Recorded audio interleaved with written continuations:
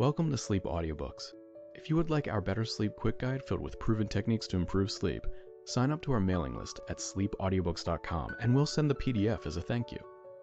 Subscribing and leaving a comment helps this channel more than you know, so please feel free to offer suggestions for future audiobooks or to just say hi. Thank you for listening. We hope you have an excellent night's sleep. This is Sleep Audiobooks. The Demi-Gods by James Stephens. Read by Joe Bergin. Book 1, Patsy Mac Can. Chapter 1. "Will you leave that donkey alone?" said Patsy Mac Can to his daughter.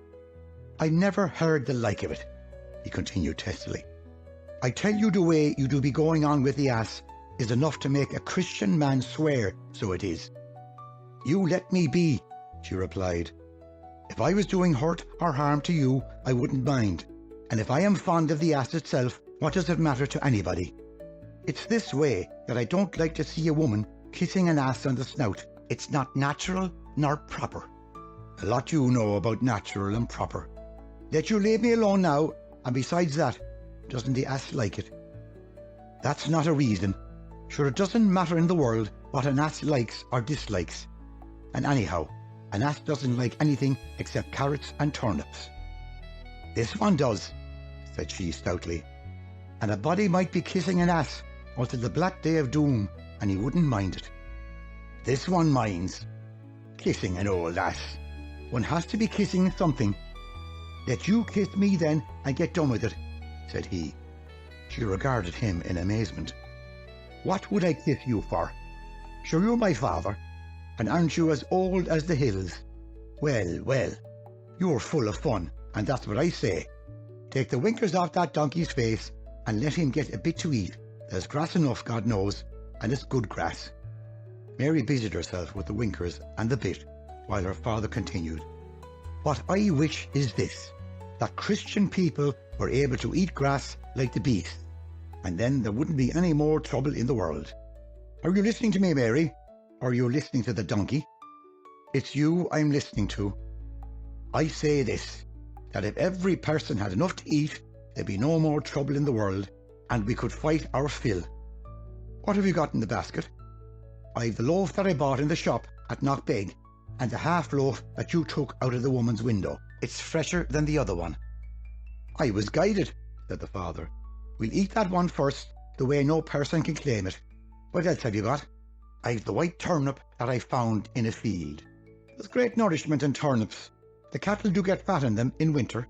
And I've the 2 handfuls of potatoes that you gathered at the bend of the road.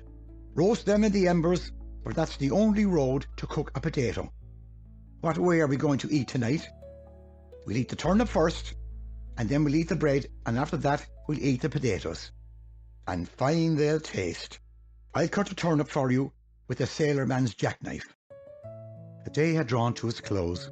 The stars had not yet come, nor the moon.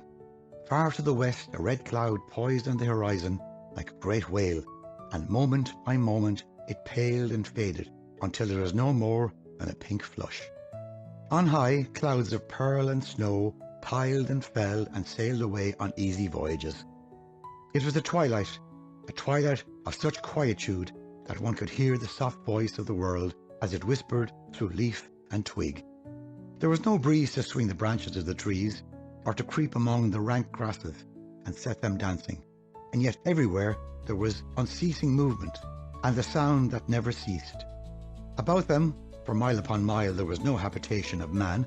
There was no movement anywhere, except when a bird dipped and soared in a hasty flight homewards, or when a beetle went slugging by like a tired bullet.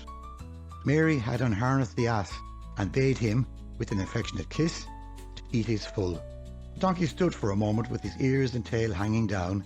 Then he lifted both his ears and his tail, flung up his ragged head, bared his solid teeth, and brayed furiously for 2 minutes.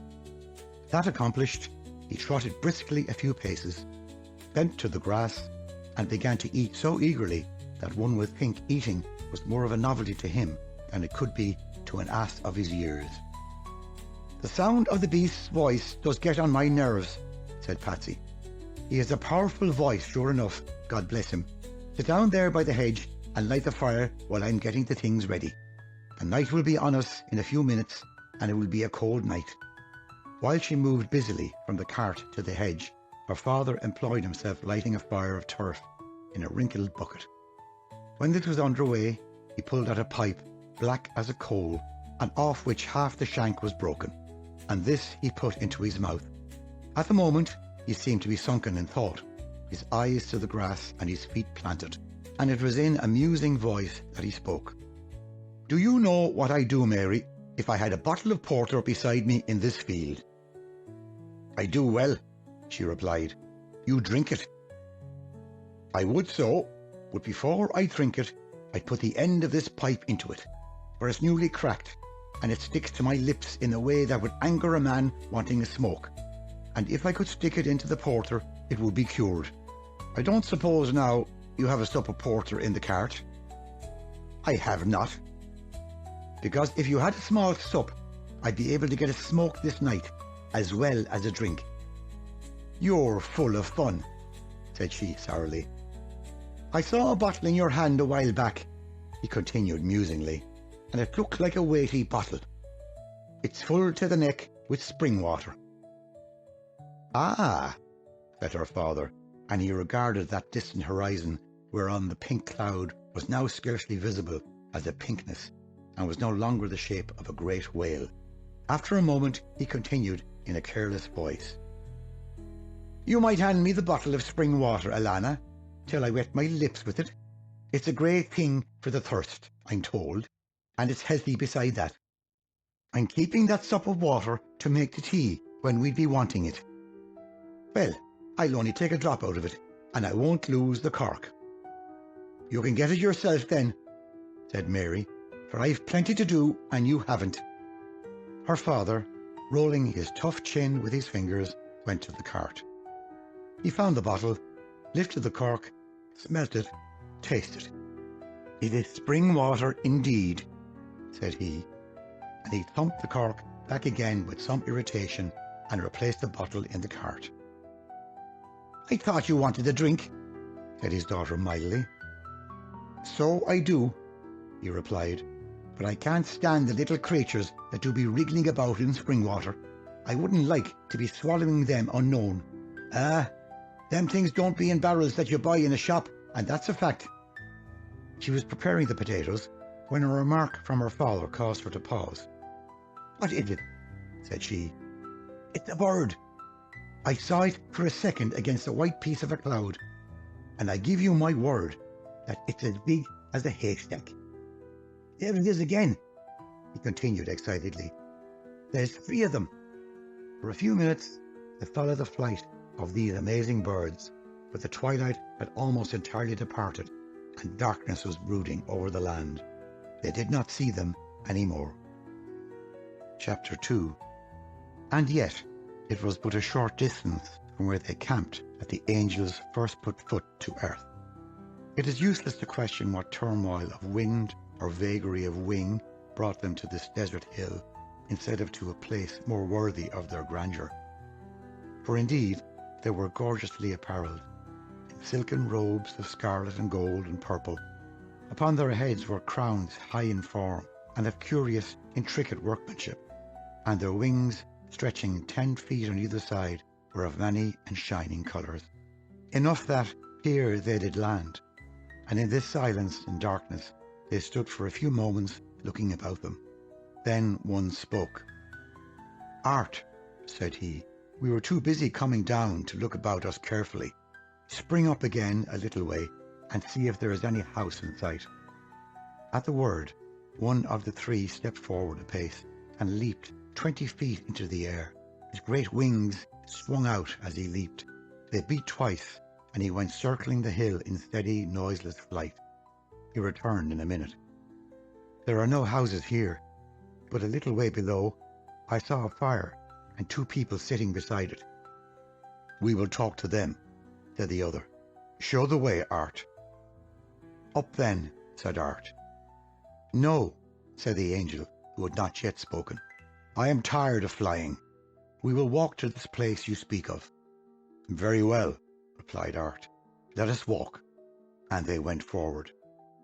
Around the little bucket of fire where McCann and his daughter were sitting, there was an intense darkness. At the distance of 6 feet they could still see, but delicately, indistinctly, and beyond that, the night hung like a velvet curtain. They did not mind the night. They did not fear it. They did not look at it. It was around them, full of strangeness, full of mystery and terror, but they looked only at the glowing brazier, and in the red cheer of that they were content. They had eaten the bread and the turnip, and were waiting for the potatoes to be cooked. And as they waited, an odd phrase, an exclamation, a sigh would pass from one to the other. And then suddenly the dark curtain of night moved noiselessly, and the 3 angels stepped nobly in the firelight. For an instant neither McCann nor his daughter made a movement. They did not make a sound. Here was terror, and astonishment, the sister of terror. They gaped. Their whole being was in their eyes as they stared. From McCann's throat came a noise. It had no grammatical significance, but it was weighted with all the sense that is in a dog's growl or a wolf's cry. Then the youngest of the strangers came forward. "May we sit by your fire for a little time?" said he. "The night is cold, and in this darkness one does not know where to go." At the sound of words, Patsy seized hold of his sliding civilization. "To be sure," he stammered. "Why wouldn't your honour sit down? There isn't a seat, but you're welcome to the grass and the light of the fire. Mary," he continued, looking hastily around. But Mary was not there. The same instant those tall forms strode from the darkness in front, Mary had slipped, swift and noiseless as the shadow of a cat, into the darkness behind her. "Mary," said her father again, "these are decent people, I'm thinking. Let you come from wherever you are, for I'm sure they wouldn't hurt yourself or myself." As swiftly as she had disappeared, she reappeared. "I was looking if the ass was all right," said she sullenly. She sat again by the brazier and began to turn the potatoes with a stick. She did not appear to be taking any heed of the strangers, but it is likely that she was able to see them without looking, because, as is well known, women and birds are able to see without turning their heads, and that is indeed a necessary provision, for they are both surrounded by enemies. Chapter 3. The remarkable thing about astonishment is that it can only last for an instant. No person can be surprised for more than that time. You will come to terms with a ghost within 2 minutes of its appearance, and it had scarcely taken that time for McCann and his daughter to become one with the visitors. If the surpriser and the surprisee are mutually astonished, then indeed there is a tangle out of which anything may emerge, for 2 explanations are necessary at the one moment, and 2 explanations can no more hold the same position in time than 2 bodies can occupy the same lodgment in space. It needed alone that the angels should proclaim their quality for the situation to arrange itself naturally. Man is a scientific creature. He labels his ignorance and shelves it. Mystery affrights him. It bores him. But when he has given a name to any appearance, then mystery flies away, and reality alone remains for his cogitation. Later, perhaps, reality will enrage and mystify him more profoundly than any unexpectedness can do. The McCanns, so far as they professed a religion, were Catholics. Deeper than that, they were Irish folk. From their cradles, if ever they had cradles, other than a mother's breast and shoulder, they had supped on wonder. They believed as easily as an animal does, for most creatures are forced to credit everything long before they are able to prove anything. We have arranged to label these faculties of imagination and prophecy among the lesser creatures instinct, and with the label we have thrown overboard more of mystery than we could afford to live with. Later, these may confront us again in our proper souls, and the wonder and terror so long overdue will compel our tardy obeisance. At the end of amazement, as of all else, we go to sleep, and within an hour of their meeting, the angels and the McCanns were stretched in one common unconsciousness. The angels were asleep. Their attitudes proclaimed it. Patsy was asleep. His nose, with the unpleasant emphasis of a cracked trumpet, pealed wheezy confirmation of his slumber. His daughter was asleep, for there by the brazier she lay, motionless as the ground itself. Perhaps she was not asleep. Perhaps she was lying with her face to the skies, staring through the darkness at the pale, scarce stars, dreaming dreams and seeing visions, while all around, down the invisible road and across the vanished fields and the hills, night trailed her dusky robes and crushed abroad her poppy. Whether she had slept or not, she was the first to arise in the morning. A pale twilight was creeping over the earth, and through it one could see chilly trees and shivering grass. The heavy clouds huddled together as though they were seeking warmth on those grisly heights.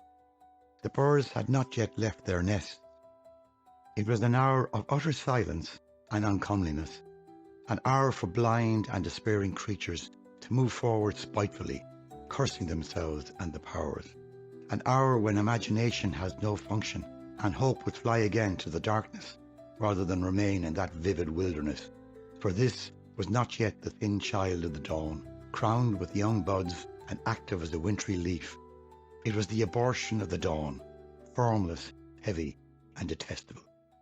Moving cautiously in that shade, Mary herself seemed no more than a shadow.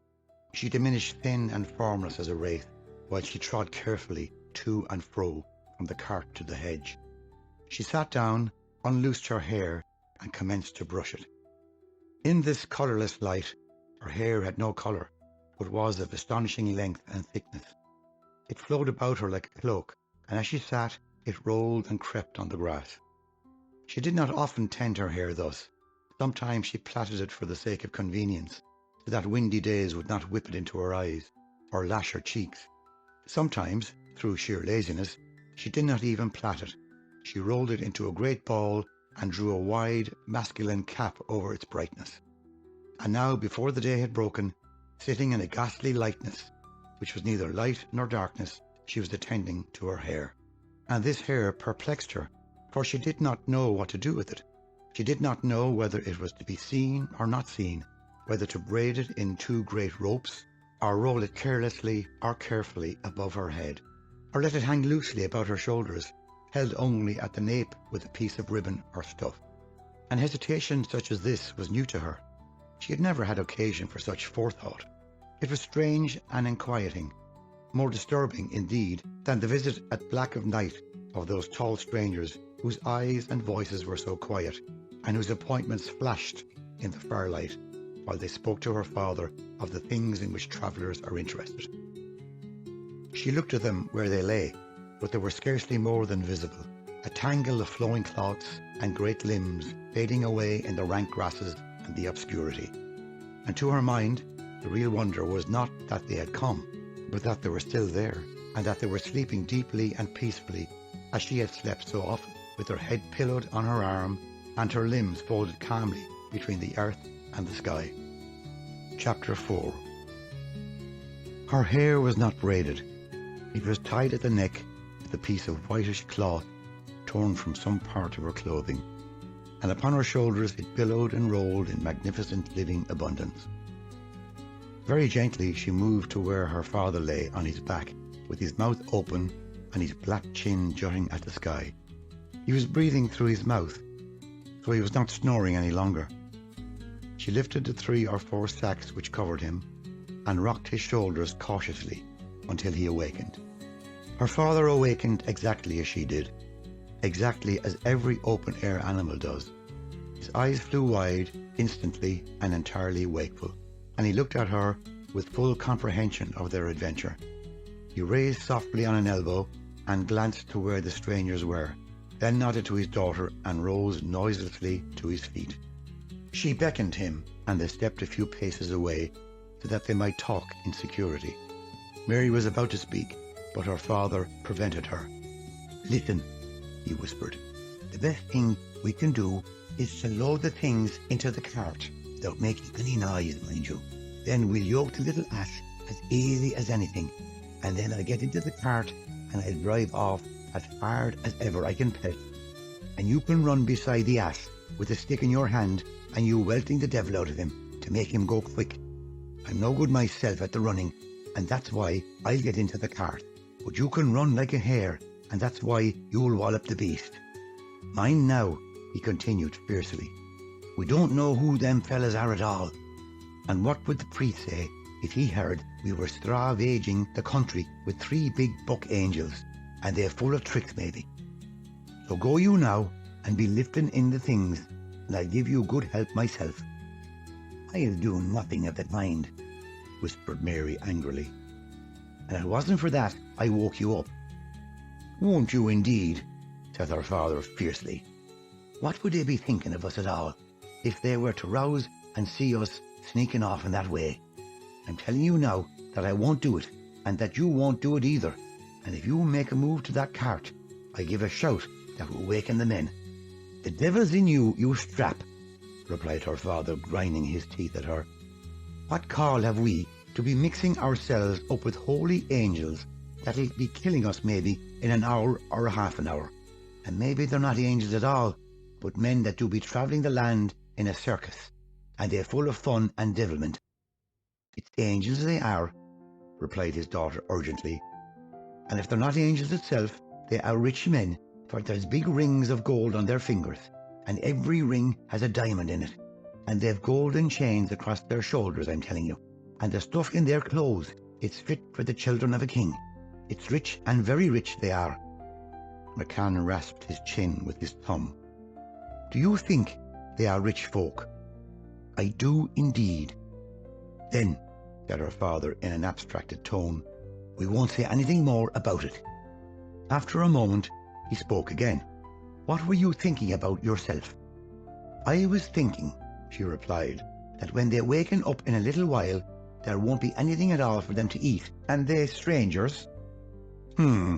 Said her father. "There's 2 cold potatoes in the basket," she continued, "and a small piece of bread, and there isn't anything more than that. So let you be looking around for something to eat, the way we won't be put to shame before the men." "It's easy talking," said he. "Where am I to look? Do you want me to pick red herrings out of the grass and sides of bacon off the little bushes?" "We passed a house last night a mile down the road," said Mary. "Go you there and get whatever you're able to get, and if you can't get anything, buy it off the people in the house. I've 3 shillings in my pocket that I was saving for a particular thing, but I give them to you because I wouldn't like to be shamed before the strange men." Her father took the money. "I wish I knew that you had it yesterday," he growled.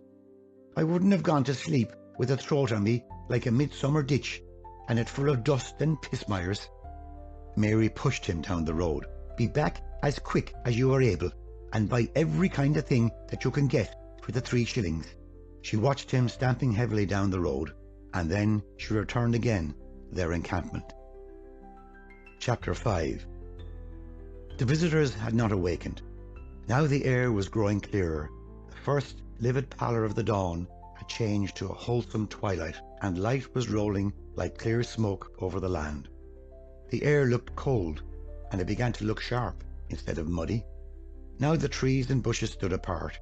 They seemed lonely and unguarded in that chill dawning. They seemed like living things which were cold and a little frightened in an immensity to which they were foreign, and from which they had much to dread. Of all unnatural things, if that word can be used in any context, there is none more unnatural than silence. There is none so terrifying, for silence means more than itself. It means also immobility. It is the symbol and signature of death, and from it no one knows what may come at an instant. For silence is not quietness, it is the enemy of quietness. Against it your watch must climb the tower and stare in vain. Against it your picket must be set, and he will thrust a lance to the sound of his own pulses. He will challenge the beating of his own heart, and hear his own harness threatening him at a distance. To walk in a forest where there is no wind to stir the branches and set the leaves tapping upon the boughs, this is terrifying. A lonely sea stretching beyond sight, and upon which there is no ripple, holds the same despair. And a grassy plain from whence there is no movement visible has too its desolating horror. But these things did not haunt the girl. She did not heed the silence. for she did not listen to it. She did not heed the immensity, for she did not see it. In space and silence she had been cradled. They were her foster parents, and if ever she looked or listened, it was to see and hear something quite other than these. Now she did listen and look. She listened to the breathing of the sleepers, and soon, for she was a female, she looked to see what they were like. She leaned softly over one. He was a noble old man with a sweeping white beard and a great brow. The expression of his quiet features was that of a wise infant.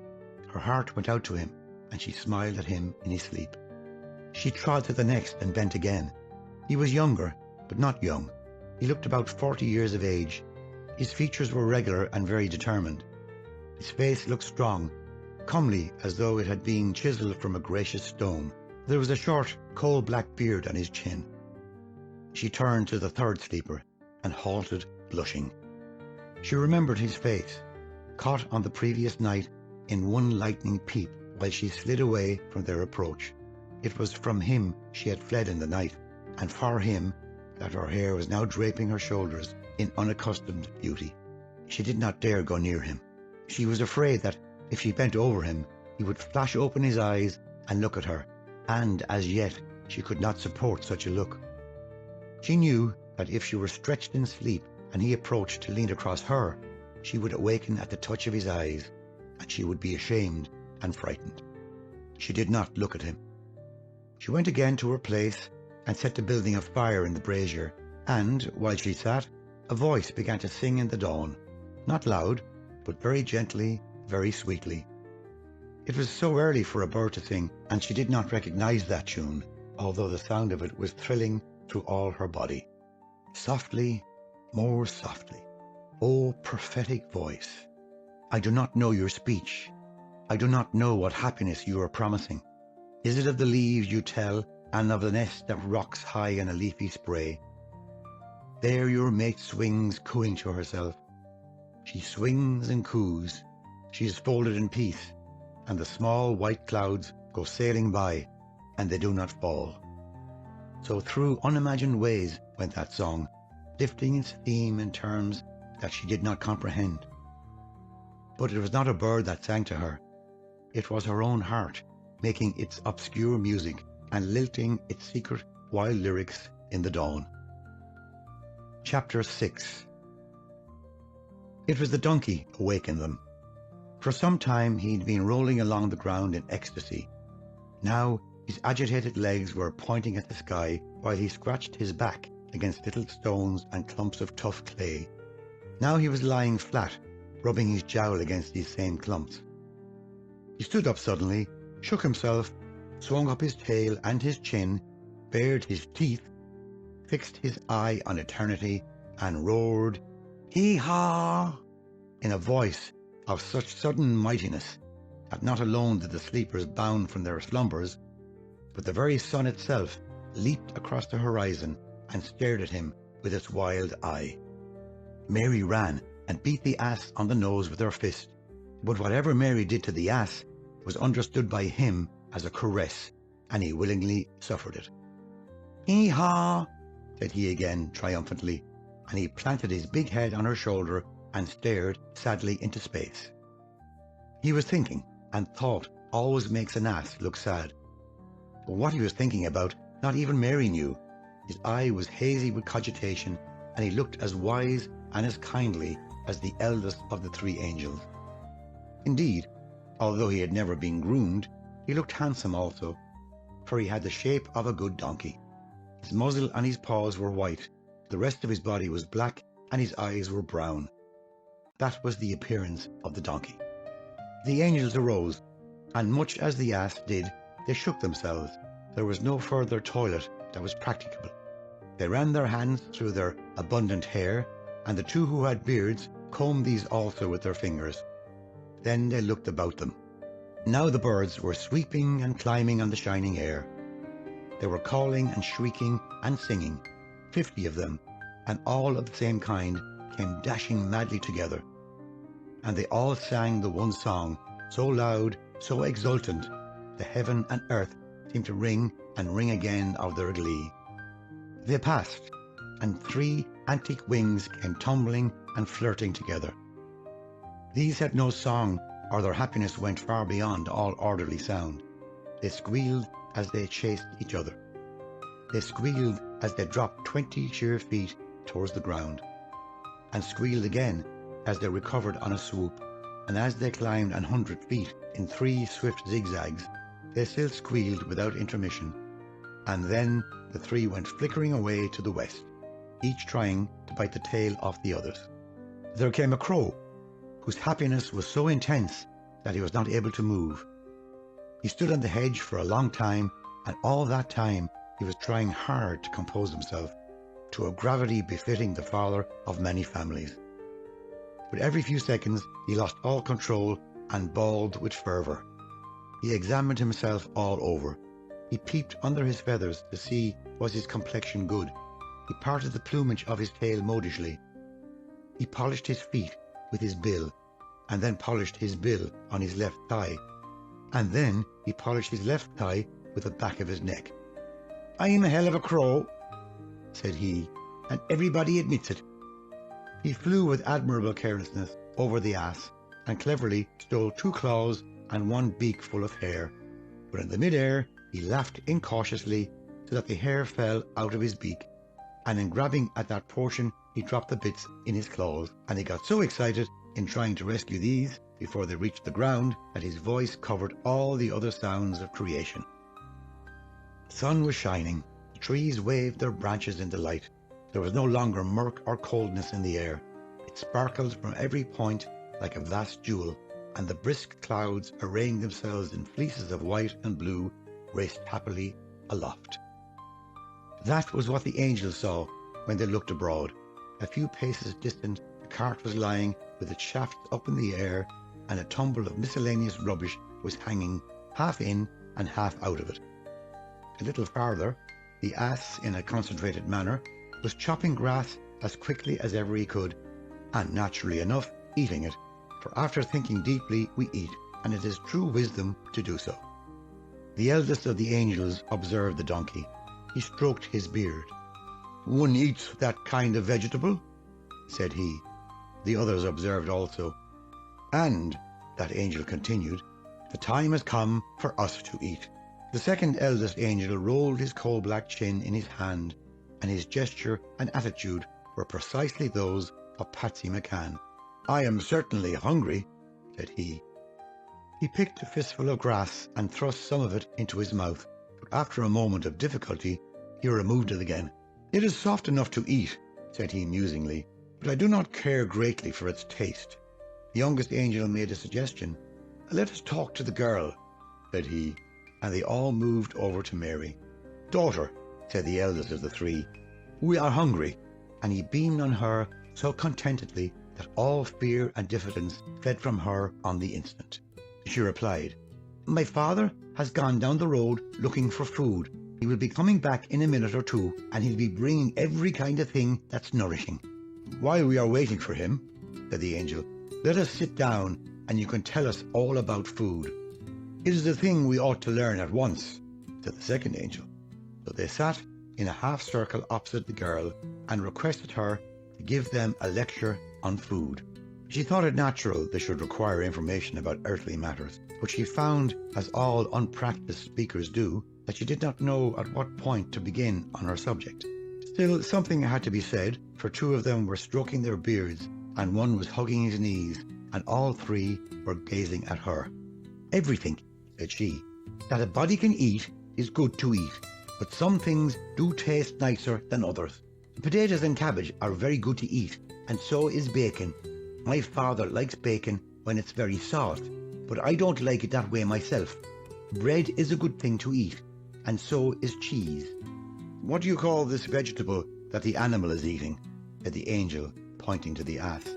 "That isn't a vegetable at all, sir. That's only grass. Every kind of animal eats it, but Christians don't." "Is it not good to eat?" "Sure, I don't know. Dogs eat it when they are sick, so it ought to be wholesome, but I never heard tell of any persons that ate grass, except they were dying of the hunger and couldn't help themselves, poor creatures.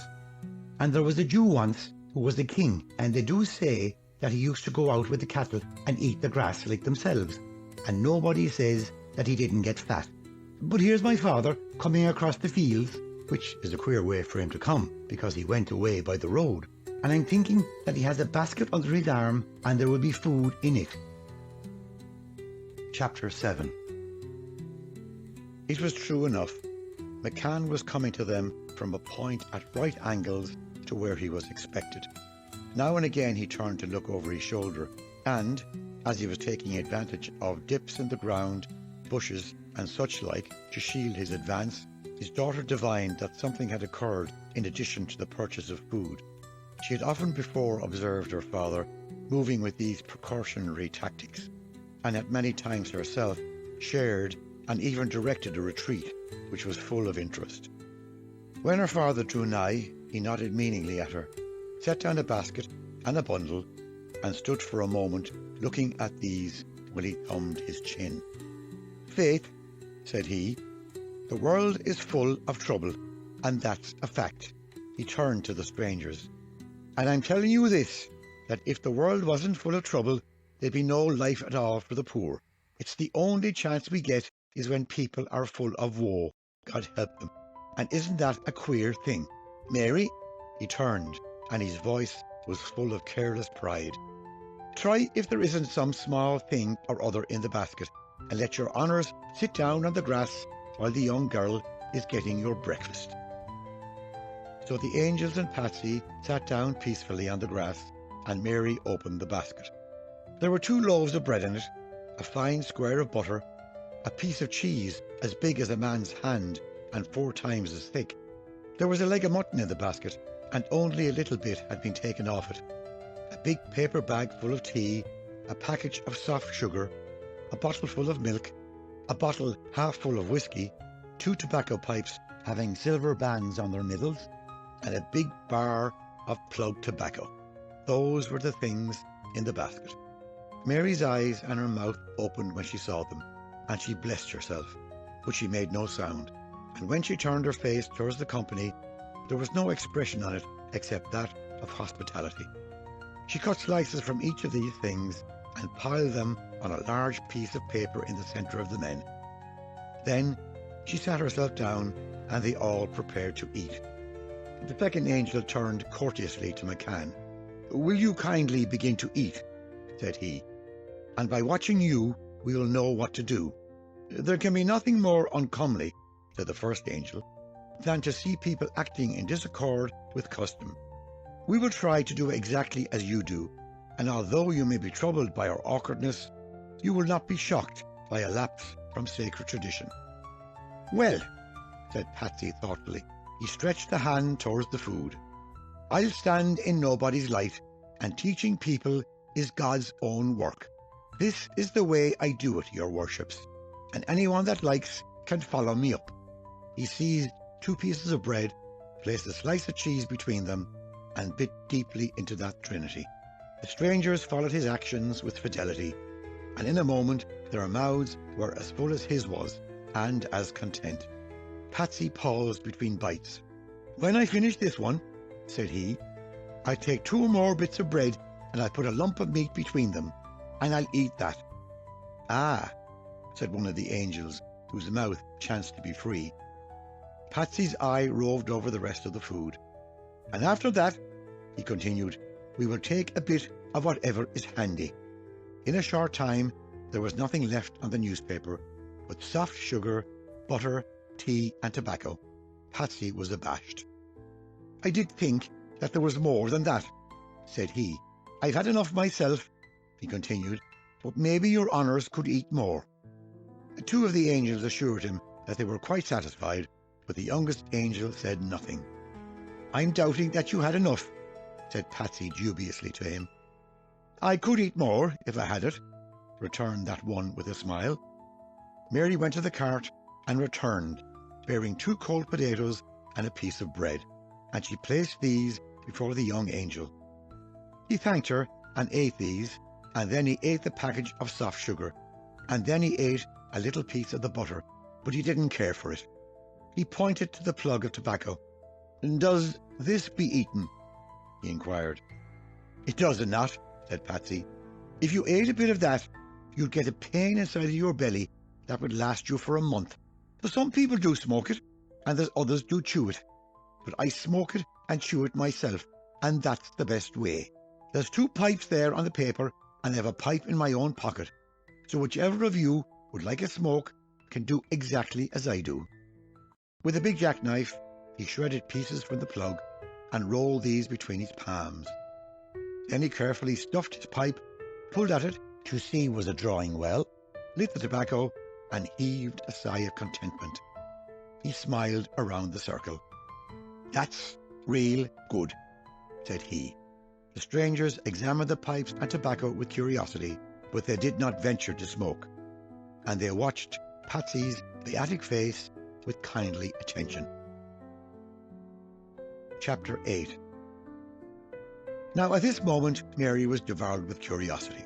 She wanted to know how her father had become possessed of the basketful of provisions. She knew that 3 shillings would not have purchased a tithe of these goods, and as she had now no fear of the strangers, she questioned her parent. "Father," said she, "where did you get all the good food?" The angels had eaten of his bounty, so McCann considered that he had nothing to fear from their side. He regarded them while he pulled thoughtfully at his pipe.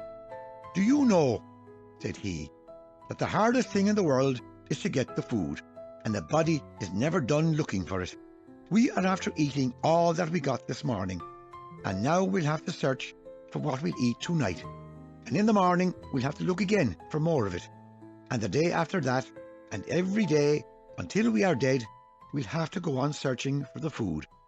I would have thought," said the eldest angel, "that of all problems, food would be the simplest in an organized society." This halted McCann for a moment. "Maybe you're right, sir," said he kindly, and he dismissed the interruption. "I heard a man once. He was a stranger to these parts, and he had a great deal of the talk. He said that the folk at the top do grab all the food in the world, and that then they make every person work for them, and that when you've done a certain amount of work, they give you just enough money to buy just enough food to let you keep on working for them. That's what the man said. A big angry man he was, with whiskers on him like the whirlwind, and he swore he wouldn't work for anyone. I'm thinking myself that he didn't work either. We were great friends, that man and me, for I don't do any work if I can help it. It's that I haven't got the knack for work, and God help me, I have a big appetite. Besides that, the work I'd be able to do in a day mightn't give me enough to eat, and wouldn't I be cheated then?" "Father," said Mary, "where did you get all the good food this morning?" "I'll tell you that. I went down to the bend of the road where the house is, and I had the 3 shillings in my hand. When I came to the house, the door was standing wide open. I hit it a thump of my fist, but nobody answered me. 'God be with all here,' said I, and in I marched. There was the woman lying on the floor in one room, and her head had been cracked with a stick, and in the next room there was a man lying on the floor, and his head had been cracked with a stick. It was in that room I saw the food packed nice and tight in the basket that you see before you. I looked around another little bit, and then I came away, for as they say, a wise man never found a dead man, and I'm wise enough no matter what I look like." "Were the people all dead?" said Mary, horrified. "They were not. They only got a couple of clouts. I'm thinking they are all right by this, and they're looking for the basket. But please God, they won't find it. But what I'd like to know is this. Who was it hit the people with the stick, and then walked away without the food and the drink and the tobacco? For that's the queer thing." He turned to his daughter. "Mary Acree, let you burn up that basket in the brazier, for I don't like the look of it at all, and it's empty." So Mary burned the basket with great care, while her father piled their goods on the cart and yoked up the ass. Meanwhile the angels were talking together, and after a short time they approached McCann. "If it is not inconvenient," said their spokesman, "we would like to remain with you for a time. We think that in your company we may learn more than we might otherwise do, for you seem to be a man of ability, and at present we are rather lost in this strange world." "Sure," said Patsy heartily. "I haven't the least objection in the world. Only, if you don't want to be getting into trouble, and if you'll take my advice, I'd say that ye ought to take off them kinds of clothes you're wearing and get into duds something like my own, and let you put your wings aside and your fine high crowns, in the way folk won't be staring at you every foot of the road. For I'm telling you that it's a bad thing to have people looking after you when you go through a little village or a town, because you can never know who'll remember you afterwards, and you may be not wanting to be remembered at all." "If our attire," said the angel, "is such as would make us remarkable." "It is," said Patsy. "People would think you belong to a circus, and the crowds of the world would be after you in every place." "Then," replied the angel, "we will do as you say." "I have clothes enough in this bundle," said Patsy with a vague air. "I found them up there in the house, and I was thinking of yourselves when I took them. Let you put them on, and we will tie up your own things in a sack and bury them here, so that when you want them again, you'll be able to get them. And then we can travel wherever we please, and no person will say a word to us." So the strangers retired a little way with the bundle, and there they shed their finery. When they appeared again, they were clad in stout, ordinary clothing. They did not look a bit different from Patsy Mac Can, except that they were all taller men than he. But between his dilapidation and theirs, there was very little to choose. McCann dug a hole beside a tree and carefully buried their property. Then, with a thoughtful air, he bade Mary move ahead with the ass, while he and the angels stepped forward at the tailboard. They walked then through the morning sunlight, and for a time they had little to say to each other. Chapter 9. In truth, Patsy Mac Can was a very able person. For 42 years he had existed on the edges of a society which did not recognize him in any way, and as he might himself have put it, he had not done so very badly at all. He lived as a bird lives, or a fish, or a wolf. Laws were for other people, but they were not for him. He crawled under or vaulted across these ethical barriers, and they troubled him no more than as he had to bend or climb a little to avoid them.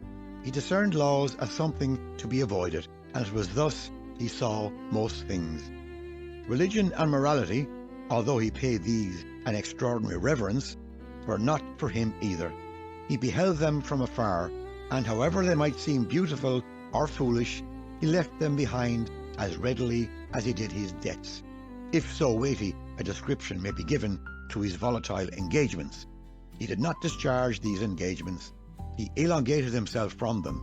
Between himself and a query he interposed distance, and at once that became foreign to him. For half a mile about himself was his frontier, and beyond that, wherever he was, the enemy lay. He stood outside of every social relation, and within an organized humanity he might almost have been reckoned as a different species. He was very mobile, but all his freedom lay in one direction, and outside of that pasturage he could never go.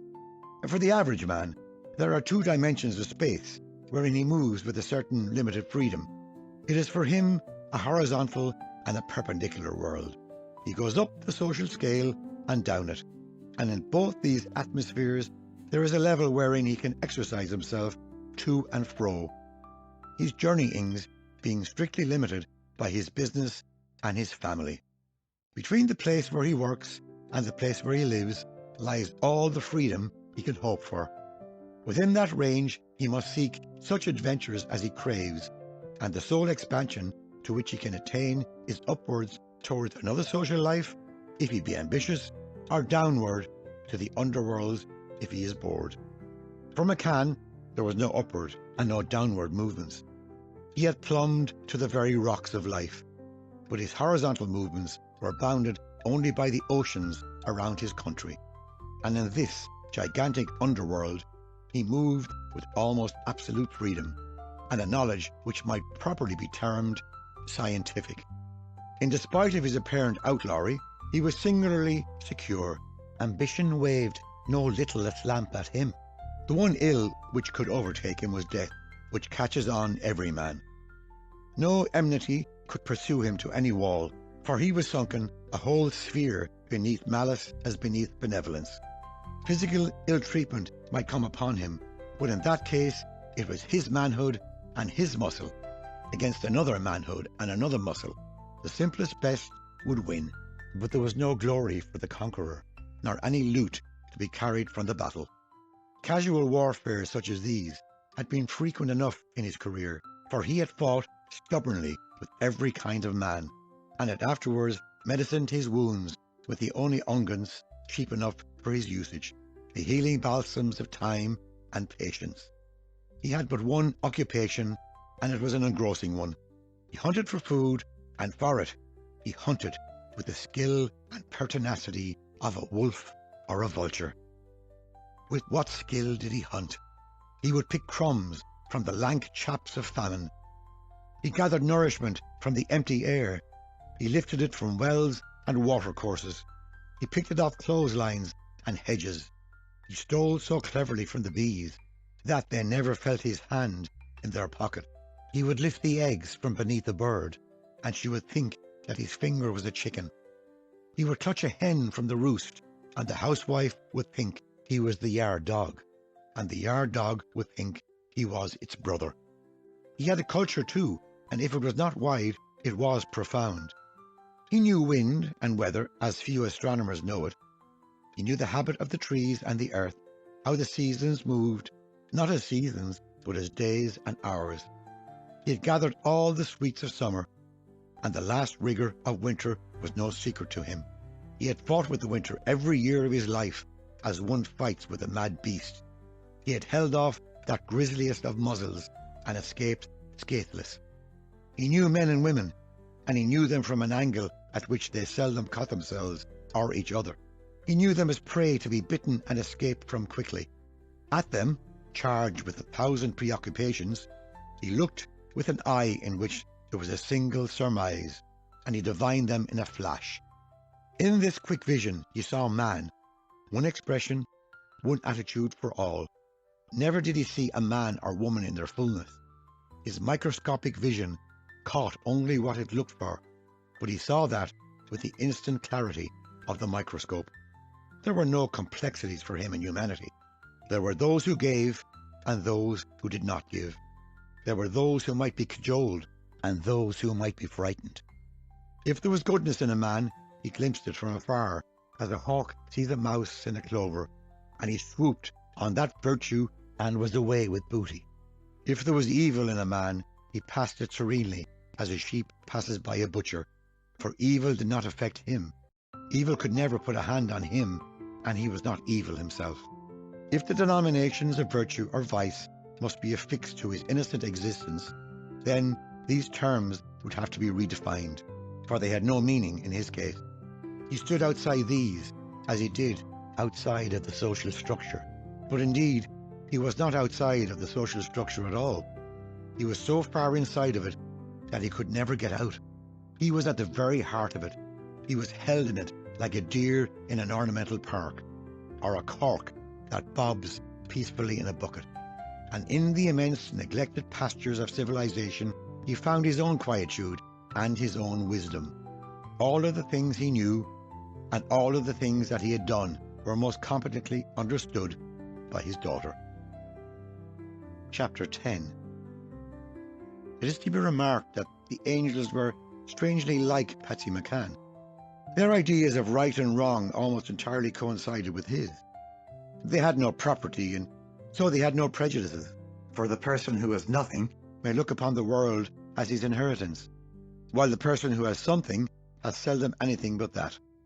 Civilization, having built itself at hazard upon the rights of property, has sought on many occasions to unbuild itself again in sheer desperation of any advance.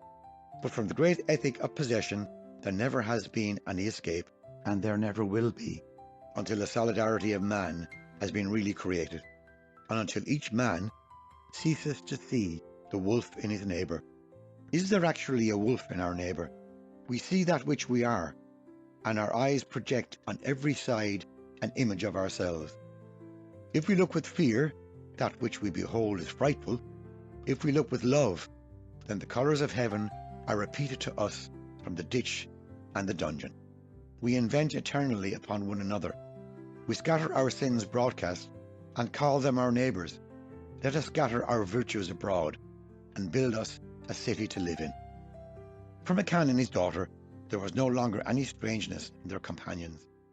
As day and night succeeded, as conversation and action supplemented each other on their journeys, so each of them began to unfold from the fleshly disguise, and in a short time they could each have spoken of the others to an inquiring stranger, giving within bounds reasonably exact information as to habit and mentality, and what conversations they had engaged in.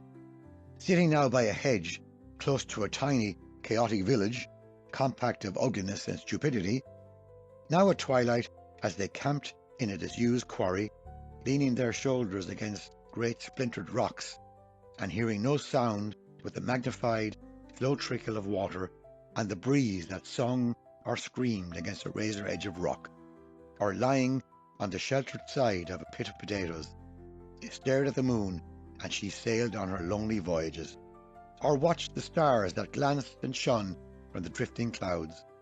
And as they lifted their eyes to these sacred voyagers, in whose charge is the destiny of man, they lifted their minds also, and adored mutely that mind of which these are the thoughts made visible. Sometimes they discussed the problems of man in 1,000 superficial relationships. The angels were wise, but in the vocabulary which they had to use, wisdom had no terms. Their wisdom referred only to ultimates, and was the unhandiest of tools when dug into some immediate curious problem.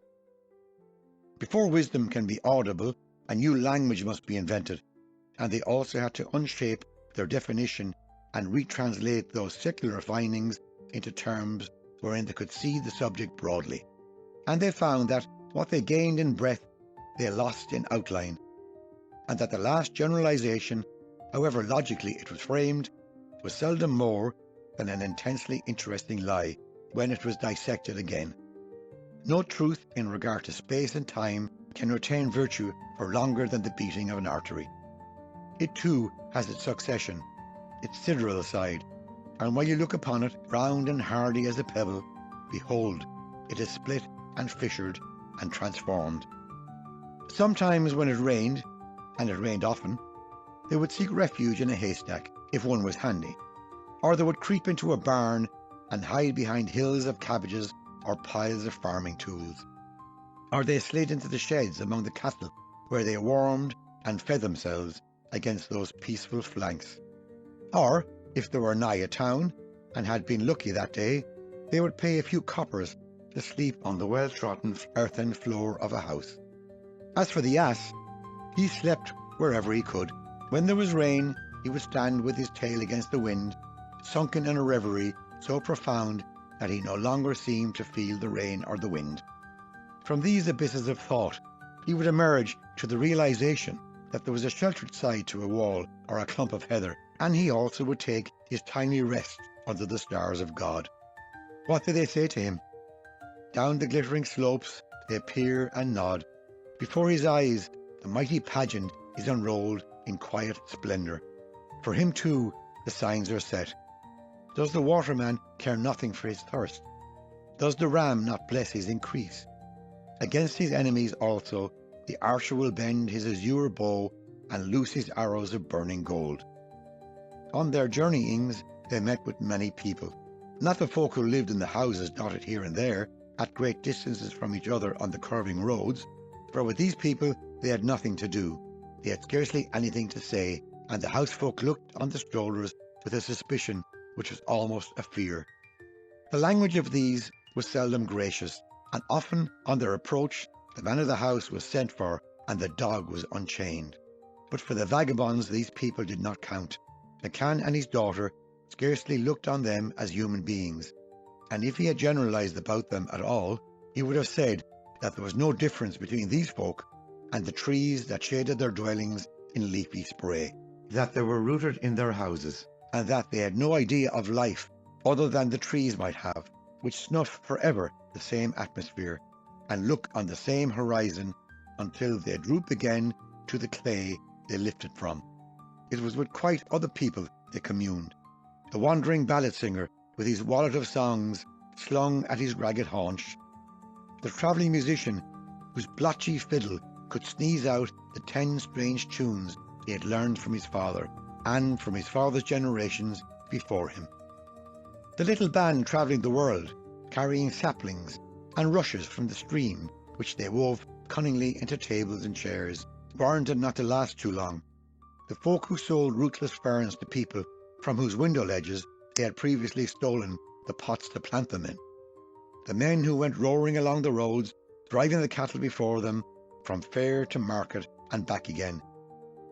The hairy tinkers with their clattering nettles, who marched in the angriest of battalions and who spoke a language composed entirely of curses. These and 100 varieties of these they met and camped with and were friendly with. And to the angels these people were humanity, and the others were, they did not know what. Chapter 11. It might be asked why Patsy Mac Can permitted the strangers to remain with him. Now that they were dressed like himself, he had quite forgotten, or he never thought of their celestial character, and they were undoubtedly a burden upon his ingenuity. They ate as vigorously as he did, and the food which they ate he had to supply. There were 2 reasons for this kindliness. He had always wished to be the leader of a troupe. In his soul, the ancient patriarch was alive and ambitious of leadership. Had his wife given him more children, he would have formed them and their wives and children into a band, and the affairs of this little world would have been directed by him with pride and pleasure. He would have observed their goings out and their comings in. He would have apportioned praise and reproach to his little clan. He would have instructed them upon a multitude of things, and passed on to them the culture which he had gathered so hardily. And when they arrived at the age of ingenuity, it would have still been his ambition to dash their arguments with his superior knowledge, or put a happy finish to any plan which they submitted for his approval. He would have taken the road like a prince of old with his tail, and he would have undertaken such raids and forays that his name and fame would ring through the underworld like the note of a trumpet. He could not do this because he only had 1 child. The others had died wintry deaths, and she was a girl. But now heaven itself had blessed him with a following, and he led it with skill and enjoyment. Furthermore, his daughter, of whom he stood in considerable awe, had refused flatly to desert the strangers whom Providence had directed to them. She had constituted herself in some strange way the mother of the 4 men. She cooked for them, she washed and mended for them, and when the necessity arose, she scolded them with the heartiest goodwill. Her childhood had known nothing of dolls, and so her youth made dolls of these men whom she dressed and fed. Sometimes her existence with them was peaceful and happy. At other times she almost went mad with jealous rage. Little by little she began to demand domestic obedience, which they very willingly gave her. So they were her men, and no one else's, and the exercise of this power gave her a delight such as she had never known. She was wise also, for it is only in domestic affairs that she claimed their fealty. With their masculine movements she did not interfere, nor did she interfere with the task and apportioning of the day, although her counsel was willingly listened to in these matters. But when night came, when the camp was selected, the little cart unloaded, and the brazier lit, then she stepped briskly to her kingdom and ruled like a chieftainess.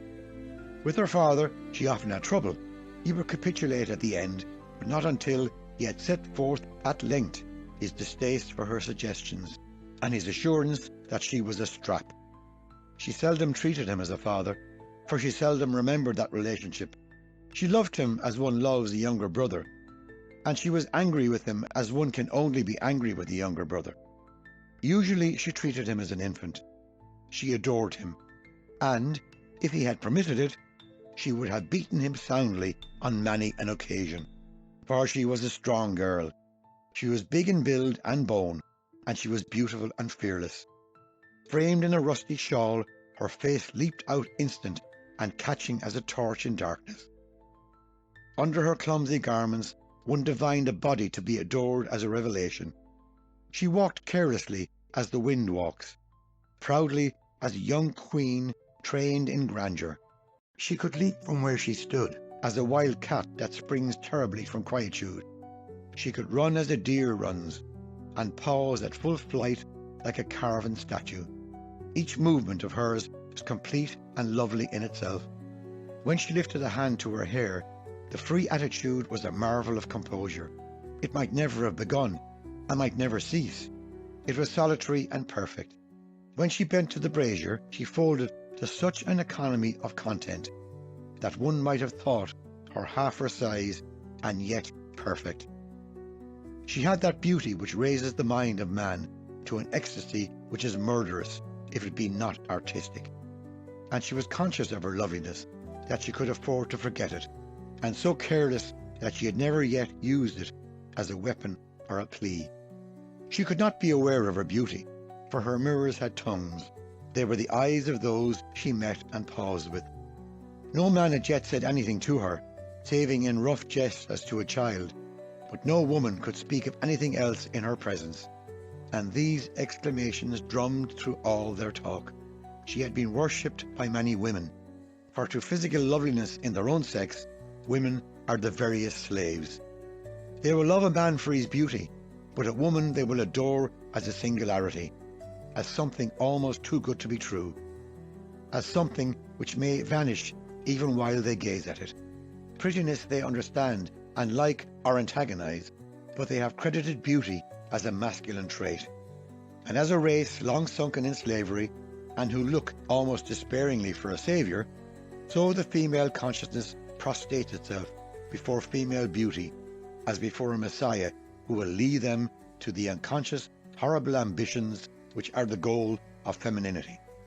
But, and it is humanity's guard against a solitary development, while women worship a beautiful woman, the beauty does not care for them.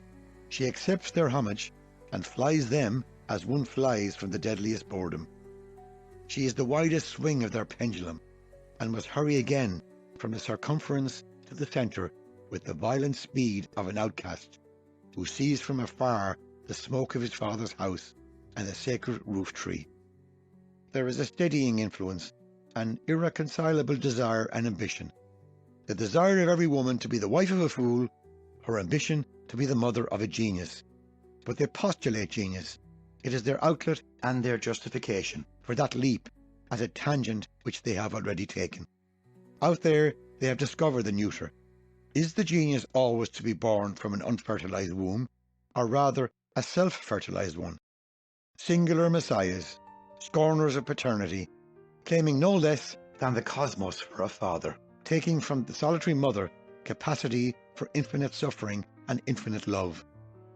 Whence did ye gather the rough masculine intellect, the single eye, all that hardiness of courage and sensibility of self that made of your souls a battlefield, and of your memory a terror to drown love under torrents of horrid red, deluded so far and mocked? No genius has yet sprung from ye but the genius of war and destruction. Those frowning captains that have ravaged our vineyards and blackened our generations with the torches of their egotism. To woman, beauty is energy, and they would gladly take from their own sex that which they have so long accepted from man. They are economical.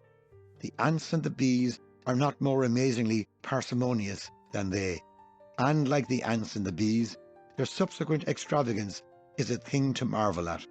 Food and children they will hoard, and when these are safeguarded, their attitude to the life about them is ruinous. They will adorn themselves at the expense of all creation, and in a few years they crush from teeming life a species which nature has toiled through laborious ages to perfect. They adorn themselves, and too often adornment is the chief manifestation of boredom. They are world-weary, sex-weary, and they do not know what they want. But they want power, so that they may rule evolution once more as long ago they ruled it. Their blood remembers an ancient greatness. They crave to be the queens again, to hold the sceptre of life in their cruel hands, to break up the mould which has grown too rigid for freedom, to form anew the chaos which is a womb, and which they conceive is their womb, and to create therein beauty and freedom and power. But the king whom they have placed on the throne has grown wise in watching them. He is their bone, terribly separated, terribly endowed. He uses their cruelty, their fierceness, as his armies against them. And so the battle is set, and wild deeds may flare from the stars of rebellion and prophecy. Mary, who could make women do anything for her, was entirely interested in making men bow to her will. And because, almost against her expectation, they did bow, she loved them and could not sacrifice herself too much for their comfort or even their caprice. It was the mother spirit in her which, observing the obedience of her children, is forced in very gratitude to become their slave. For beyond all things a woman desires power, and beyond all things she is unable to use it when she gets it. If this power be given to her grudgingly, she will exercise it mercilessly. If it is given kindly, then she is bound by her nature to renounce authority and to live happy ever after, but it must be given to her. Chapter 12. It may be surprising to learn that the names of the angels were Irish names, but more than 800 years ago, a famous saint informed the world that the language spoken in heaven was Gaelic, and presumably he had information on the point. He was not an Irishman, and he had no reason to exalt Fola above the other nations of the earth, and therefore his statement may be accepted on its merits, the more particularly as no other saint has denied it, and every Irish person is prepared to credit it. It is also believed in ancient times, and the belief was worldwide, that the entrance to heaven, hell, and purgatory yawned in the Isle of the Saints. And this belief also, although it has never been proved, has never been disproved, and it does assist the theory that Irish is the celestial language. Furthermore, Gaelic is the most beautiful and expressive fashion of speech in the whole world, and thus an artistic and utilitarian reinforcement can be hurried to the support of that theory, should it ever be in danger from philologists with foreign axes to grind. The names of the angels were Fionnán, Céilse, and Art. Fionnán was the eldest angel, Céilse was that one who had a small coal-black beard on his chin, and Art was the youngest of the three, and he was as beautiful as the dawn, than which there is nothing more beautiful. Fionnán was an archangel when he was in his own place. Céilse was a seraph, and Art was a cherub. An archangel is a counselor and a guardian. A seraph is one who accumulates knowledge, and a cherub is one who accumulates love. In heaven, these were their denominations. Fionnán was wise, childish, and kind, and between him and the little ass which drew their cart, there was a singular and very pleasant resemblance. Céilse was dark and determined, and if he had cropped his beard with the scissors, the way Patsy Mac Can did, he would have resembled Patsy Mac Can as closely as any man can resemble another. Art was dark also, and young and swift and beautiful. Looking carelessly at him, one would have said that, barring the colour, he was the brother of Mary Mac Can, and that the two of them were born at a birth, and a good birth. Mary extended to Fionnán part of the affection which she already had for the ass. And while they were marching the roads, these three always went together. The archangel would be on one side of the donkey, and Mary would be on the other side, and, one may say so, the three of them never ceased talking for an instant. The ass, it will be admitted, did not speak, but he listened with such evident intention that no one could say he was out of the conversation. His right-hand ear hearkened agilely to Mary, his left-hand ear sprang to attention when Fionnán spoke, and when by a chance they happened to be silent at the one moment, then both his ears drooped forward towards his nose, and so he was silent also. A hand from either side continually touched his muzzle caressingly, and at moments entirely unexpected he would bray affectionately at them in a voice that would have tormented the ears of any but a true friend. Patsy Mac Can and the seraph Céilse used to march exactly at the tail of the cart, and they also talked a lot. At first Patsy talked the most, for he had much information to impart, and the seraph listened with intent humility. But after a while, Caoilte, having captured knowledge, would dispute and argue with great vivacity. They spoke of many things, but a person who listened closely and recorded these things would have found that they talked oftener about strong drinks than about anything else.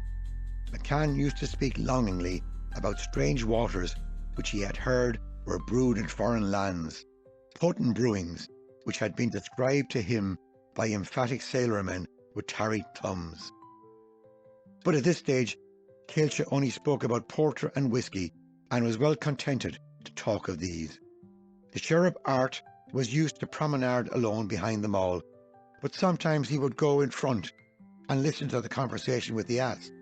Sometimes he would join the two behind and force them to consider matters in which they were not interested, and sometimes again he would range the fields on either side, or he would climb a tree, or he would go alone by himself, shouting a loud song that he had learned at the fair which they had last journeyed to, or he would prance silently along the road as though his body was full of jumps and he did not know what to do with them, or he would trudge forlornly in a boredom so profound that one expected him to drop dead of it in his tracks. So life fell into a sort of routine. When they were camped for the night, Caoilte and Art would always sit on one side of the brazier, with Patsy Mac Can sitting between them. On the other side of the brazier, the Archangel and Mary would sit. Fanon always sat very close to her when they had finished eating and were all talking together. He used to take her long plait of hair into his lap, and for a long time he would unplait it and plait again the end of that lovely rope. Mary liked him to do this, and nobody else minded it. Book 2, Eileen Ní Cooley, Chapter 13. Early in the morning the sun had been shining gloriously, and there was a thump of a wind blowing across the road that kept everything gay. The trees were in full leaf, and every bough went jigging to its neighbour. But on the sky the clouds raced so fast that they were continually catching each other up and getting so mixed that they could not disentangle themselves again, and from their excessive gaiety black misery spread, and the sun took a gloomy cast. McCann screwed an eye upwards like a bird and rubbed at his chin.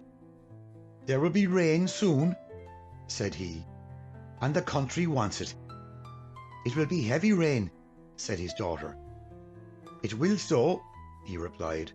"Let us be getting along now. The way will be somewhere before the rain comes, for I never did like getting wetted by rain, and nobody ever did except the people of County Cork, and they are so used to it that they never know whether it's raining or whether it isn't." So they encouraged the ass to go quicker, and he did that. As they hastened along the road, they saw in front of them two people marching close together, and in a little time they drew close to these people. "I know the look of that man's back," said Patsy, "but I can't tell you where I saw it. I've a good memory for faces, though, and I'll tell you all about him in a minute." "Do you know the woman that is with him?" said Caoilte. "You can't tell a woman by her back," replied Patsy, "and nobody could, for they all have the same back when they have a shawl on." Mary turned her head to them. "Every woman's back is different," said she, "whether there's a shawl on it or not, and I know, from the way that woman is wearing her shawl, that she is Eileen Ní Cooley and no one else." "If that is so," said her father hastily, "let us be going slower, the way we won't catch up on her. Mary Agra, whisper a word in the ass's ear so that he won't be going so quick, for he is full of fun this day." "I'll do that," said Mary, and she said "Whoa" into the ear of the little ass, and he stopped inside the quarter of a pace. "Do you not like that woman?" Caoilte inquired. "She's a bad woman," replied Patsy. "What sort of bad woman is she?" "She's the sort that commits adultery with every kind of man," said he harshly. Caoilte turned over that accusation for a moment. "Did she ever commit adultery with yourself?" said he.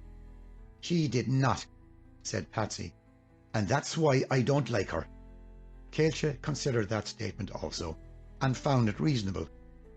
"I think," said he, "that the reason you don't like that woman is because you like her too much." "It's so," said Patsy, "but there is no reason for her taking on with every kind of man and not taking on with me at all." He was silent for a moment. "I tell you," said he furiously, "that I made love to that woman from the dawn to the dark, and then she walked off with a man that came down a little road."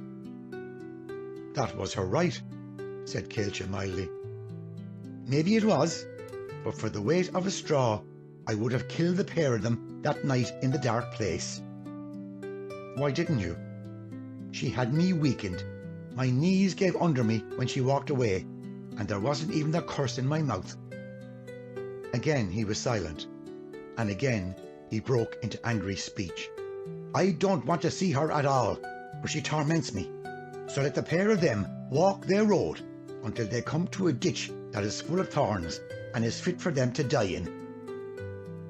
"I think," said Caolte, "that the reason you don't want to see her is because you want to see her too much."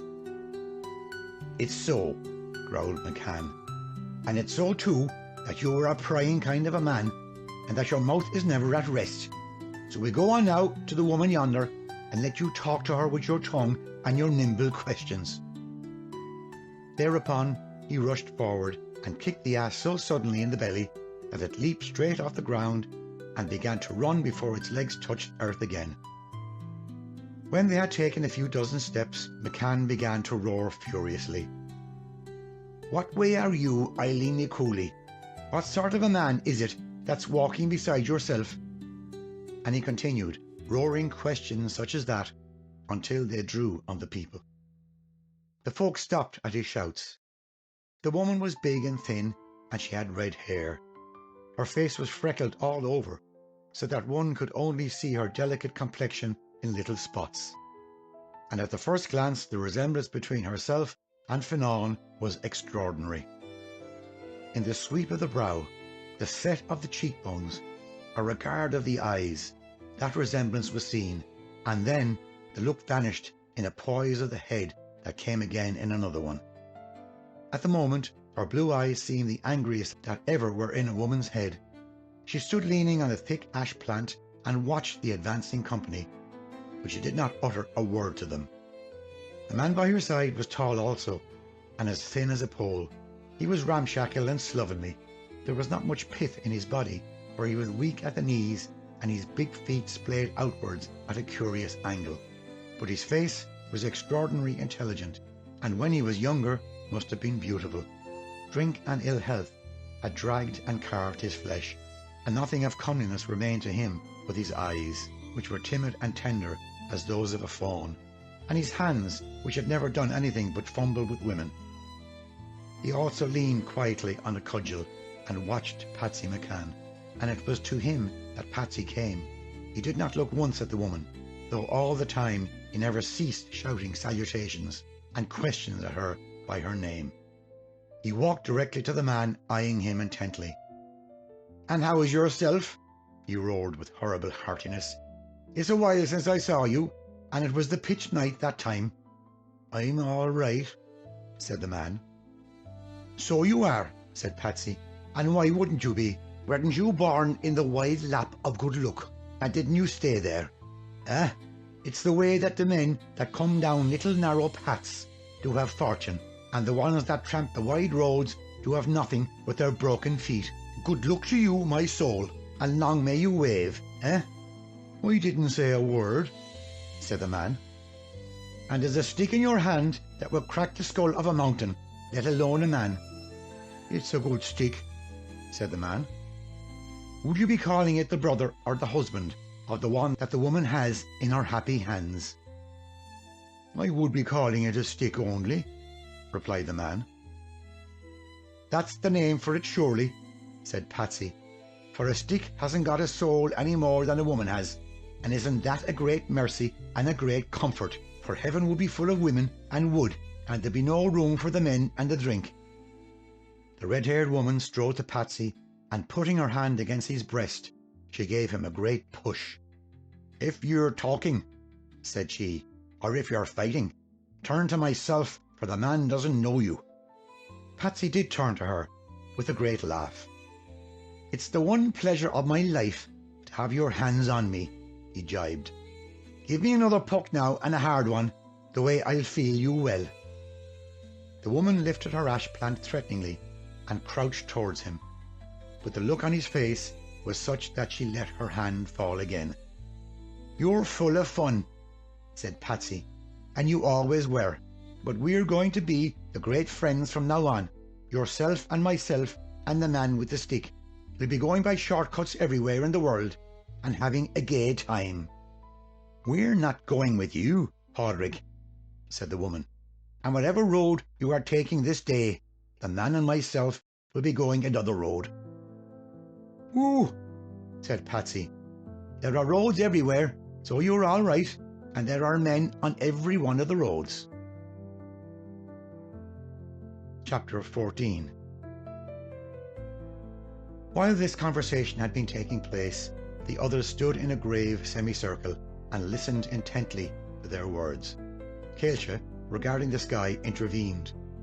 "The rain will be here in a minute, so we had better walk on and look for shelter." McCann detached his heavy regard from Eileen Ní Cooley and swept the sky and the horizon. "That is so," said he. "Let us go ahead now, for we've had our talk and we are all satisfied. There is a broken-down house stuck up a Boreen," he continued. "It's only a few perches up this road, for I remember passing the place the last time I was this way. That place will give us shelter while the rain spills." He turned his stubborn face to the woman. "You can come with us if you like, and you can stay where you are if you like, or you can go to the devil." And saying so, he tramped after his daughter. The woman had just caught sight of Art, the cherub, and was regarding him with her steady eyes. "Ooh," said she, "I'm not the one to be frightened, and I never was, so let us all go along and talk about our sins in the wet weather." They started anew on the road, Patsy's company in advance, and behind marched the woman and the man and Art the cherub. The sun had disappeared, wild clouds were piling themselves in rugged hills along the sky, and the world was growing dull and chill. Against the grey atmosphere, Art's face was in profile, an outline sharp and calm and beautiful. Eileen Ní Cooley was regarding him curiously as they walked together, and the strange man, with a wry smile on his lips, was regarding her with a like curiosity. She pointed towards Patsy Mac Can, who was tramping vigorously a dozen yards ahead. "Young boy," said she, "where did you pick up with a man yonder? For the pair of you don't look matched." Art had his hands in his pockets. He turned and looked at her tranquilly. "Where did you pick up with that man?" He nodded towards her companion. "And where did the man pick up with you? For you don't look matched either." "We're not," said the woman quickly. "We're not matched a bit. That man and myself do be quarrelling all day and all night, and threatening to walk away from each other every minute of the time." The man stared at her. "Is that how it is with us?" said he. "It is," said she to Art. "That's the way it is with us, honey. Man and myself have no love for each other now, and we never had." The man halted suddenly. He changed the cudgel to his left hand and thrust out his right hand to her. "Put your own hand there," said he, "and shake it well, and then be going along your road." "What are you talking about?" said she. He replied, frowning sternly from his wild eyes. "I wouldn't hold the grace of God if I saw it slipping from me, so put your hand into my hand and go along your road." Eileen Ní Cooley put her hand into his with some awkwardness and turned away her head. "There it is for you," said she. Then the man turned about and flapped quickly along the path they had already travelled. His cudgel beat the ground with a sharp noise, and he did not once look back. Before he had taken 100 paces, the rain came, a fine, noiseless drizzle. "It will be heavy in a minute," said the woman. Let us run after the cart." With a quick movement, she tucked her shawl about her head and shoulders and started to run, and Art went after her in alternate long hops of each foot. They had reached a narrow path running diagonally from the main road. "Up this way," shouted Patsy, and the company trooped after him, leaving the ass and cart to the storm. 2 minutes' distance up the road stood a small, dismantled house. There was a black gape where the window had been, and there were holes in the walls. In these holes, grass and weeds were waving, as they were along the window ledge. The roof was covered with a rusty thatch, and there were red poppies growing on that. Patsy climbed through the low window space, and the others climbed in after him. Chapter 15. Inside the house was an earthen floor, 4 walls, and plenty of air. There were breezes blowing in the empty house, for from whatever direction a wind might come, it found entrance there. There were stones lying everywhere on the floor. Some of them had dropped from the walls, but most of them had been jerked through the window by passing children. There were spiders' webs in that house. The roof was covered with them, and the walls were covered with them too. It was a dusty house, and when it would be wet enough, it would be a muddy house, and it was musty with disuse and desolation. But the company did not care anything about dust or stones or spiders. They kicked the stones aside and sat on the floor in the most sheltered part of the place where there had once been a fireplace, and if a spider walked on any of them, it was permitted. Patsy produced a clay pipe and lit it, and Cailche took a silver-mounted briar from his pocket, and he lit that and smoked it. Outside, the rain suddenly began to fall with a low noise, and the room grew dark. Within there was a brooding quietness, for none of the people spoke. They were all waiting for each other to speak. Indeed, they had all been agitated when they came in, for the wrung face of Patsy and the savage eyes of Eileen Ní Cooley had whipped their blood. Tragedy had sounded her warning note on the air, and they were each waiting to see a they a part in the play. But the sudden change of atmosphere wrought like a foreign chemical in their blood. The sound of the falling rain dulled their spirits. The must of that sleeping house went to their brains like an opiate, and the silence of the place folded them about, compelling them to a similar quietude. We are imitative beings. We respond to the tone and colour of our environment, almost against ourselves, and still have our links with the chameleon and the moth. The sunset sheds its radiant peace upon us, and we are content. The silent mountain top lays a finger on our lips, and we talk in whispers. The clouds lend us all their gaiety, and we rejoice. So for a few moments they sat, wrestling with the dull ghosts of that broken house, the mournful phantasms that were not dead long enough to be happy, for death is sorrowful at first and for a long time, but afterwards the dead are contented and learn to shape themselves anew. Patsy, drawing on his pipe, looked around the people. "Eh?" he exclaimed with heavy joviality. "Where has the man got to? The man with the big stick. If he's shy, let him come in, and if he's angry, let him come in too." Eileen Ní Cooley was sitting close beside Art. She had let her shawl droop from her head, and her hair was showing through the dusk like a torch. "A man has gone away, Pádraig," said she. "He got tired of the company, and he's gone travelling towards his own friends." Patsy regarded her with shining eyes. The must of the house was no longer in his nostrils.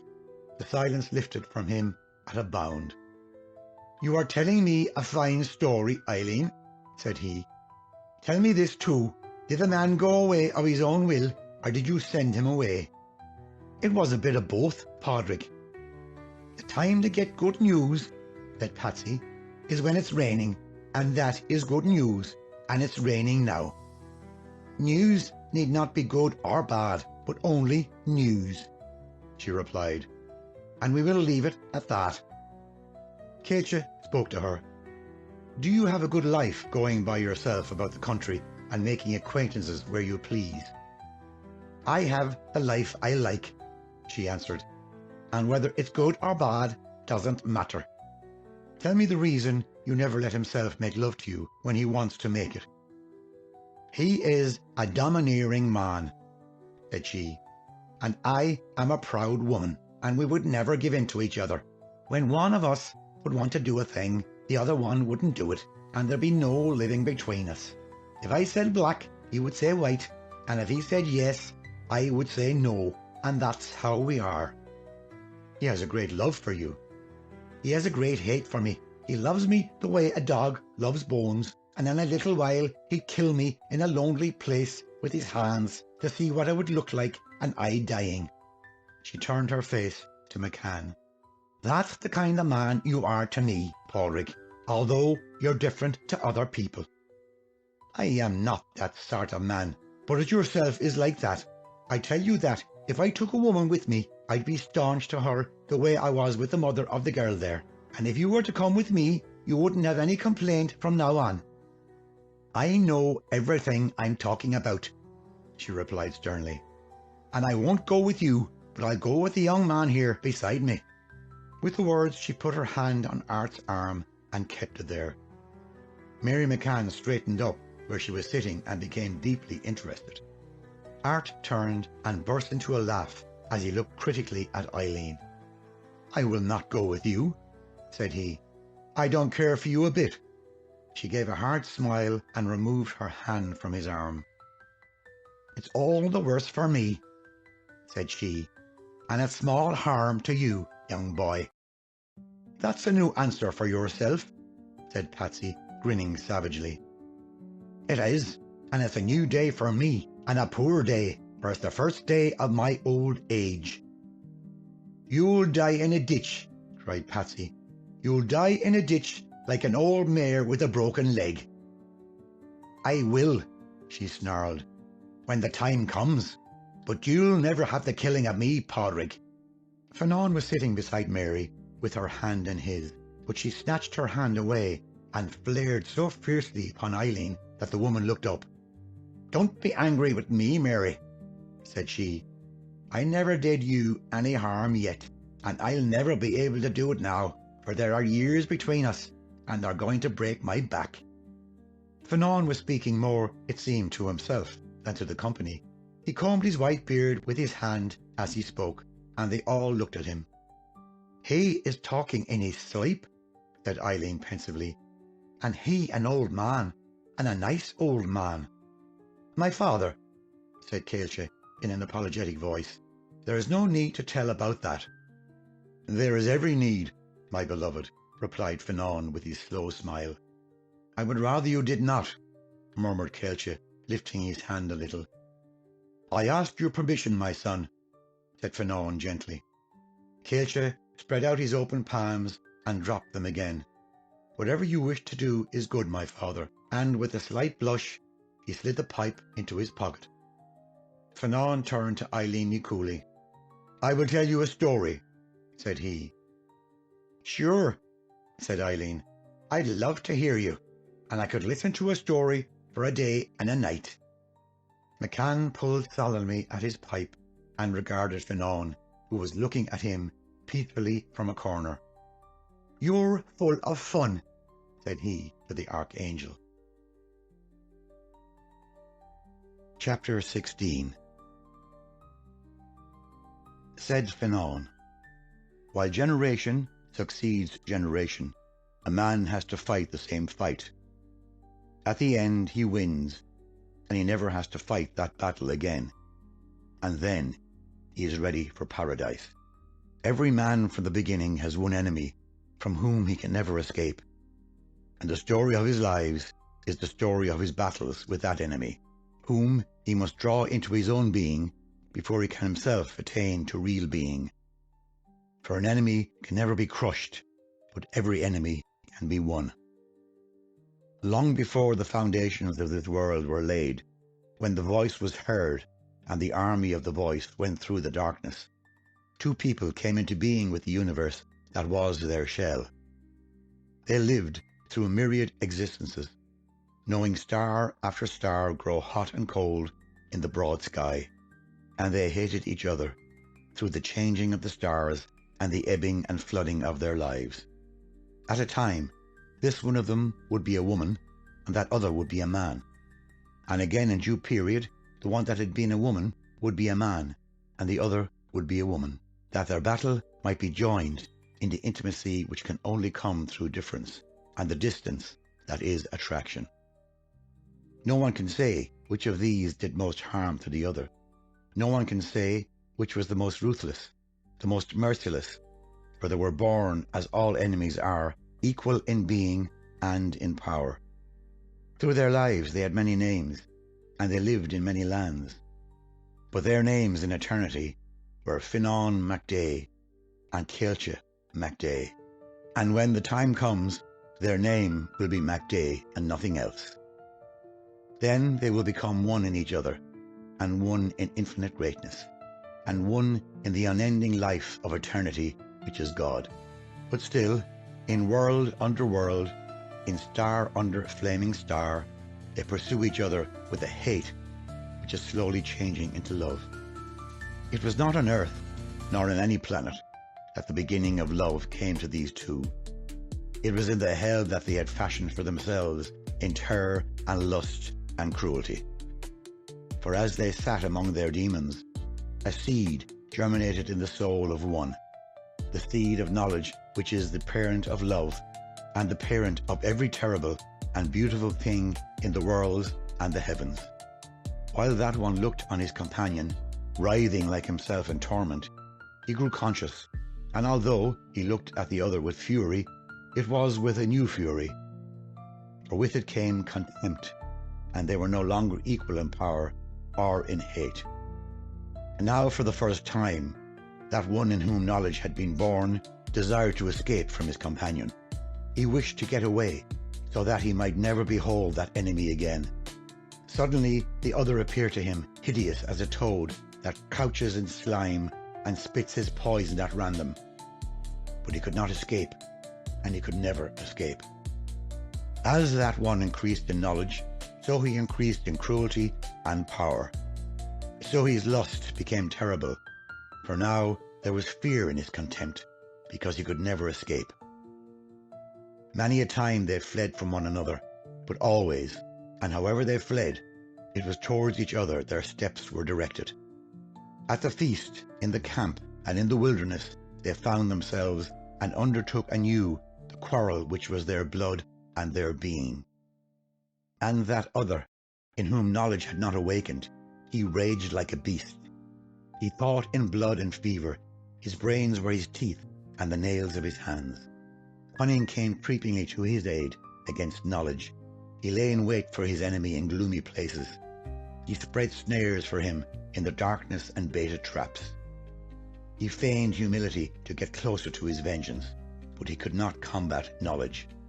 Time and again he became the slave of that other, and as slave and master their battle was savagely joined, until at last knowledge stirred also in that mind, and he grew conscious. Then the age-long enmity drew to its change. For him there was no contempt possible.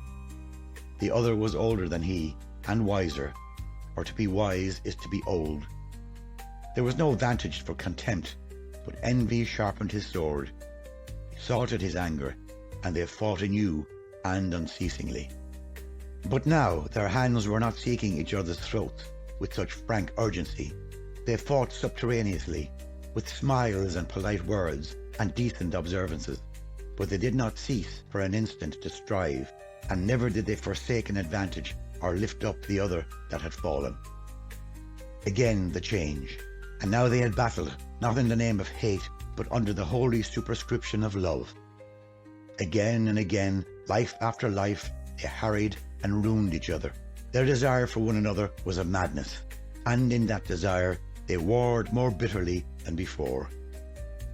They blasted each other's lives, they dashed their honour to the mud, they slew one another. Than this, none of their battles had been so terrible. Here there was no let, no respite, even for an instant.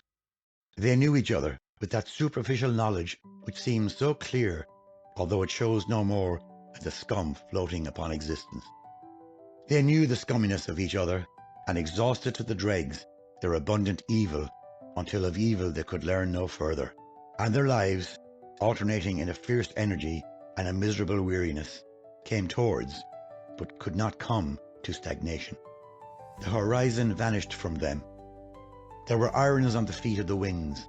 The sun peered from a hood through a mask, and life was one room wherein dull voices droned dully, wherein something was forever uttered and nothing was said, where hands were forever lifted and nothing was done, where the mind smouldered and flared to lightning and no thought came from the spark. They had reached an end, and it was a precipice down which they must spin giddily to the murk, or else shape wings for themselves and soar from that completion, for completion is a consciousness. And once again they were powerfully aware of themselves. They were vice conscious, and virtue did not abide in their minds than as a dream which was an illusion and a lie. Then, and this too was long ago, how long? When the moon was young, when she gathered rosy clouds about her evening and sang at noon from bush and mountain ledge, when she folded her breasts in dewy darkness and awakened with cries of joy to the sun. Then she tended her flowers in the vale. She drove her kine to deep pasture. She sang to her multitudes of increase and happiness, while her feet went in the furrow with the plough, and her hand guided the sickle and the sheaf. Great love didst thou give when thou wast a mother, O beautiful, who art now white as silver and hath ice upon thine ancient head. Again they lived and were wed. Which of them was which in that sad pilgrimage, it is not now possible to know. Memory faints at the long tale of it, and they were so intermingled, so alike through all their difference, that they were becoming one in the great memory. Again they took up the long-time burden, and again desire drew them wildly to the embrace, which was much repugnance and very little love. So behold these two, a man and a woman, walking through the pleasant light, taking each other's hands in a kindness that had no roots, speaking words of affection that their souls groaned to lie to. The woman was fair. She was fair as one star that shines on the void and is not abashed before immensity. She was beautiful as a green tree by a pool that bows peacefully to the sun. She was lovely as a field of mild corn waving to the wind in one slow movement.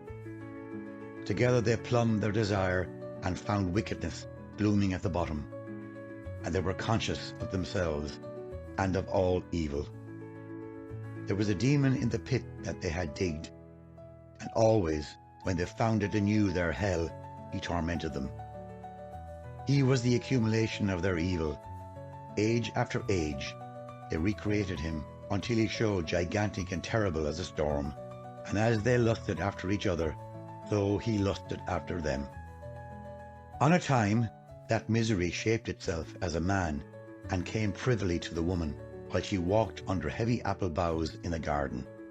Their feet went to and fro, closely together in the grass, and their voices communed together, until one day the woman cried bitterly that there were no wings, and with the spectre she leaped forthright to the chasm and went down shrieking a laughter that was woe. There she found herself and her demon, and was the concubine of that one. And there, in the gulf and chasm of evil, she conjured virtue to her tortured soul and stole energy from the demon. She sat among the rocks of her place. Old Misery beside her laughed his laugh, and while she looked at him, her eyes went backwards in her head.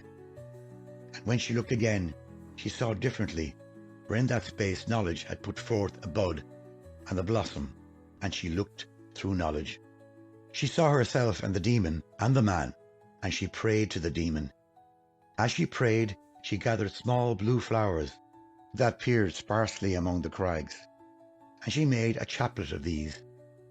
She wove them with tears and sighs, and when the chaplet was made, she put it to the demon's hand, praying him to bear it to the man. He did that for her, because he loved to laugh at their trouble, and he divined laughter for his iron chaps. So the demon came terribly to the man, as he walked under the swaying and lifting of green boughs in the long grass of an orchard. And he put the chaplet in the man's hand, saying, "My concubine, your beloved, sends a greeting to you with her love, and this garland of blue flowers which she has woven with her two hands in hell." The man, looking on these flowers, felt his heart move within him like water. "Bring her to me," said he to the demon. "I will not do so," replied the misery. And suddenly the man leaped on the spectre. He locked his arms about that cold neck and clung furiously with his knees. "Then I will go to her with you," said he, and together they went headlong down the pit, and as they fell, they battled frightfully in the dark pitch. Chapter 17. McCann was asleep, but when Fenon's voice ceased, he awakened and stretched himself with a loud yawn. "I didn't hear a word of that story," said he. "I heard it," said Eileen Nuculi. "It was a good story. What was it about?" "I don't know," she replied. "Do you know what it was about, Mary?" "I do not, but I was thinking about other things at the time." Fenon took her hand. "There was no need for any of you to know what that story was about, excepting you only," and he looked very kindly at Eileen Nuculi. "I listened to it," said she, "and it was a good story. I know what it was about, but I would not know how to tell what it was about." "It must have been the queer yarn," said Patsy regretfully. "I wish I hadn't gone to sleep." "I was awake for you," said Caoilse. "What's the use of that?" said Patsy testily. It was still raining. The day was far advanced, and evening was spinning her dull webs athwart the sky. Already in the broken house, the light had diminished to a brown gloom, and their faces looked watchful and pale to each other as they crouched on the earthen floor. Silence was again seizing on them, and each person's eyes were focusing on some object or point on the wall or the floor as their thoughts began to hold them. McCann roused himself. "We are here for the night. That rain won't stop as long as there's a drop left in its can." Mary bestirred herself also. "I'll slip down to the cart and bring back whatever food is in it. I left everything covered, and I don't think they'll be too wet." "Do that," said her father. "There's a big bottle rolled up in a sack," he continued. "It's in a bucket at the front of the cart, by the right shaft, and there's a little sup of whiskey in the big bottle. I'll bring that too." "You're a good girl," said he. "What will I do with the ass this night?" said Mary. "Hit him a kick," said her father. Chapter 18. The ass stood quietly where he had been left. Rain was pouring from him as though he were the father of rivers and supplied the world with running water. It dashed off his flanks. It leaped down his tail. It foamed over his forehead to his nose and hit the ground from there with a thump. "I'm very wet," said the ass to himself, "and I wish I wasn't." His eyes were fixed on a brown stone that had a knob on its back. Every drop of rain that hit the stone jumped twice and then spattered to the ground. After a moment he spoke to himself again. "I don't care whether it stops raining or not, for I can't be any wetter than I am, however it goes." Having said this, he dismissed the weather and settled himself to think. He hung his head slightly and fixed his eyes afar off, and he stared distantly like that without seeing anything while he gathered and revolved his thoughts. The first thing he thought about was carrots. He thought of their shape, their colour, and the way they looked in a bucket. Some would have the thick end stuck up, and some would have the other end stuck up. And there was always bits of clay sticking to one end or the other. Some would be lying on their sides as though they had slipped quietly to sleep, and some would be standing in a slanting way as though they were leaning their backs against a wall and couldn't make up their minds what to do next. But however they looked in the bucket, they all tasted alike, and they all tasted well. They are a companionable food. They make a pleasant crunching noise when they are bitten, and so, when one is eating carrots, one can listen to the sound of one's eating and make a story from it. Thistles make a swishing noise when they are bitten. They have their taste. Grass does not make any noise at all. It slips dumbly to the sepulchre and makes no sign. Bread makes no sound when it is eaten by an ass. It has an interesting taste, and it clings about one's teeth for a long time. Apples have a good smell and a joyful crunch, but the taste of sugar lasts longer in the mouth and can be remembered for longer than anything else. It has a short, sharp crunch that is like a curse, and instantly it blesses you with the taste of it. Hay can be eaten in great mouthfuls. It has a chip and a crack at the first bite, and then it says no more. It sticks out of one's mouth like whiskers, and you can watch it with your eyes while it moves to and fro according as your mouth moves. It is a friendly food and very good for the hungry. Oats are not food. They are a great blessing. They are a debauch. They make you proud so that you want to kick the front out of a cart and climb a tree and bite a cow and chase chickens. Mary came running and unyoked him from the cart. She embraced him on the streaming nose. "You poor thing, you," said she, and she took a large paper bag from the cart and held it to his muzzle. There was soft sugar in the bag, and half a pound of it clove to his tongue at the first lick. As she went back to the house with a bundle of food, the ass regarded her. "You are a good girl," said the ass. He shook himself and dissipated his thoughts. Then he trotted briskly here and there on the path to see if there was anything worth looking for. Chapter 19. They shared the food. There was little of it, and some of it was wet, but they each had a piece of bread, a knuckle of cheese, and 3 cold potatoes.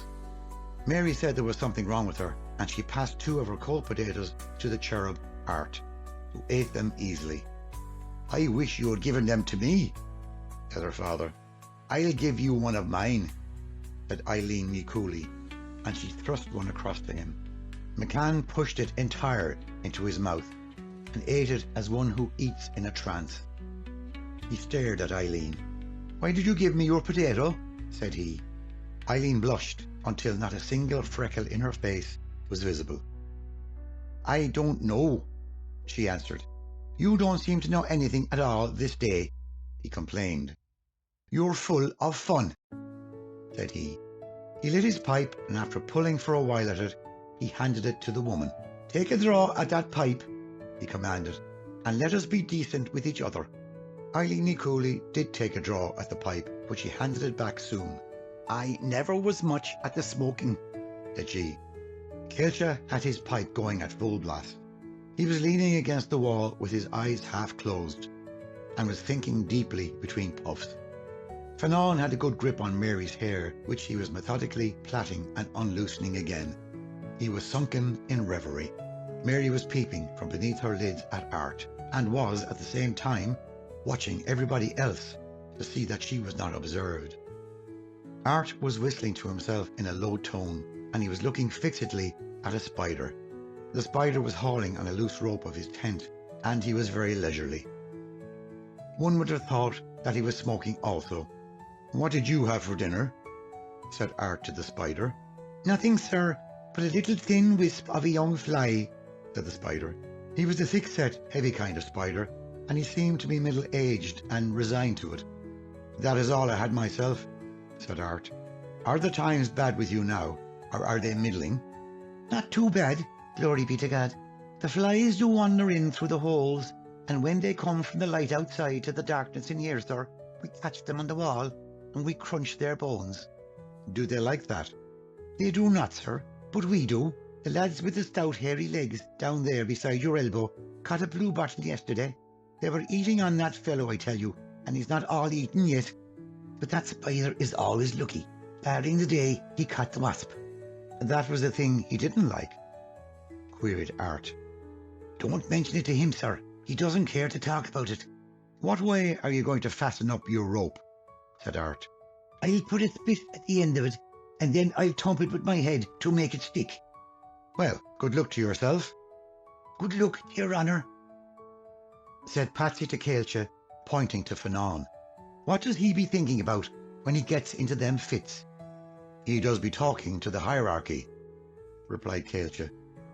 "And who are themselves?" "They are the people in charge of this world."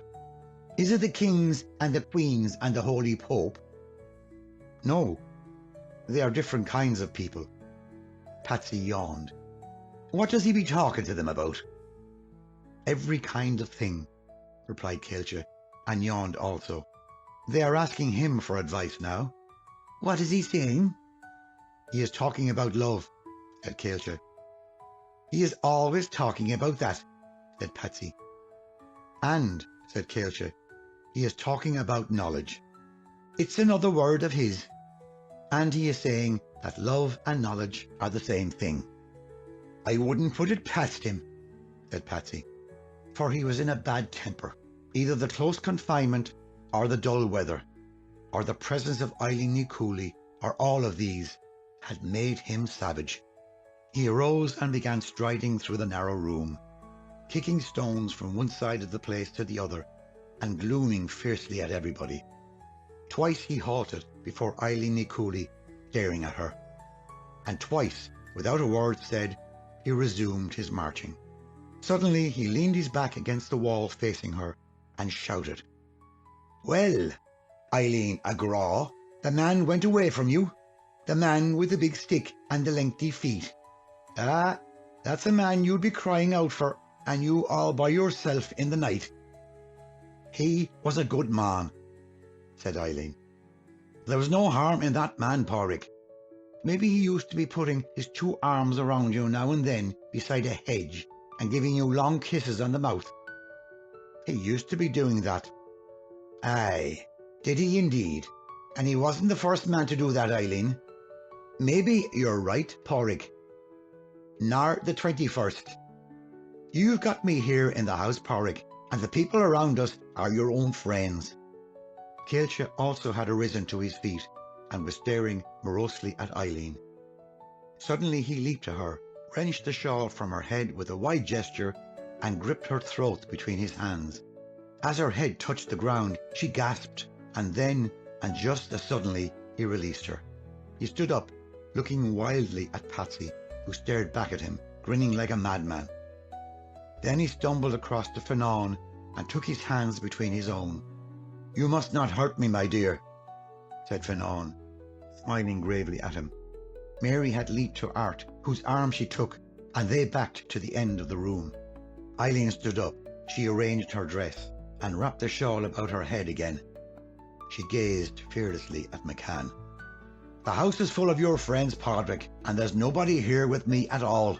There's no man could want better than that for himself." Patsy's voice was hoarse. "You're looking for fight?" "I'm looking for whatever is coming," she replied steadily. "I'm coming then," he roared, and he strode to her. He lifted his hands above his head and brought them down so heavily on her shoulders that she staggered. "Here I am," said he, staring into her face. She closed her eyes. "I knew it wasn't love you wanted, Padraig. It was murder you wanted, and you have your wish." She was swaying under his weight as she spoke. Her knees were giving beneath her. "Eileen," said Patsy in a small voice, "I'm going to tumble. I can't hold myself up, Eileen. My knees are giving way under me, and I've only got my arms around your neck." She opened her eyes and saw him sagging against her, with his eyes half closed and his face gone white.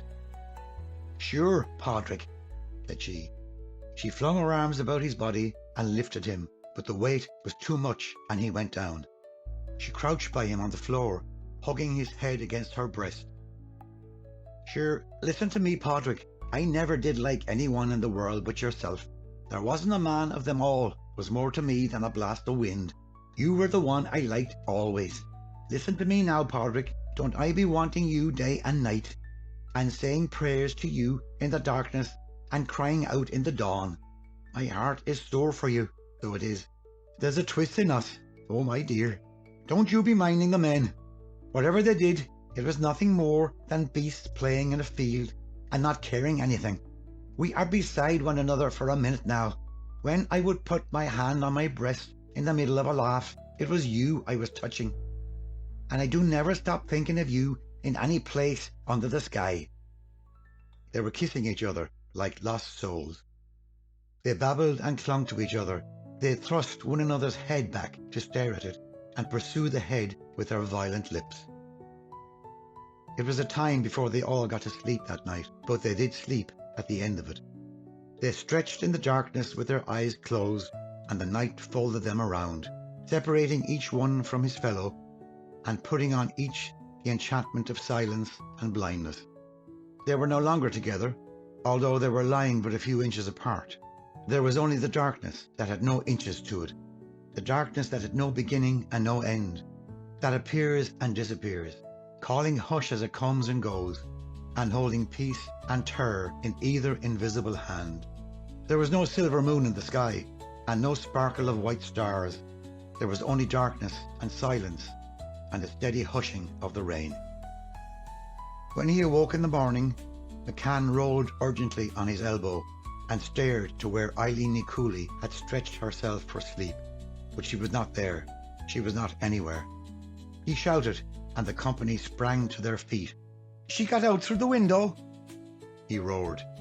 "The devil damn the soul of her," said he.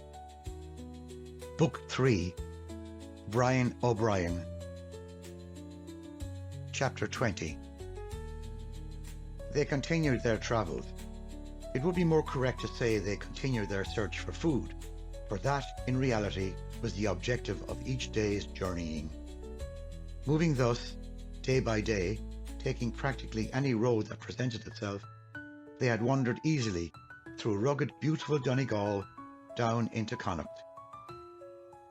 They had camped on the slopes of rough mountains, slept peacefully in deep valleys that wound round and round like a corkscrew, traversed for weeks in Connemara by the clamorous sea, where they lived sumptuously on fish, and then they struck to the inland plains again and away by curving paths to the County Kerry. At times, McCann got work to do, to mend a kettle that had a little hole in it, to stick a handle on a pot, to stiffen the last days of a bucket that was already long past its labour. And he did these jobs sitting in the sunlight on dusty roads, and if he did not do them, Mary did them for him, while he observed her critically and explained both to her and to his company the mystery of the tinker's craft. "There is a great deal," he would say, "in the twist of a hand."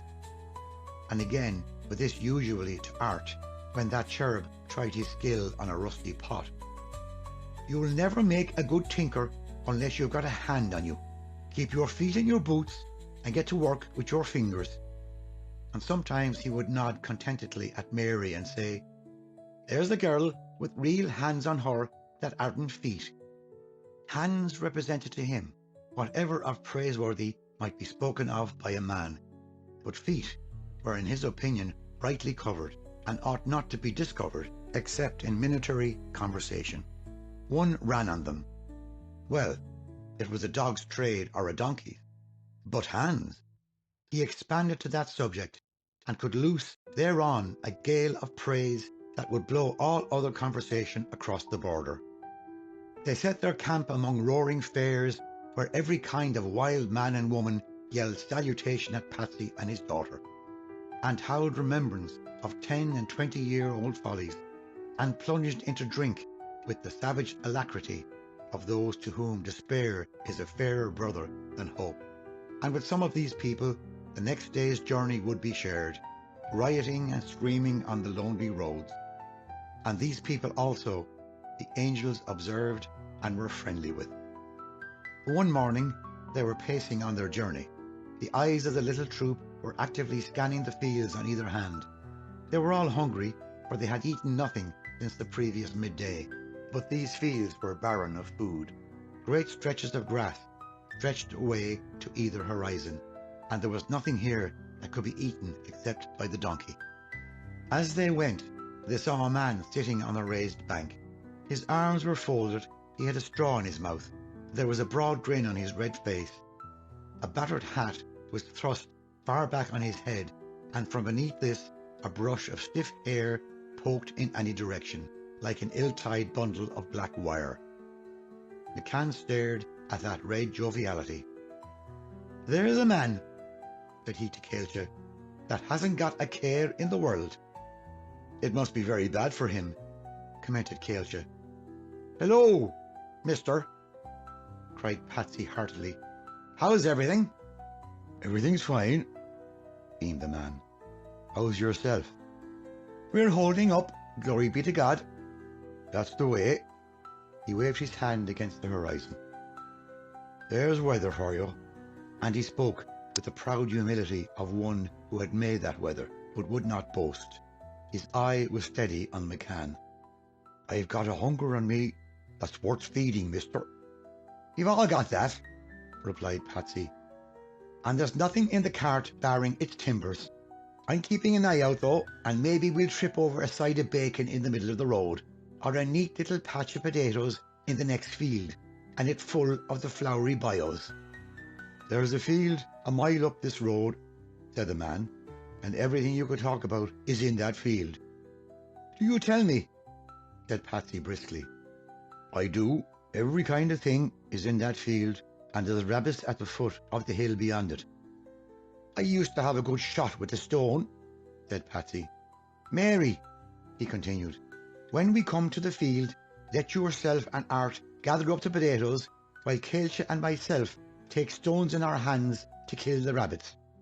"I'm coming along with you," said the man, "and I get my share."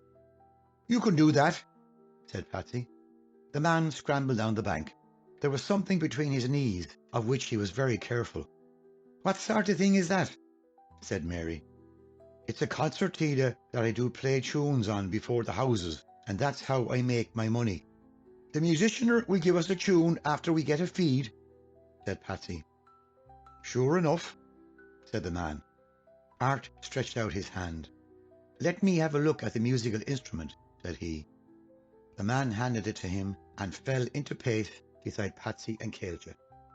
Mary and Fanon were going as usual, one on either side of the ass, and the three of them returned to their interrupted conversation. Every dozen paces, Fanon would lean to the border of the road and pluck a fistful of prime grass, or a thistle, or a clutch of chickweed, and he would put these to the ass's mouth. Patsy was eyeing the man. "What's your name, mister?" said he. "I was known as Old Caroline, but now the people call me Billy the Music." "How is it that I never met you before?" "I'm from Connemara." "I know every cow track and boreen in Connemara, and I know every road in Donegal and Kerry, and I know everybody that's on them roads, but I don't know you, mister." The man laughed at him. "I'm not long on the roads, so how could you know me? What do you call yourself?" "I'm called Padraig McCann." "I know you well. You stole a hen and a pair of boots off me 10 months ago when I lived in a house." "Do you tell me?" said McCann. "I do, and I never grudged them to you, for that was the day that everything happened to me." McCann was searching his head to find from whom he had stolen a hen and a pair of boots at the one time. "Well, glory be to God!" he cried. "Isn't it a queer world? Are you the old Caroline, the miserly man of Temple Cahill?" The man laughed and nodded. "I used to be him, but now I'm Billy the Music, and there's my instrument under the boy's oxter." Patsy stared at him. "And where's the house, and the cattle, and the 100 acres of brass land, and glebe, and the wife that people said you used to starve the stomach out of?" "Faith, I don't know where they are, and I don't care either." And he shook with laughter as he said it. "And your sister that killed herself climbing out of a high window on a windy night to search for food among the neighbours?" "She's dead still," said the man, and he doubled up with glee. "I declare," said Patsy, "that it's the end of the world." The man broke on his eloquence with a pointed finger. "There's the field I was telling you about, and it's weighty to the ribs with potatoes and turnips." Patsy turned to his daughter. "Gather in the potatoes. Don't take them all from the one place, but take them from here and there, the way they won't be missed, and then go along the road with the cart for 20 minutes and be cooking them Myself and Cailche will catch up on you in a little time, and we'll bring good meat with us. Cailche and he moved to the right, where a gentle hill rose against the sky. The hill was thickly wooded. Massive clumps of trees were dotted every little distance, and through these one could see quiet green spaces drowsing in the sun.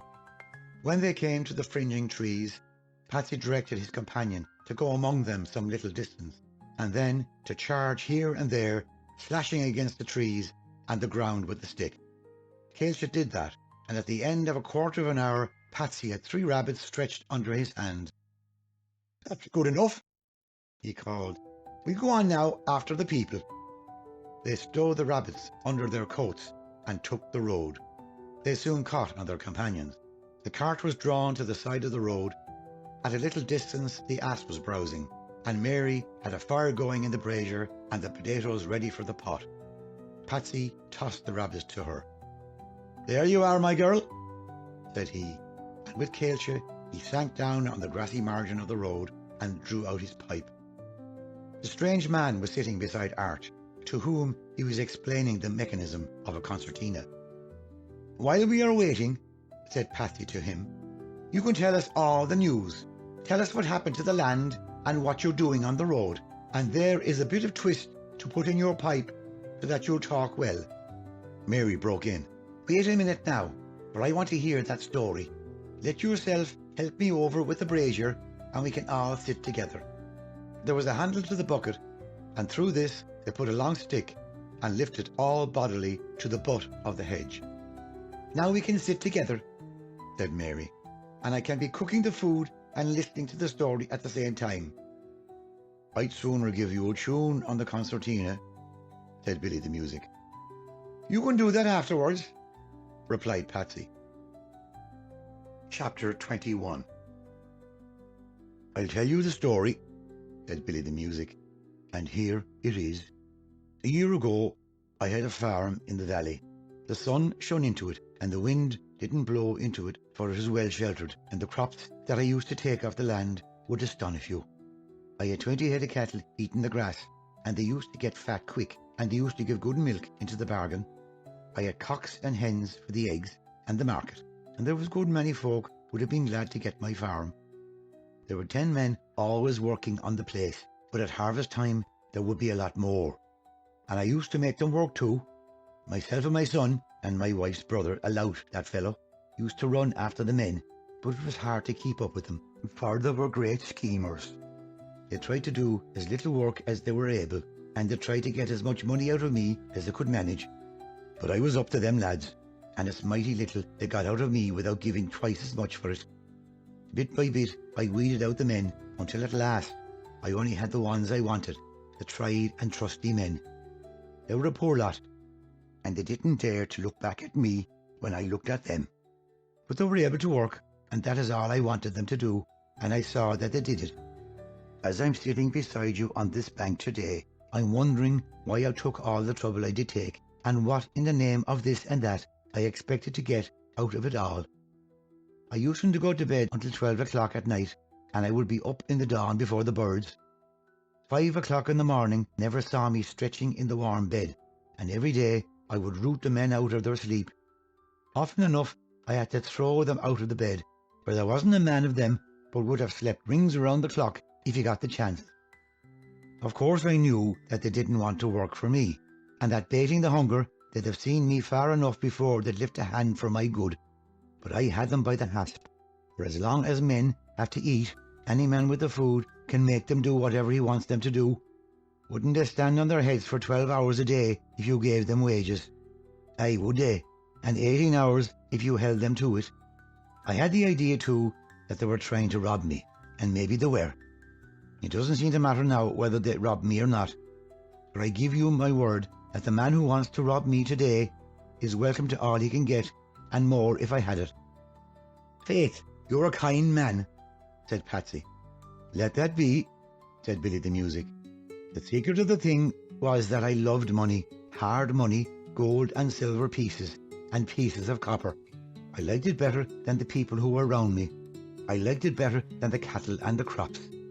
I liked it better than I liked myself, and isn't that a queer thing? I put up with the silliest ways for it, and I lived upside down and inside out for it. I tell you, I would have done anything just to get money, and when I paid the men for their labour, I grudged them every penny that they took from me.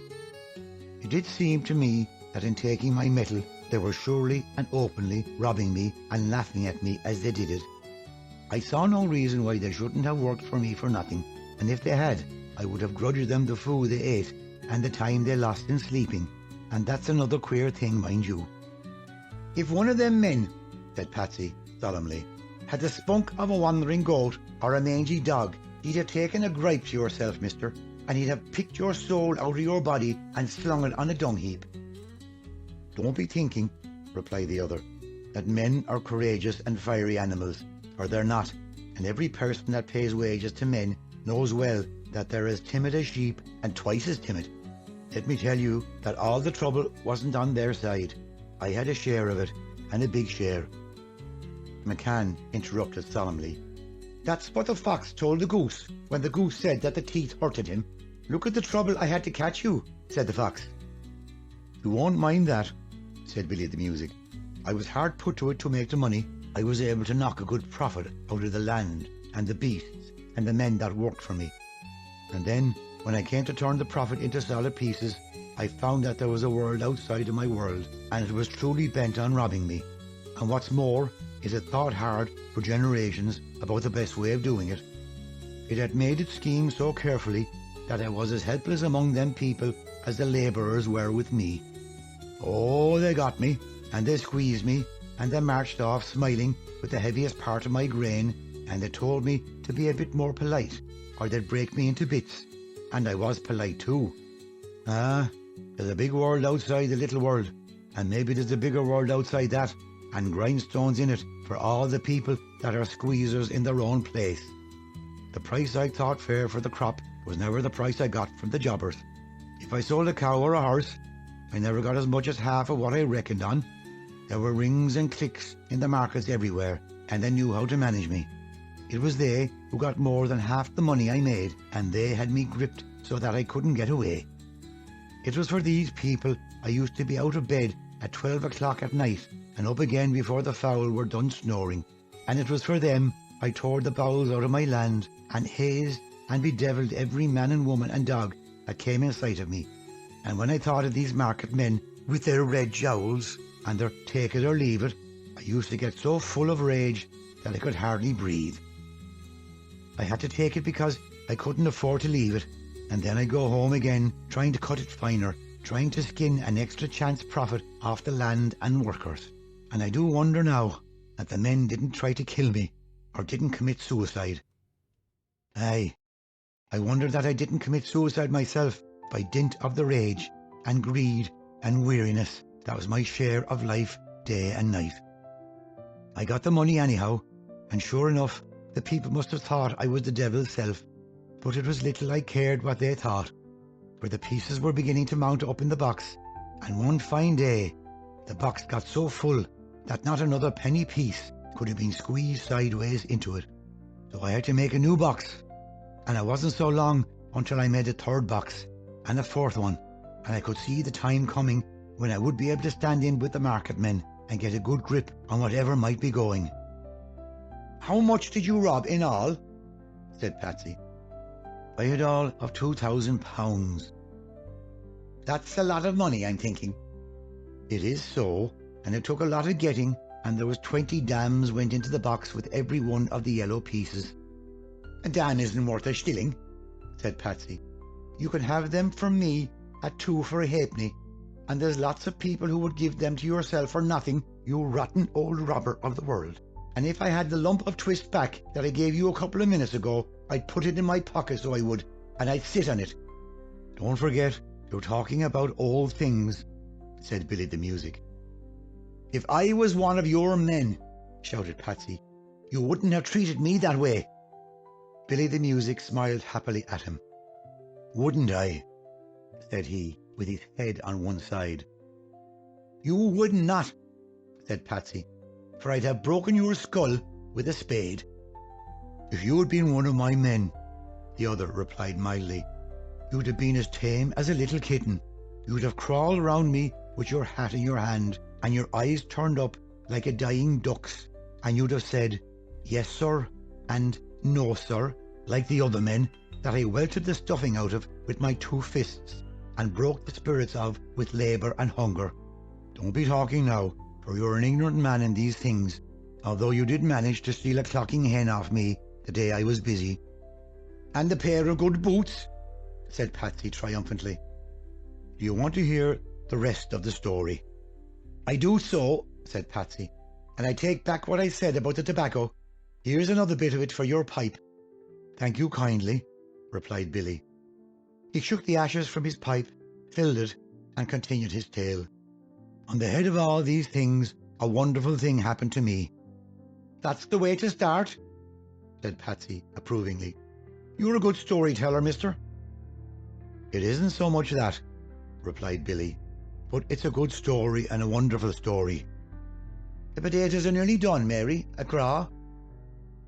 "They'll be done in a short while. Hold your story for a few minutes until we eat the potatoes and a few collops of the rabbits, for I tell you that I'm drooping with the hunger." "I didn't eat anything myself," replied Billy, "since the middle of yesterday, and the food there has a smell to it that's making me mad." "It's not quite done yet," said Mary.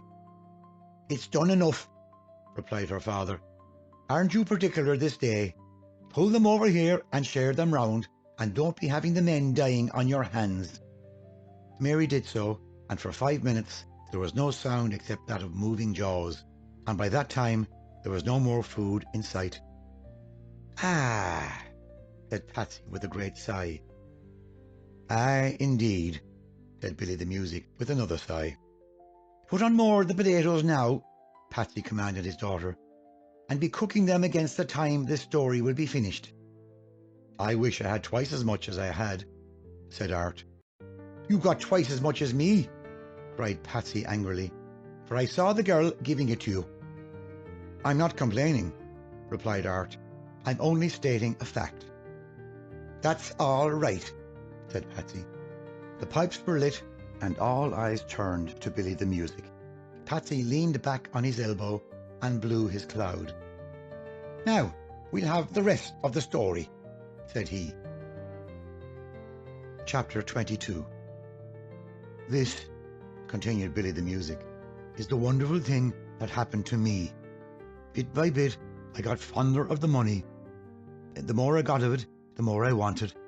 I used to go away by myself to look at it, and handle it and count it. I didn't store it all in the house. I only kept enough there to make the people think it was all there. And as everyone was watching that, and watching each other, for they all wanted to steal it, it was safe enough. They didn't know it was mostly copper was in that box, but copper it was, and some silver that I couldn't fit into the other boxes. There was a place at the end of the big barn, just underneath the dog's kennel. Maybe you remember my dog, Patsy?" "A big black and white snarly devil of a bull terrier," said Patsy thoughtfully. "That's him?" "I remember him well," said Patsy. "I fed him once." "You poisoned him," said Billy the Music quickly. "That's a hard word to say," replied Patsy, scraping at his chin. Billy the Music looked very fixedly at him, and he also scraped meditatively at his bristles. "It doesn't matter now," said he. "That was the dog. I made a place under his kennel. It was well made. If you had pulled the kennel aside, you would have seen nothing but the floor. Down there I kept the 3 boxes of gold, and while I'd be looking at them, the dog would be lurching around, wondering why he wasn't allowed to eat people. I was a bit timid with that dog myself, and it was one day, while I was handling the money, that the thing happened. There came a thump on the barn door.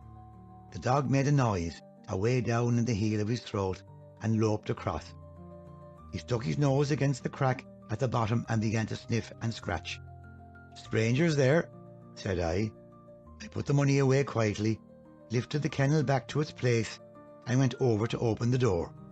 There were 2 men standing outside, and the dog sprang for one of them, as if he had been shot out of a gun. But the man was quick. He took the beast on the jump, caught him by the chaps, and slung him with a heave of his arm. I don't know where he slung him to, I never saw the dog alive after that, and I did think it was that jerk killed him. Begor, said Patsy. It must have been within half an hour or that you gave him the poisoned meat, Patsy. It was a lengthy mutton bone, murmured McCann. Whatever it was, said Billy the Music. The men walked in, they shut the barn door behind them and locked it, for the key was inside whenever I was. Well, I always had the use of my hands and my feet and my teeth, but I had no chance there. So in a few minutes I sat down on the kennel to get my breath back and to mop up the blood that was teeming out of my nose. The two men, I will say, were very quiet with it all. They waited for me. One of them was a middle-sized block of a man, and he looked as if his head had been rolled in tar. Hey, said Patsy loudly. The other was a big young man with a girl's face. He had blue eyes and curls of gold, and he was wearing a woman's skirt. The raggedest old... Begor, cried Patsy, and he leaped furiously to his feet. What's wrong with you? Said Billy the Music. Patsy beat his fists together. I've been looking for that pair of playboys for a full year, he barked. Do you know them? Said Billy the Music with equal excitement. I don't know them, but I met them, and the girl yonder met them too, the thieves. They are a pair of dirty dogs, said Mary coldly.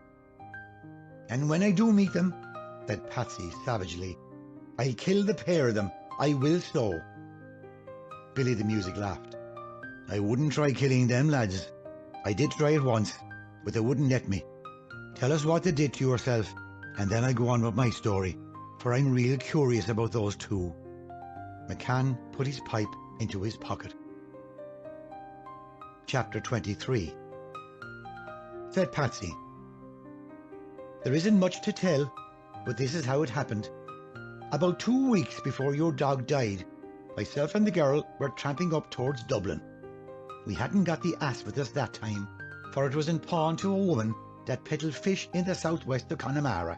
She was keeping the ass and cart for us while we were away, and she was going to give us something for the loan at the heel of the season. She was an old rip, that one, for she sold the ass on us to one man, and she sold the cart to another man, and we had the trouble of the world getting the pair of them together again, but that's no matter. One morning, fresh and early, we were beating along the road that comes down from the mountains and runs away into Donnybrook. I had just picked up a little goose that I found walking along with its nose up, and I thought maybe we could sell the creature to some person in the city who wanted a goose. We turned the bend in the road. It's a twisty district, and there I saw two men sitting on the grass on each side of the path. The two men were sitting with the full width of the road between them, and they were clean, stark, stone naked. They hadn't got as much as a shirt, they hadn't a hat, they hadn't got anything at all on them barring their skins. "Oh," said I to myself, and I caught a grip of the girl. "We'll be taking another road," said I, and round we sailed with the goose and all.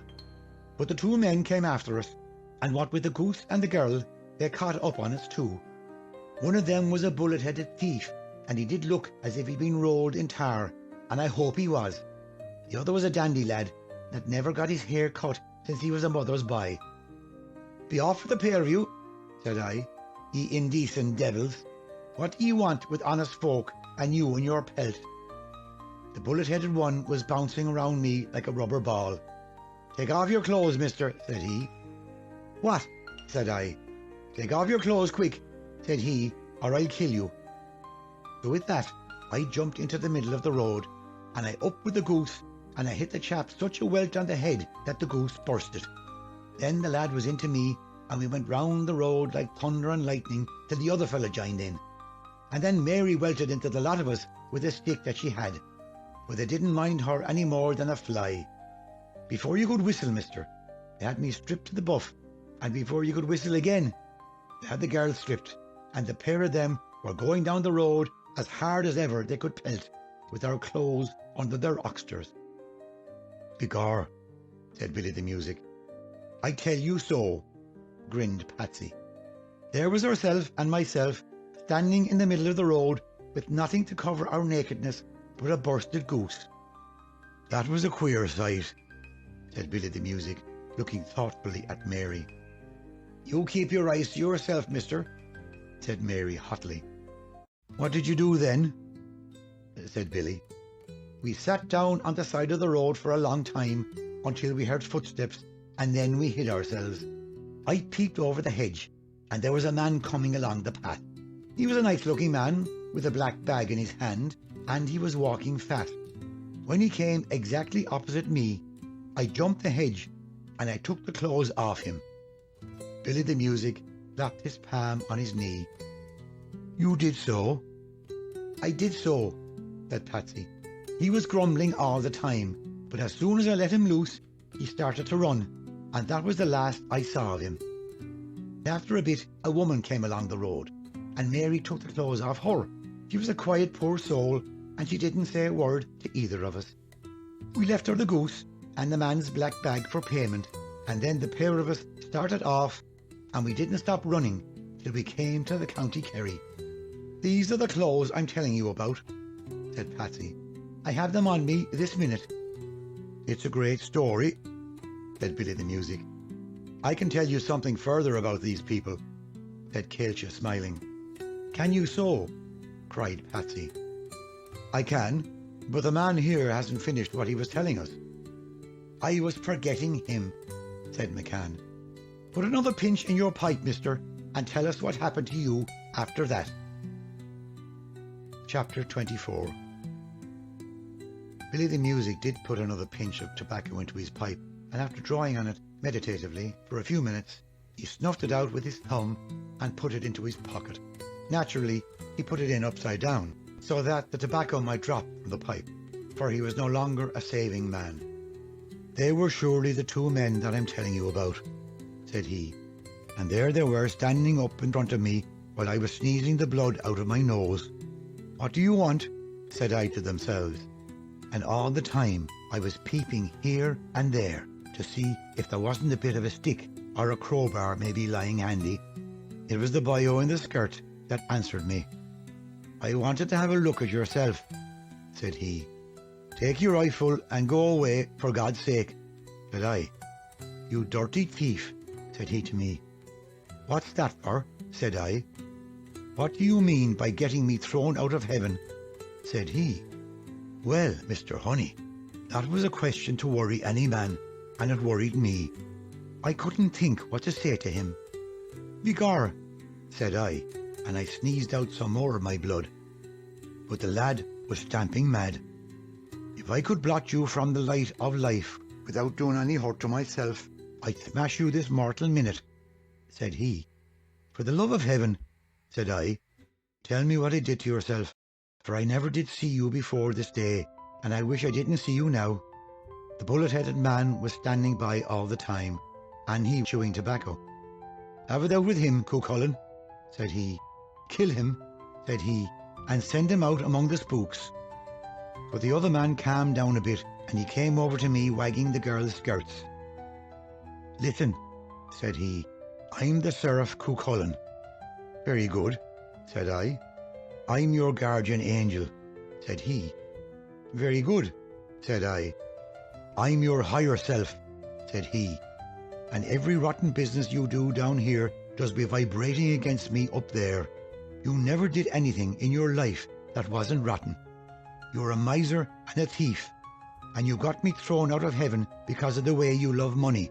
You seduced me when I wasn't looking. You made a thief of me in a place where it's no fun to be a robber. And here I am, wandering the dirty world on the head of your unrighteous ways. Repent, you beast, said he, and he landed me a clout on the side of the head that rolled me from one end of the barn to the other. Give him another one, said the bullet-headed man, and he chewing strongly on his plug. What have you got to do with it? Said I to him. You're not my guardian angel, God help me. How dare you, said the bullet-headed man. How dare you set this honest party stealing the last threepenny bit of a poor man? And with that he made a clout at me. What threepenny bit are you talking about? Said I. My own threepenny bit, said he. The only one I had. The one I dropped outside the gates of hell. Well, that beat me, I don't care what you say any longer, said I. You can talk till you're blue, and I won't care what you say. And down I sat on the kennel and shed my blood. You must repent of your own free will, said Cuchulainn, marching to the door.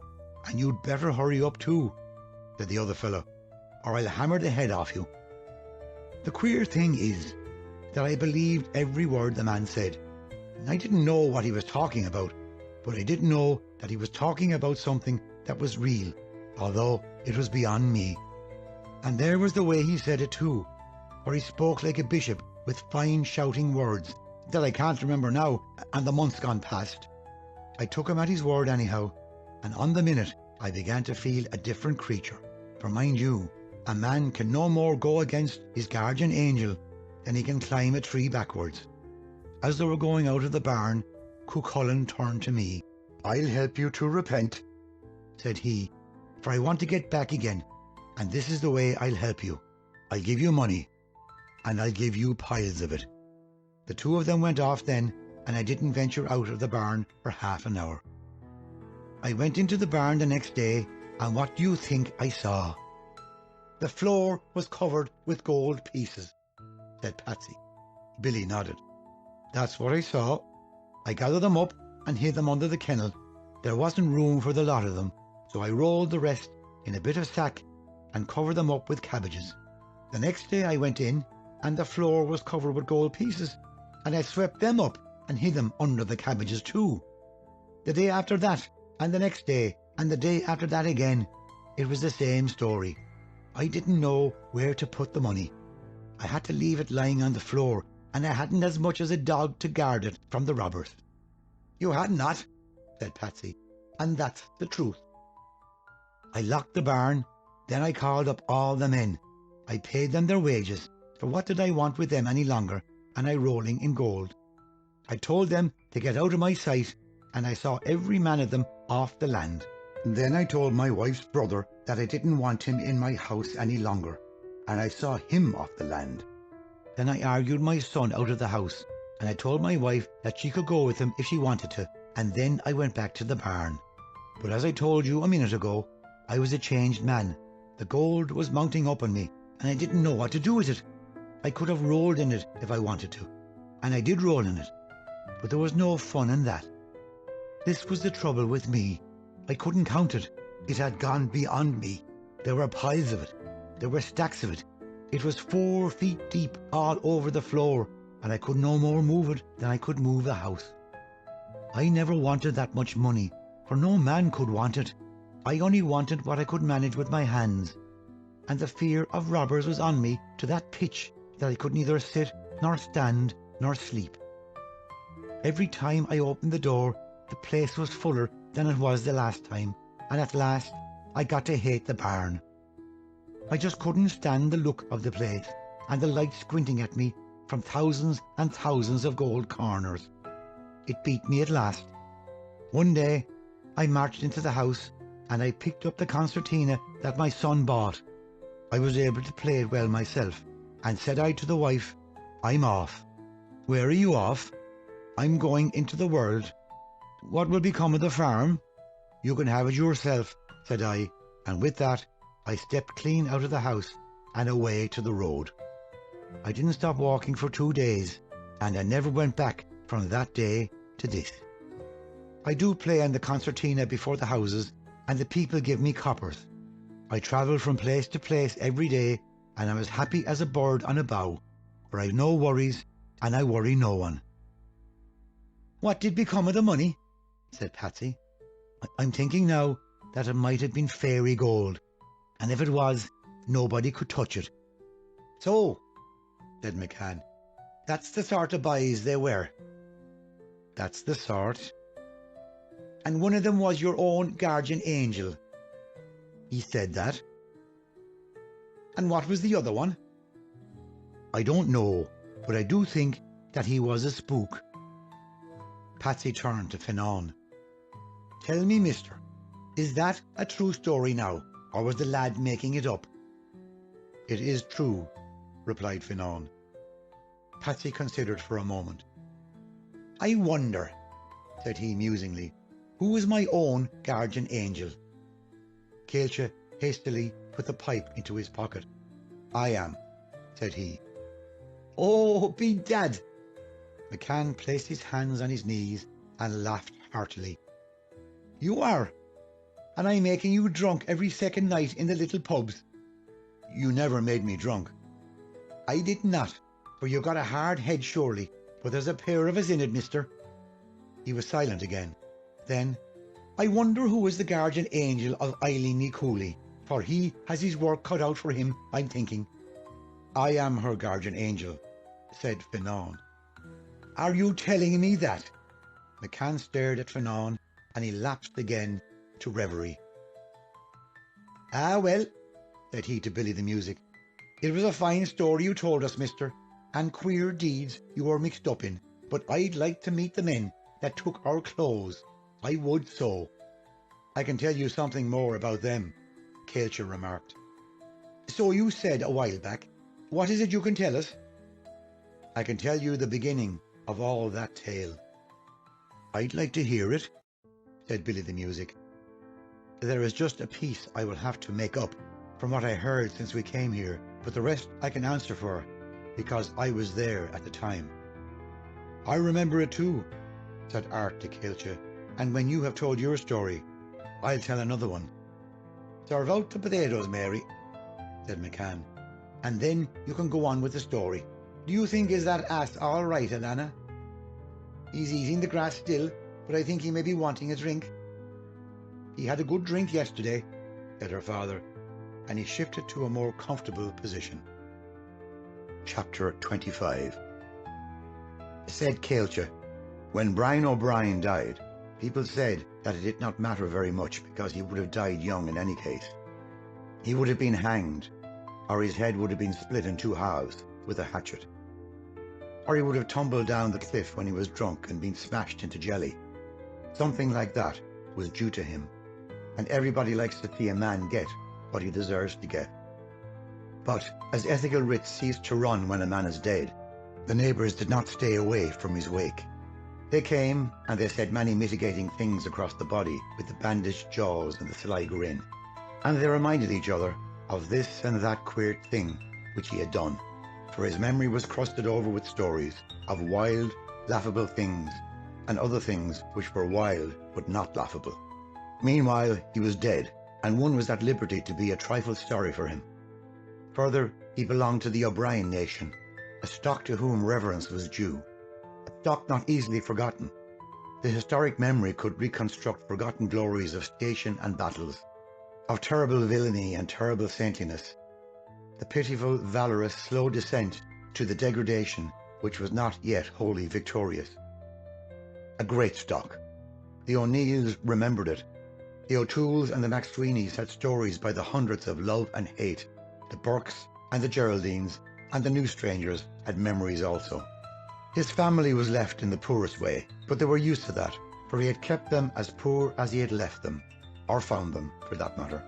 He had shaken hands with Charity so often that they no longer disliked the sallow-faced lady, and so certain small gifts made by the neighbours were accepted, not very thankfully, but very readily.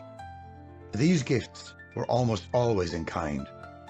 A few eggs, a bag of potatoes, a handful of meal, a couple of twists of tea, such like.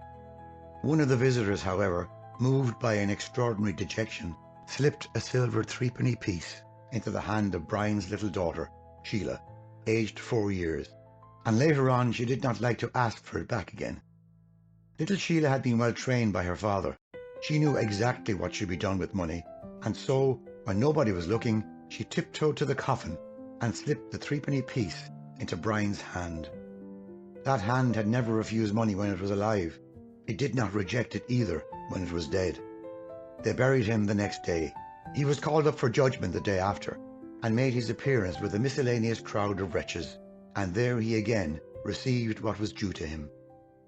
He was removed, protesting and struggling, to the place decreed. Down, said Rhadamanthus, pointing with his great hand, and down he went. In the struggle, he dropped the threepenny piece, but he was so bustled and heated that he did not observe his loss. He went down, far down, out of sight, out of remembrance, to a howling black gulf with others of his unseen kind. A young seraph named Cuchulainn, chancing to pass that way, shortly afterwards saw the threepenny piece peeping brightly from the rocks, and he picked it up. He looked at it in astonishment. He turned it over and over, this way and that way, examined it at the stretch of his arm, and peered minutely at it from 2 inches distance.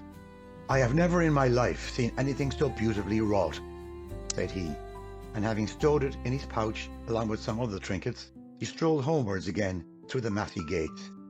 It was not long until Brian discovered his loss, and suddenly, through the black region, his voice went mounting and brawling. "I have been robbed!" he yelled. "I have been robbed in heaven!" Having begun to yell, he did not stop. Sometimes he was simply angry and made a noise. Sometimes he became sarcastic and would send his query swirling upwards. "Who stole the threepenny bit?" he roared. He addressed the surrounding black space. "Who stole the last threepenny bit of a poor man?" Again and again his voice pealed upwards. The pains of his habitation lost all their sting for him. His mind had nourishment, and the heat within him vanquished the fumes without. He had a grievance, a righteous cause. He was buoyed and strengthened. Nothing could silence him. They tried ingenious devices, all kinds of complicated things, but he paid no heed, and the tormentors were in despair. "I hate these sinners from the kingdom of Kerry," said the chief tormentor, and he sat moodily down on his own circular saw, and that worried him also, for he was clad only in a loincloth. "I hate the entire clan of the Gael," said he. "Why cannot they send them somewhere else?" And then he started practicing again on Brian. It was no use. Brian's query still blared upwards like the sound of the great trump itself. It wakened and rung the rocky taverns, screamed through fissures and funnel, and was battered and slung from pinnacle to crag and up again. Worse, his companions in doom became interested and took up the cry, until at last the uproar became so appalling that the master himself could not stand it. "I have not had a wink of sleep for 3 nights," said that harassed one, and he sent a special embassy to the powers. Rhadamanthus was astonished when they arrived. His elbow was leaning on his vast knee, and his heavy head rested on a hand that was acres long, acres wide. "What is all this about?" said he. "The master cannot go to sleep," said the spokesman of the embassy, and he grinned as he said it, for it sounded queer even to himself. "It is not necessary that he should sleep," said Rhadamanthus. "I have never slept since time began, and I will never sleep until time is over. But the complaint is curious. What has troubled your master?" "Hell is turned upside down and inside out," said the fiend. "The tormentors are weeping like little children. The principalities are squatting on their hunkers doing nothing. The orders are running here and there, fighting each other. The styles are leaning against walls, shrugging their shoulders. And the damned are shouting and laughing, and have become callous to torment." "It is not my business," said the judge. "The sinners demand justice," said the spokesman. "They have got it," said Rhadamanthus. "Let them stew in it." "They refuse to stew," replied the spokesman, wringing his hands. Rhadamanthus sat up. "It is an axiom in law," said he, "that however complicated an event may be, there can never be more than one person at the extreme bottom of it. Who is the person? It is one Brian of the O'Brien nation, late of the kingdom of Kerry, a bad one. He got the maximum punishment a week ago." For the first time in his life, Rhadamanthus was disturbed. He scratched his head, and it was the first time he has ever done that either. "You say he got the maximum," said Rhadamanthus. "Then it's a fix. I have damned him forever, and better or worse than that cannot be done." "It is none of my business," said he angrily, and he had the deputation removed by force. But that did not ease the trouble. The contagion spread until 10 million billions of voices were chanting in unison, and uncountable multitudes were listening between their pangs. "Who stole the threepenny bit? Who stole the threepenny bit?" That was still their cry. Heaven rang with it, as well as hell. Space was filled with their rhythmic tumult. Chaos and empty knocks at a new discord added to their elemental throes. Another memorial was drafted below, showing that unless the missing coin was restored to its owner, hell would have to close its doors. There was a veiled menace in the memorial also, for Clause 6 hinted that if hell was allowed to go by the board, heaven might find itself in some jeopardy thereafter. The document was dispatched and considered. In consequence, a proclamation was sent through all the wards of paradise, calling on whatever person, archangel, seraph, cherub, or acolyte, had found a threepenny piece since midday of the 10th August, then instant, that the same person, archangel, seraph, cherub, or acolyte, should deliver the said threepenny piece to Rhadamanthus at his court, and should receive in return a free pardon and a receipt. The coin was not delivered. The young seraph Cuchulainn walked about like a person who was strange to himself. He was not tormented. He was angry. He frowned. He cogitated and fumed. He drew one golden curl through his fingers until it was lank and drooping, save the end only that was still a ripple of gold. He put the end in his mouth and strode moodily chewing it. And every day his feet turned in the same direction, down the long entrance boulevard, through the mighty gates, along the strip of carved slabs, to that piled wilderness where Rhadamanthus sat monumentally. Here delicately he went, sometimes with a hand outstretched to help his foothold, standing for a space to think ere he jumped to a farther rock, balancing himself for a moment ere he leaped again. So he would come to stand and stare gloomily upon the judge. He would salute gravely as was meet, and say, "God bless the work." But Rhadamanthus never replied, save by a nod, for he was very busy. Yet the judge did observe him, and would sometimes heave under his lids to where he stood, and so, for a few seconds, they regarded each other in an interval of that unceasing business. Sometimes for a minute or two, the young seraph Cuchulainn would look from the judge to the judged as they crouched back or strained forward, the good and the bad, and all in the same tremble of fear, all unknowing which way their doom might lead. They did not look at each other. They looked at the judge high on his ebon throne, and they could not look away from him. There were those who knew, guessed clearly their doom. Abashed and flaccid they sat, quaking. There were some who were uncertain, rabid-eyed these, not less quaking than the others, biting at their knuckles as they peeped upwards. There were those hopeful, yet searching fearfully backwards in the wilderness of memory, chasing and weighing their sins. And these last, even when their bliss was sealed and their steps set on an easy path, went faltering, not daring to look around again, their ears strained to catch a "Halt, miscreant, this other way is your way." So day by day he went to stand near the judge, and one day Rhadamanthus, looking on him more intently, lifted his great hand and pointed. "Go you among those to be judged," said he, for Rhadamanthus knew it was his business to look deep into the heart and the mind, to fish for secrets in the pools of being. And the young seraph Cuchulainn, still rolling his golden curl between his lips, went obediently forward and set down his nodding plumes between two who whimpered and stared and quaked. When his turn came, Rhadamanthus eyed him intently for a long time. "Well," said Rhadamanthus. The young seraph Cuchulainn blew the curl of gold from his lips. "Findings and keepings," said he loudly, and he closed his mouth and stared very impertinently at the judge. "It is to be given up," said the judge. "Let them come and take it from me," said the seraph Cuchulainn, and suddenly, for these things are the will of spirits, around his head the lightning span, and his hands were on the necks of thunders. For the second time in his life, Rhadamanthus was disturbed. Again he scratched his head. "It's a fix," said he moodily, but in a moment he called to those whose duty it was. "Take him to this side," he roared. And they advanced, but the seraph Cuchulainn swung to meet them, and his golden hair blazed and shrieked, and the thunders rolled at his feet, and about him a bright network that hissed and stung, and those who advanced turned haltingly backwards and ran screaming.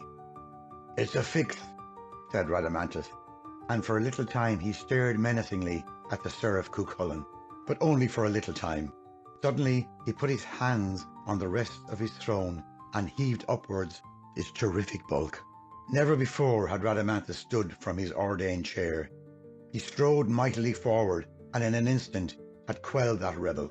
The thunders and lightnings were but moonbeams, and dew on that stony carcass. He seized the Seraph Cuchulainn, lifted him to his breast as one lifts a sparrow, and tramped back with him. "Fetch me that other," said he sternly, and he sat down. Those whose duty it was sped swiftly downwards to find Brian of the O'Brien nation, and while they were gone, all in vain, the Seraph Cuchulainn crushed flamy barbs against that bosom of doom. Now indeed his golden locks were drooping, and his plumes were broken and tossed, but his fierce eye still glared courageously against the nipple of Rhadamanthus. Soon they brought Brian. He was a sight of woe, howling, naked as a tree in winter, black as a tarred wall, carved and gashed, tattered in all but his throat, wherewith, until one's ears rebelled, he bawled his one demand. But the sudden light struck him to a wondering silence, and the sight of the judge, holding the Seraph Cuchulainn like a limp flower to his breast, held him gaping. "Bring him here," said Rhadamanthus, and they brought him to the steps of the throne. "You have lost a medal," said Rhadamanthus. "This one has it." Brian looked straightly at the Seraph Cuchulainn. Rhadamanthus stood again, whirled his arm in an enormous arc, jerked and let go, and the Seraph Cuchulainn went swirling through space like a slung stone. "Go after him, Kerryman," said Rhadamanthus, stooping, and he seized Brian by the leg, whirled him wide and out and far, dizzy, dizzy as a swooping comet, and down and down and down. Rhadamanthus seated himself. He motioned with his hand. "Next," said he coldly. Down went the Seraph Cuchulainn, swirling in wide tumbles scarcely visible for quickness. Sometimes with outstretched hands he was a cross that dropped plumb. Anon, head urgently downwards, he dived steeply. Again, like a living hoop, head and heels together, he spun giddily. Blind, deaf, dumb, breathless, mindless, and behind him Brian of the O'Brien nation came pelting and whizzing. What of that journey? Who could give it words? All the suns that appeared and disappeared like winking eyes, comets that shone for an instant, went black and vanished, moons that came and stood and were gone, and around all, including all, boundless space, boundless silence, the black unmoving void, the deep unending quietude through which they fell with Saturn and Orion and mildly smiling Venus, and the fair stark naked moon, and the decent earth wreathed in pearl and blue. From afar she appeared, the quiet one, all lonely in the void, as sudden as a fair face in a crowded street, beautiful as the sound of falling waters, beautiful as the sound of music in a silence, like a white sail on a windy sea, like a green tree in a solitary place. Chaste and wonderful she appeared, flying afar, flying aloft like a joyous bird when the morning breaks on the darkness and he shrills sweet tidings. She soared and sang. Gently she sang to timid pipes and flutes of tender straw and murmuring distant strings. A song that grew and swelled, gathering to a multitudinous, deep-thundered harmony, until the overburdened ear failed before the appalling uproar of her ecstasy, and denounced her. No longer a star, no longer a bird, a plumed and horned fury, gigantic, gigantic, leaping and shrieking tempestuously, spouting whirlwinds of lightning, tearing gluttonously along her path. Avid, rampant, howling with rage and terror, she leaped dreadfully, she leaped and flew. Enough! They hit the earth. They were not smashed. There was that virtue in them. They hit the ground just outside the village of Donnybrook, where the back road runs to the hills, and scarcely had they bumped twice when Brian of the O'Brien nation had a Seraph Cuchulainn by the throat. "My threepenny bit!" he roared, with one fist up. But the Seraph Cuchulainn only laughed. "That," said he. "Look at me, man. Your little medal dropped far beyond the rings of Saturn. And Brian stood back, looking at him. He was as naked as Brian was.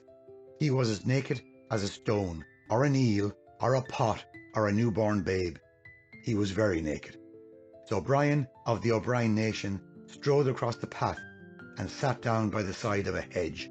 "The first man that passes this way," said he, "will give me his clothes, or I'll strangle him." The Sheriff Cuchulainn walked over to him. "I will take the clothes of the second man that passes," said he, and he sat down. Chapter 26. "And then," said McCann thoughtfully, "we came along and they stole our clothes. That wasn't a bad tale," he continued to Caolte. "You are as good a storyteller, mister, as the man himself," pointing to Billy the Music. Billy replied modestly, "It's because the stories were good ones that they were well told, for that's not my trade. And what wonder would it be if I made a botch of it?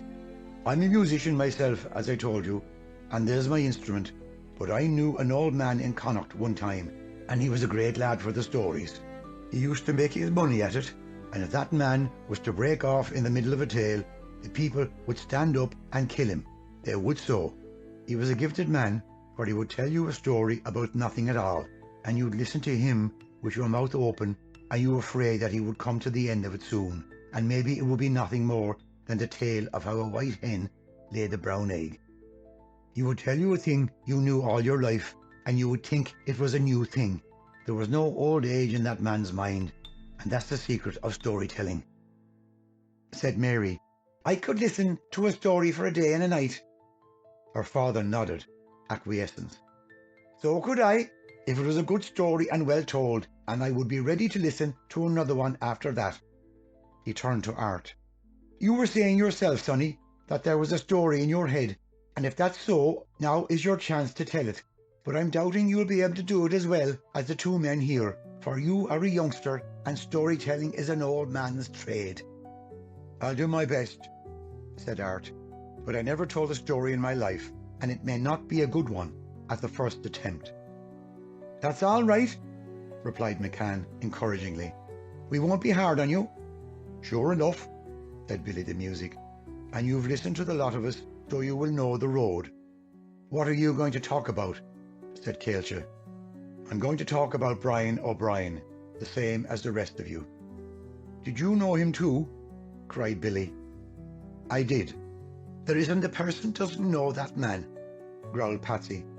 "Maybe," and he grinned ferociously as he said it, "maybe we'll meet him on the road, and he tramping, and perhaps he will tell us a story himself." "That man could not tell a story," Fanon interrupted, "for he has no memory, and that is a thing a good storyteller ought to have." "If we meet him," said McCann grimly, "I'll do something to him, and he'll remember it, and it's likely that he will be able to make a story out of it too." "I only saw him once," said Art, "but when Rhadamanthus tossed him through the void, I recognized his face, although so long a time had elapsed since I did see him. He is now less than he was, but he is nevertheless much more than I had expected he would be." "What is he now?" said Billy the Music. "He is a man." "We are all that," said Patsy, "and it isn't any trouble to us." "It was much more trouble than you imagine," said Fanon. "I'd expected him to be no more than one of the higher animals, or even that he might have been dissipated completely from existence." "What was he at the time you met him?" "He was a magician, and he was one of the most powerful magicians that ever lived. He was a being of the fifth round, and he had discovered many secrets." "I have known magicians," commented Fanon, "and I have always found that they were fools." "Brian O'Brien destroyed himself," Art continued. "He forfeited his evolution and added treble to his karmic burden because he had not got a sense of humour." "No magician has a sense of humour," remarked Fanon. "He could not be a magician if he had. Humour is the health of the mind." "That," Art broke in, "is one of the things he said to me. So you see, he had discovered something. He was very near to being a wise man. He was certainly a courageous man, or perhaps foolhardy, but he was as serious as a fog, and he could not bring himself to believe it." "Tell us the story," said Caolte. "Here it is," said Art. Chapter 27. On a day long ago, I laboured with the army of the voice. The first syllable of the great word had been uttered, and in far eastern space, beyond 7 of the flaming wheels, I and the 6 suns drew the lives together and held them for the whirlwind which is the one. We were waiting for the second syllable to form the wind. As I stood by my place holding the north in quietness, I felt a strong vibration between my hands. Something was interfering with me. I could not let go, but I looked about me, and there I saw a man standing, and he was weaving spells. It was a short, dark man with a little bristle of black whisker on his chin, and a stiff bristle of black hair on his head. He was standing inside a double triangle, having the points upward, and there were magical signs at each point of the triangles. While I looked, he threw around him from side to side a flaming circle, and then he threw a flaming circle about him from front to back, and he spanned these so quickly that he was surrounded by a wall of fire. At him on the instant, I charged the bolt, but it could not penetrate his circles. It hit them and fell harmless, for the circles had a greater speed than my thunderbolt. He stood so in the triangles, laughing at me and scratching his chin. I dared not loose my hands again, lest the labour of a cycle should be dissipated in an instant, and it was no use shouting to the others, for they also were holding the lives in readiness for the whirlwind which would shape them to a globe. So the man had me at his mercy. He was working against my grip, and he had amazing power. He had somehow discovered part of the first syllable of the great word, and he was intoning this on me between giggles. But he could not destroy us, for together we were equal to the number of that syllable. When I looked at him again, he laughed at me, and what he said astonished me greatly. "This," said he, "is very funny." I made no reply to him, being intent only on holding my grip, but I was reassured, for although he poured on me incessantly the great sound, its effect was neutralized, for I am a number, and in totality we were the numbers. Nevertheless, the substance did strain and heave so powerfully that I could do no more than hold it in place. The man spoke to me again. Said he, "Do you not think that this is very funny?" I made no answer for a time, and then I said, "Who are you?" "A name," he replied, "is a power. I won't give you my name, although I would like to, for this is a great deed and a funny one." "What is your planet?" quoth I. "I won't tell you that," he replied. "You might read my signs and come after me later on." I could not but admire the immense impertinence of his deed. "I know your sign," said I, "for you have already made it 3 times with your hand, and there is only one planet of these systems which has evolved the 5th race, so I know your planet. Your symbol is the mule, and Uriel is your regent. He will be coming after you soon, so you had better go away while you have time." "If he comes," said the man, "I'll put him in a bottle, and I'll put you in a bottle too. I won't go for another while. The joke is too good, and this is only the commencement of it." "You will be caught by the second syllable," I warned him. "I'll put it in a bottle," said he, grinning at me. "No," he continued, "I won't be caught. I've made my calculations, and it's not due yet for a while." Again he poured on me the great sound until I rocked to and fro like a bush in the wind, but he could not loose my grip, for I was part of the word. "Why are you doing this?" I asked him. "I'll tell you that," he replied. "I am 2 things, and I am great in each of these 2 things. I am a great magician, and I am a great humorist." Now it is very easy to prove that one is a magician, for one has only to do things and then people are astonished. They are filled with fear and wonder. They fall down and worship and call one God and master. But it is not so easy to be a humorist, because in that case it is necessary to make people laugh. If a man is to be a magician, it is necessary, if his art is to be appreciated, that the people around him be fools.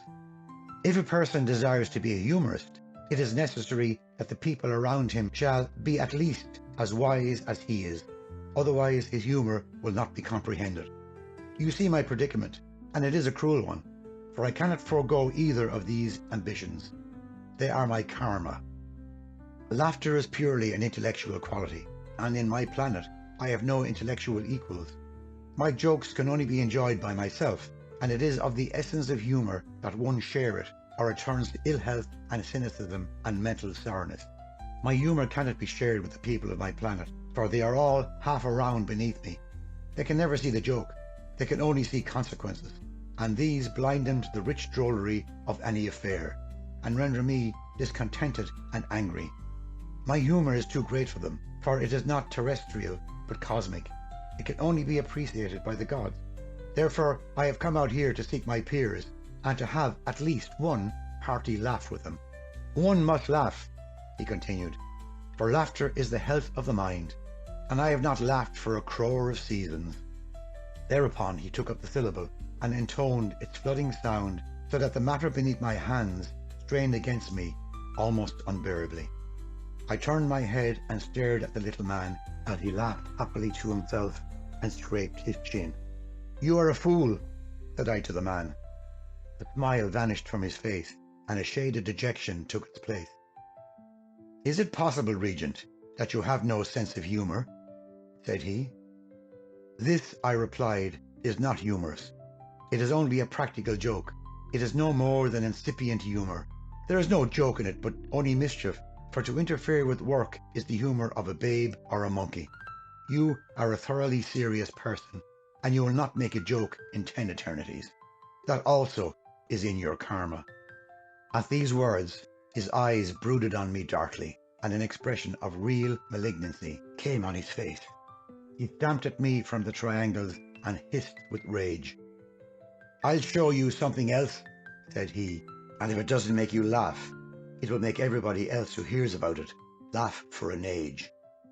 I saw that he was meditating a personal evil to me, but I was powerless, for I could not let go my grip on the substance. He lifted his hands against me then, but at the moment there came a sound, so low, so deep, it could scarcely be heard, and with equal strong intensity the sound pervaded all the spaces and brooded in every point and atom with its thrilling breath. We were about to shape to the whirlwind. The man's hands fell, and he stared at me. "Oh," said he, and he said "oh" 3 times in a whisper. The sound was the beginning of the second syllable. "I thought I had time," he gasped. "My calculations were wrong." "The joke is against you," said I to the man. "What will I do?" he screamed. "Laugh," I replied. "Laugh at the joke." Already his flying circles had ceased to revolve, and their broad flame was no more than a blue flicker, disappeared even as I looked at them.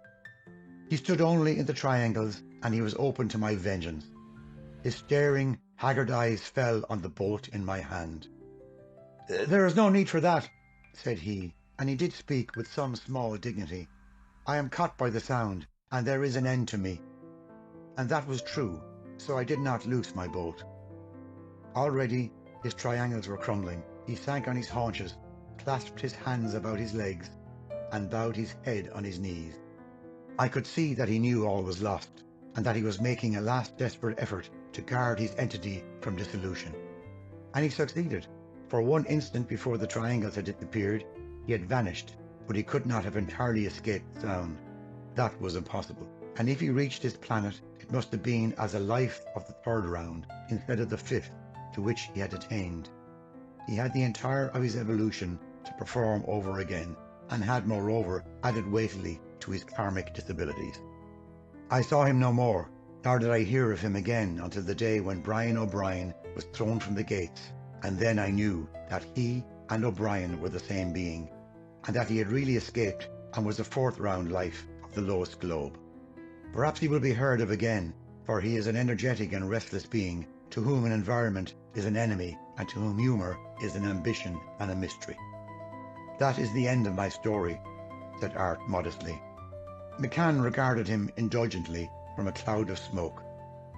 "It wasn't as good as the other ones," he remarked, "but that's not your fault, and you're young into the bargain." "He is not as young as he looks," remarked Fanon. "A good story has to be about ordinary things," continued Patsy, "but there isn't anyone could tell what your story was about." Billy the Music here broke in. "The person I would have liked to hear more of is Cuchulainn, for he is my own guardian angel, and it's him I'm interested in. Next time I meet him, I'll ask him questions." He glanced around the circle. Is there anybody who would like to hear a tune on the concertina? I have it by my hand here, and the evening is before us. You can play it for us next time we meet, said Patsy, for we are all tired listening to the stories, and you are tired yourself. He lifted to his feet then, and yawned heartily with his arms at full stretch and his fists clenched. We had better be moving, he continued, for the evening is coming on, and it's 20 miles to the fair. They harnessed the ass. I'm going the opposite way to you, said Billy the Music. All right, said Patsy. God be with you, mister. God be with yourselves, replied Billy the Music. He tramped off then in his own direction, while McCann and his companions took their road with the ass. Book 4, Mary McCann, Chapter 28. The search for work and food led them back, but by different paths, through Kerry, up into Connemara, and thence by stony regions to Donegal again, and the rugged hills. Their days were uneventful, but they were peaceful. Their nights were pleasant, and seldom did they lack for even one meal in the day. When they did so lack, they passed the unwelcome hour in the silence of those to whom such a hiatus was not singular. Under McCann's captaincy, the tiny band moved from meal to meal as another army would invest and sack and depart from the cities on its route. Sometimes at night a ballad singer would stray on their road, an angry man from whom no person had purchased songs for 2 days, and in return for a victual, this one would entertain them with his lays and recite the curses he had composed against those who did not pay the musician. Sometimes they came on gatherings of tinkers and peddlers, tramps and trickmen, and in the midst of these they would journey towards a fair.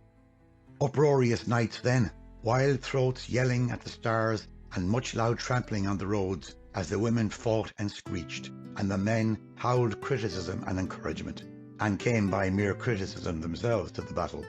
Paltry onslaughts these, more of word than a weapon to the fray, that left some blooded noses and swollen lips as the 1-hour memorial of their deeds.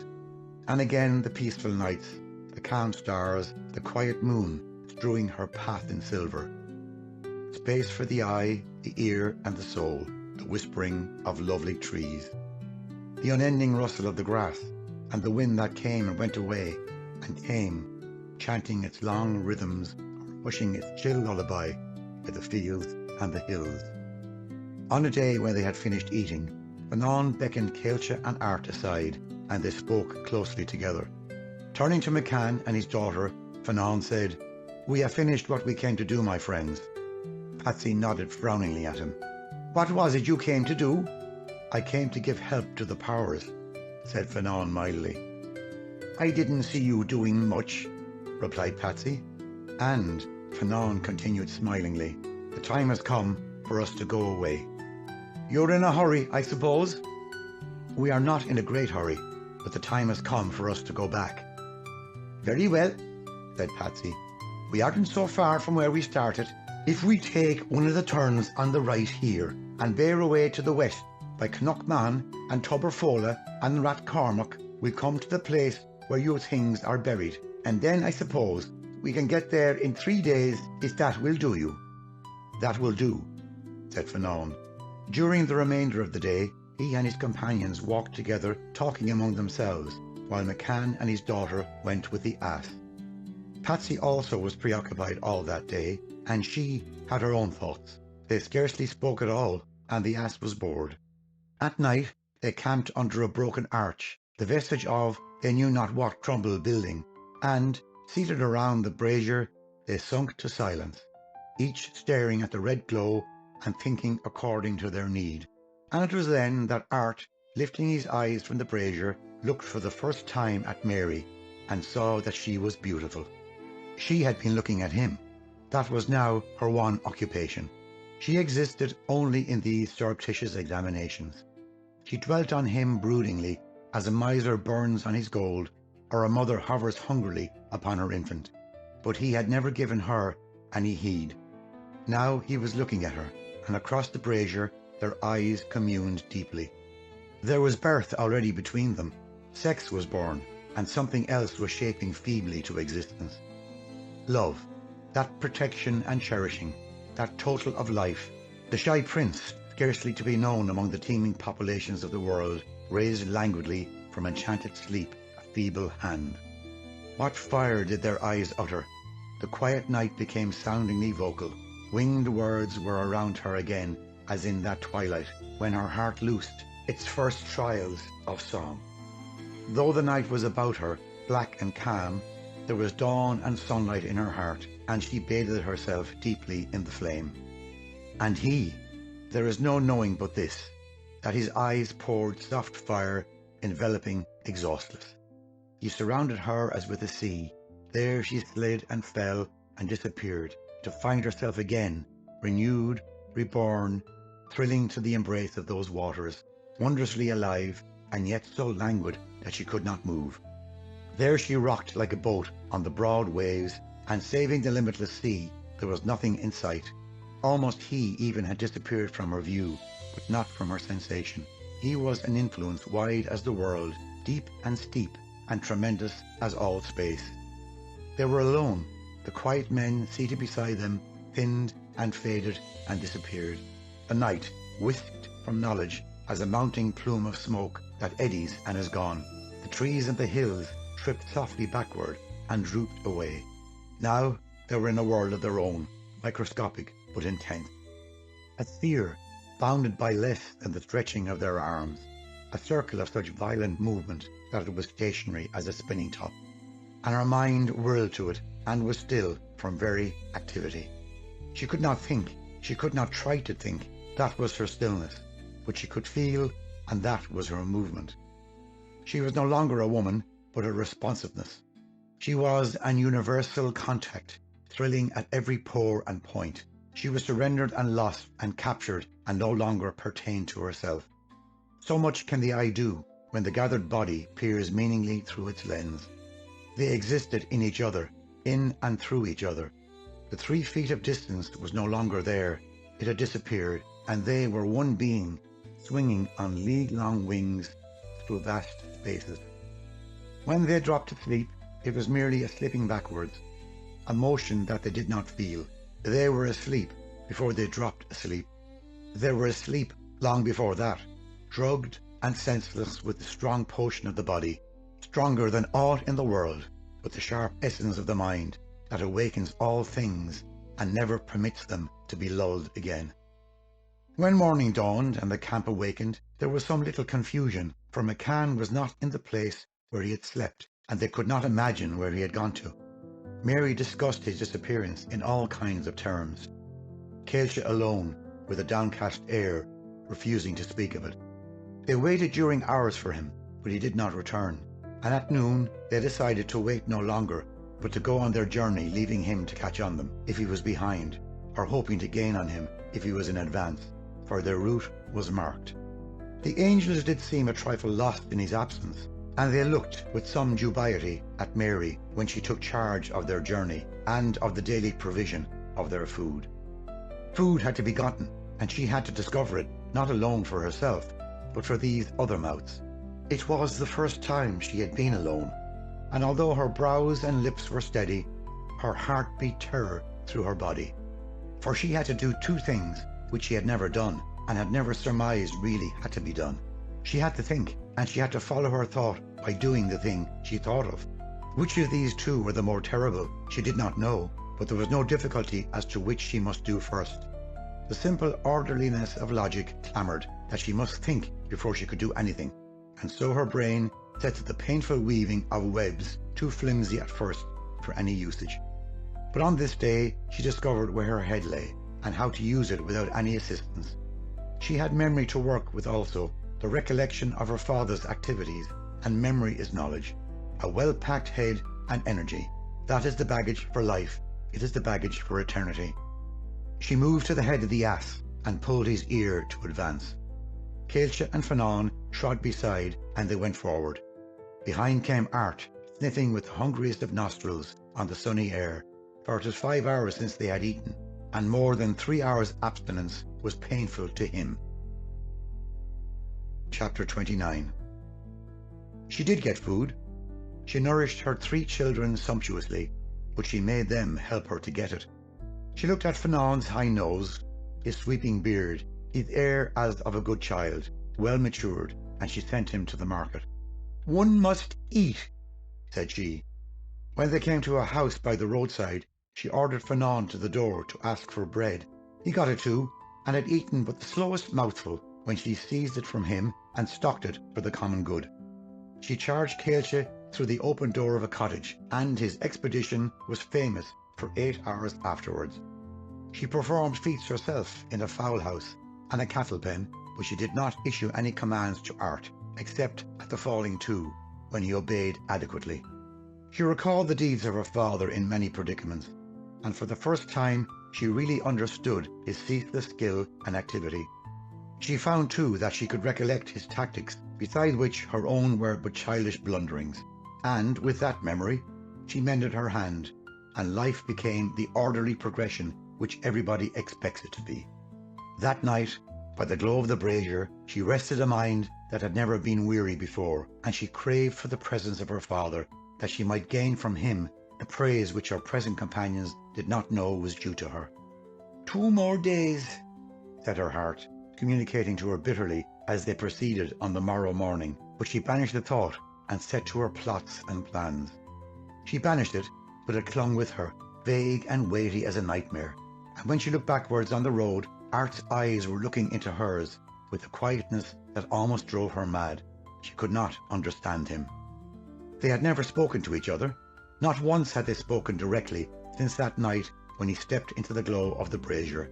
At first she had fled from him, in a fear which was all shyness and wildness, and so an overlooking habit had been formed between them, which she had never sought to break, and which she did not know how to put an end to. 2 days, said her heart again, peeling it to her through her webs, and again she exiled her heart, and could feel its wailing when she could hear it no longer. They stopped for the midday meal, bread and potatoes and a morsel of cheese. The fare was plentiful, and from a stream nearby, good water washed it down. The reins of the donkey were thrown across the limb of a tree, and he had liberty to browse in a circle. He also had his drink from the running stream, and was glad of it. As they sat, 3 people marched the road behind them. They saw these people and studied their advance. A talkative, a disorderly advance it was, an advance that halted every few paces for parley, and moved on again like a battle. 2 men and a woman were in that party, and it did seem that they were fighting every inch of their way. Certainly they were laughing also, for a harsh peal came creaking up the road, and came again. Once the laugh broke abruptly on its gruff note, as though a hand had pounded into its middle. Then the party parleyed again, and moved again. What they said could not be distinguished, but the rumour of their conversation might have been heard across the world. They bawled and screamed, and always, through the tumult, came the gruff hoot of laughter. Said Caolte, "Do you know these people?" "The woman is Eileen Ní Cooley," replied Mary, "for I know her walk, but I don't know the shape of the men." Caolte laughed quietly to himself. "The taller of these men," said he, "is the Sheriff Cuchulainn, and the other man is that Brian O'Brien we were telling you of." Mary's face flamed, but she made no remark. In a few minutes these people drew near. Eileen Ní Cooley was dishevelled. Her shawl hung only from one shoulder, and there were holes in it. Her dress was tattered, and a long wisp of red hair streamed behind her like a flame. Her face was red also, and her eyes were anxious as they roved from one to the other. She came directly to the girl and sat beside her. Young Cuchulainn set himself down beside Art, but Brian O'Brien stood a few paces distant, with his fists thrust in his pockets, and he chewing strongly on tobacco. Every now and then he growled a harsh creak of a laugh, and then covered it ostentatiously with his hand. "God be with you, Mary Ní Cooley," said Eileen Ní Cooley, and she twisted up her flying hair and arranged her shawl. "What's wrong with you?" said Mary. "Where's your father?" said Eileen. "I don't know where he is. When we lifted from sleep a morning ago, he wasn't in his place, and we haven't seen him since that time." "What am I going to do at all?" said Eileen in a low voice. "These men have me tormented the way I don't know how to manage." "What could my father do?" said Mary sternly. "And you playing tricks on him since the day you were born?" "That's between myself and him," replied Eileen, "and it doesn't matter at all. I wanted your father to beat O'Brien for me, for he won't leave me alone day or night, and I can't get away from him." Mary leaned to her, whispering, "My father couldn't beat that man, but I saw the two of them fighting on the Donnybrook Road, and he had no chance against him." "He could beat him indeed," said Eileen indignantly, "and I'd give him good help myself." "If my father owes you anything," said Mary, "I'm ready to pay it for him. So let us both rise against the man, and maybe the pair of us would make him fly." Eileen stared at her. "I hit him once," continued Mary, "and I would like well to hit him again. My people here would keep his friend from joining against us." The blue eyes of Eileen Cooley shone with contentment. She slipped the shawl from her shoulders and let it drop to the ground. "We'll do that, Mary," said she, "and let us do it now." So the women lifted to their feet and they walked towards Brian O'Brien, and suddenly they leaped on him like a pair of panthers, and they leaped so suddenly that he went down against the road with a great bump. But he did not stay down. He rose after one dumbfounded moment, and he played with the pair of them the way a conjurer would play with two balls, so that the breath went out of their bodies and they had to sit down or suffocate. "That's the kind of man he is," panted Eileen. "Very well," said Mary fiercely. "We'll try him again in a minute." The camp was in confusion, and from that confusion Art leaped towards Brian O'Brien. But the Seraph Cuchulainn leaped and outleaped Art, and set himself bristling by the elbow of his friend. Then Caolte, with his face shining happily, tiptoed forward and ranged with Art against these two. But Fanon went quicker than they all. He leaped between the couples, and there was not a man of the four dared move against his hand. In a second that storm blew itself out, and they returned to their seats, smiling foolishly. "Let the women be quiet," said Brian O'Brien harshly. He also seated himself, with his back touching against the donkey's legs. The ass had finished eating and drinking, and was now searching the horizon with the intent eye of one who does not see anything, but only looks on the world without in order to focus steadily the world within. Brian O'Brien stared with a new interest at Fanon and revolved his quid.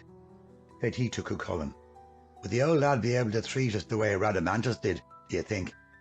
"He could do that," laughed Cuchulainn, "and he could do it easily." O'Brien moved the quid to the other side of his jaw.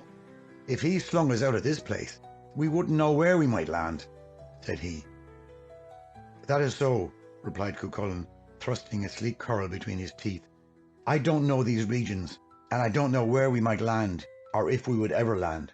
Only for that I would go against him," and he waggled his finger comically at Fanon. Art commenced to snigger, and Fanon laughed heartily, but Caolte eyed Cuchulainn so menacingly that the Seraph kept a quiet regard on him for the rest of the day. Peace was restored, and while they were revolving peace and wondering how to express it, Patsy Mac Can came on them from a side path that ran narrowly between small hills. Chapter 30. When Mac Can saw the visitors, he halted for an instant, and then came forward very slowly, with his head on one side and his thumb grasping steadily on his chin. He was staring at Brian O'Brien, and as he stared he bristled like a dog. "It's the man himself," said he, "the man that stole my clothes." O'Brien peeped upwards at him, but did not move. "Sit down and hold your prate," said he, "or I'll steal your life." Mac Can would have thrown himself on his enemy, but at that moment he caught sight of Eileen Cooley, and her face drove the other out of his head. He stared. "It's yourself?" said he. "It is me, sure enough, Paulrick." "You will be going away in a minute, I suppose," said he grimly. He sat on the grass, and there was peace once more. He was sitting beside O'Brien, and the ass was still thinking deeply with his hocks touching against their shoulder blades. When he seated himself, they were all silent, for, in face of everything, Mac Can took the lead, and they waited for him to speak. O'Brien was looking at him sideways, with a grin on his hard jaw. He creaked out a little laugh, and then covered it up with his hand, as one who was abashed, but Mac Can paid no attention to him. His attention was on Eileen Cooley. "You're a great woman," said he, "and you're full of fun, surely." "I'm everything you like to call me," replied Eileen. "Which of the men are you with this time, or are you travelling with a pair of them?" "I don't want either of them, Padraig. I can't get away from them anyhow. They won't let me go my own road, and they're marching at my elbows for 2 days and 2 nights, cursing and kicking and making a noise every step of the way." "They're doing that?" said Patsy. "They are doing that, Padraig. It's O'Brien is the worst. The other fella is only helping him, and doesn't care for me at all. Catching me they do be, and holding me." "Aye," said Patsy. "I can't get away from O'Brien," said she, "and I thought that if I could find yourself—" "You were looking for me?" "I was looking for you this time, Padraig." "Aye," said Patsy, and he turned the black eye on Brian O'Brien, and his eye looked like a little hard ball of stone. "You'll be left alone from this day out," said Patsy. "Mind yourself," growled Brian O'Brien. "Mind yourself, my hardy man, or you'll waken up among the spooks." Patsy held him with that solid eye. "Spooks?" said he, and suddenly he rolled on top of Brian O'Brien, his left hand grabbing at the throat, his right fist jabbing viciously with packed knuckles. Down went Brian O'Brien's head, and up went his heels. Then he gave a mighty wriggle and started to come up, his hands threshing like the wings of a mill. As he came up they rolled, and now McCann was below, but Brian O'Brien's head had disturbed the donkey, and without emerging from agitation, the ass let his 2 heels fly at the enemy of thought behind him. Patsy saw for an instant the white flash of those little hoofs across his face, but Brian of the O'Brien nation took them full on his forehead, and his brows crackled in like the shell of an egg. He relaxed, he sagged, he drooped and huddled limply to Patsy's bosom, and for 3 seconds McCann lay quietly beneath him, captured by astonishment. The donkey had again related the infinity without to the eternity within, and his little hoofs were as peaceful as his mild eye. McCann tugged himself from beneath that weighty carcass and came to his feet. Mary and Eileen were both sitting rigid, with arms at full stretch and their fingers tipping straightly on the ground, while their round eyes were wide in an unwinking stare. Caolte was on his feet and was crouching at an equally crouching Cuchulainn. Patsy saw the curl jerking as the lips of the seraph laughed. Art was frozen on one knee in the mid-act of rising, and Fanon was combing his beard while he looked fixedly at Eileen Ní Cooley. 20 seconds only had elapsed since McCann rolled sideways on Brian O'Brien. The seraph Cuchulainn was staring under Caolte's arm. He blew the golden curl from his lips and sounded a laugh that was like the ringing of silver bells. "What will Rhadamanthus say this time?" quoth he, and with that he turned and tripped happily down the road and away. McCann regarded the corpse. "We had better bury the man," said he gloomily. He took a short spade from the cart, and with it he made a hole in the roadside. They laid Brian O'Brien in that hole. "Wait for a minute," said McCann. "It's not decent to send him off that way." He pushed a hand into his pocket and pulled it out again with money in it. "He should have something with himself, and he taking the long journey."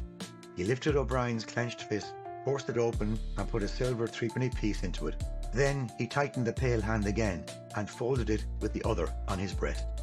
They wrapped a newspaper about his face, and they threw the clay over Brian of the O'Brien nation and stamped it down well with their feet, and as they left him the twilight stole over the land, and a broad star looked peacefully down through the grey distances. Chapter 31. They walked through the evening. Dusk had fallen, and in the drowsy half-lights the world stretched itself in peacefulness. They had come to a flat country that whispered in grass.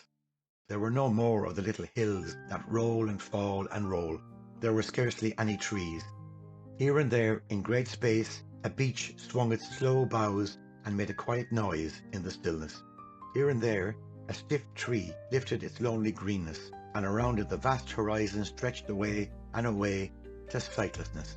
There was silence here. There was deep silence, and over all the dusk drowsed and folded and increased. With what slow veils the darkness deepened. Gentle weaver spun her thin webs and drooped soft coverings from the sky to the clay. Momently, the stars came flashing their tiny signals, gathering their bright hosts by lonely clusters, and one thin sickle of the moon grew from a cloud and stood distantly as a sign of gold. But the quiet beauty of the heavens and the quiet falling to sleep of the earth had for this night no effect on one of our travellers. McCann was ill at ease. He was moody and irritable, and he moved from Eileen Ní Cooley to his daughter and back again to Eileen Ní Cooley, and could not content himself with either of them. The angels were treading at the rear of the cart, talking among themselves. The slow drone of their voices drifted up the road, and from this murmuring the words God and beauty and love would attach themselves and sing recurringly on the air like incantations. Eileen Ní Cooley trod on the left side of the ass. She trod like a featureless shade, her shawl wrapped blottingly about her face, and her mind moving within herself and for herself. McCann and his daughter went together by the right side of the donkey, and as he looked constantly at his daughter, his eyes were furtive and cunning. He tapped her elbow. "Mary," he whispered, "I want to talk to you." She replied in a voice that was low from his contact. "I want to talk to yourself," said she. "What do you want to say?" "I want to know where you got the money that I saw in your hand when you buried the man." "That's what I'm going to tell you about," he whispered. "Be listening to me now, and don't make any noise." "I'm listening to you," said Mary. "What have we got to do with these lads behind us?" said Patsy urgently. "They are nothing to us at all, and I'm tired of them." "There's a thing to say," quoth she. "This is what we'll do. Tonight we won't unyoke the ass, and when they are well asleep, we'll walk quietly off with ourselves and leave them there. Eileen Ní Cooley will come with us, and in the morning we'll be distant." "I won't do that," said Mary. He darted at her a sparkle of rage. "You'll do what I say, you scrap, or it'll be the worse for you," said his violent whisper. "I won't do that," she hissed, "and I tell you I won't." "By the living jingo," said Patsy. She came at him, whispering with equal fierceness. "What have you done on the men?" said she. "What did you do on them that you want to run away from them in the night? Keep your tongue in your teeth, you... Where were you for a day and a half? Where did you get the money from that I saw in your hand when you buried the man?" Patsy composed himself with difficulty. He licked his dry lips. "There's no fooling you, Alana, and I'll tell you the truth." He glanced cautiously to where the others were coming deep in talk. "This is what I did. I went to that place by Ard Martin where we bury the things, and I dug them up." "Oh," said Mary. "I dug them up, and I took them away, and I sold them to a man for money." "Oh," said Mary. "They're sold, do you hear? And there's no going back on it. So do what I tell you about the ass this night, and we'll take our own road from now on." "I won't do it," whispered Mary, and she was almost speechless with rage. McCann thrust his face close to hers, grinning like a madman. "You won't do it?" said he. "What will you do then against your father?" "I'll go on to the place with the men," she stammered. "You'll come with me this night." "I'll not go," said she harshly. "You'll come with me this night," said he. "I'll not go," she screamed at him. At the sound of her scream, everybody came running to them. "Is there anything wrong?"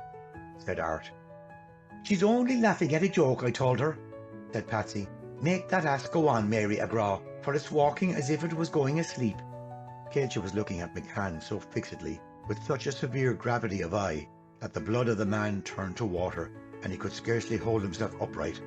For the first time in his life, McCann knew what fear was. "Tomorrow," said Caillte, "we will be going away from you. Let us be peaceful then, for our last night together." "Aye," said Patsy. "Let us be comfortable for this night of all nights." He turned away, and with a great effort at carelessness, he moved to the donkey's head. "Come on, Mary," said he. Eileen Ní Cooley trod beside him for a moment. "What's wrong with you, Padraig?" said she. "Nothing at all, Eileen. Just leave me alone for a minute, for I want to talk to the girl." "You can count on me for anything, Padraig." "I don't know whether I can or not," he muttered savagely. Keep quiet for 10 minutes in the name of God." For a few dull seconds they paced in quiet. Patsy moistened his lips with his tongue. "What are you going to do, Mary?" "I don't know," she replied. "What man did you sell the things to?" "I sold them to a man that lives nearby, a rich man in a big house. There's only one big house about here." "That's the house?" She was silent. "If you're going to tell the men," said her father, "give me 2 hours' law this night until I get away, and then you can tell them and be damned to you." "Listen to me," said the girl. "I'm listening." "There is only one thing to be done, and it has got to be done at once. Go you to the place of that rich man, and take the things away from his house, and bury them back again in the place they were buried. If you want any help, I'll go with you myself." McCann's thumb wandered to his chin, and a sound as of filing was heard when he rubbed it. His voice was quite changed as he replied. "Egar," said he.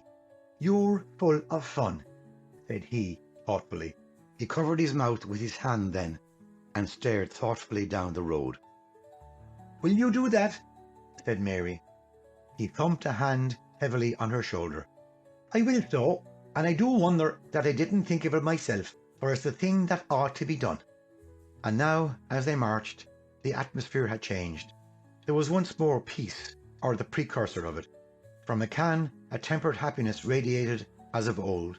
He looked abroad without misgiving, and he looked at his daughter with the cynical kindliness habitual to him.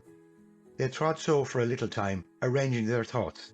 Then, "We are near enough to that house to be far enough from it, if there's any reason to be far," said McCann. "So this is what I say. Let us stop where we are for the night, and in the morning we'll go on from here." "Very well," said Mary. "Let us stop here." Her father drew the ass to the side of the road, and there halted it. "We go to bed now," he shouted to the company, and they all agreed to that. "I'm going to unyoke the beast," said Mary, with a steady eye on her father. He replied heartily, "Why wouldn't you do that? Let him out to get something to eat like the rest of us." "There isn't any water," he complained a minute later. "What will that animal do, and what will we do ourselves?" "I have 2 big bottles of water in the cart," said Mary. "And I have a little bottle in my pocket," said he. "So we're all right." The donkey was unyoked, and he went at once to stand with his feet in the wet grass. He remained so for a long time without eating, but he did eat when that idea occurred to him. The brazier was lit, the sacks strewn on the ground, and they sat about the fire in their accustomed places and ate their food. After a smoke and a little conversation, each person stretched backwards, covering themselves with other sacks, and they went heartily to sleep. "We will have to be up early in the morning," was Patsy's last remark, "for you are in a hurry to get back your things," and saying so, he stretched his length with the others. When a still hour had drifted by, Mary raised cautiously and tiptoed to her father. As she stood by him, he slid the sacks aside and came to his feet, and they moved a little way down the road. "Now," said Mary, "you can do what you said you'd do." "I'll do that," said he, "and get back as quick as you can. It's a distance there and back again. I'll be here in the morning, but I'll be late. Bury the things the way they were before." "That's all right," and he moved a step backwards. "Father," said Mary softly. He returned to her. "What more do you want?" said he impatiently. She put her arms about his neck. "What the devil are you doing?" said he in astonishment, and he tried to wriggle loose from her, but she did not say another word.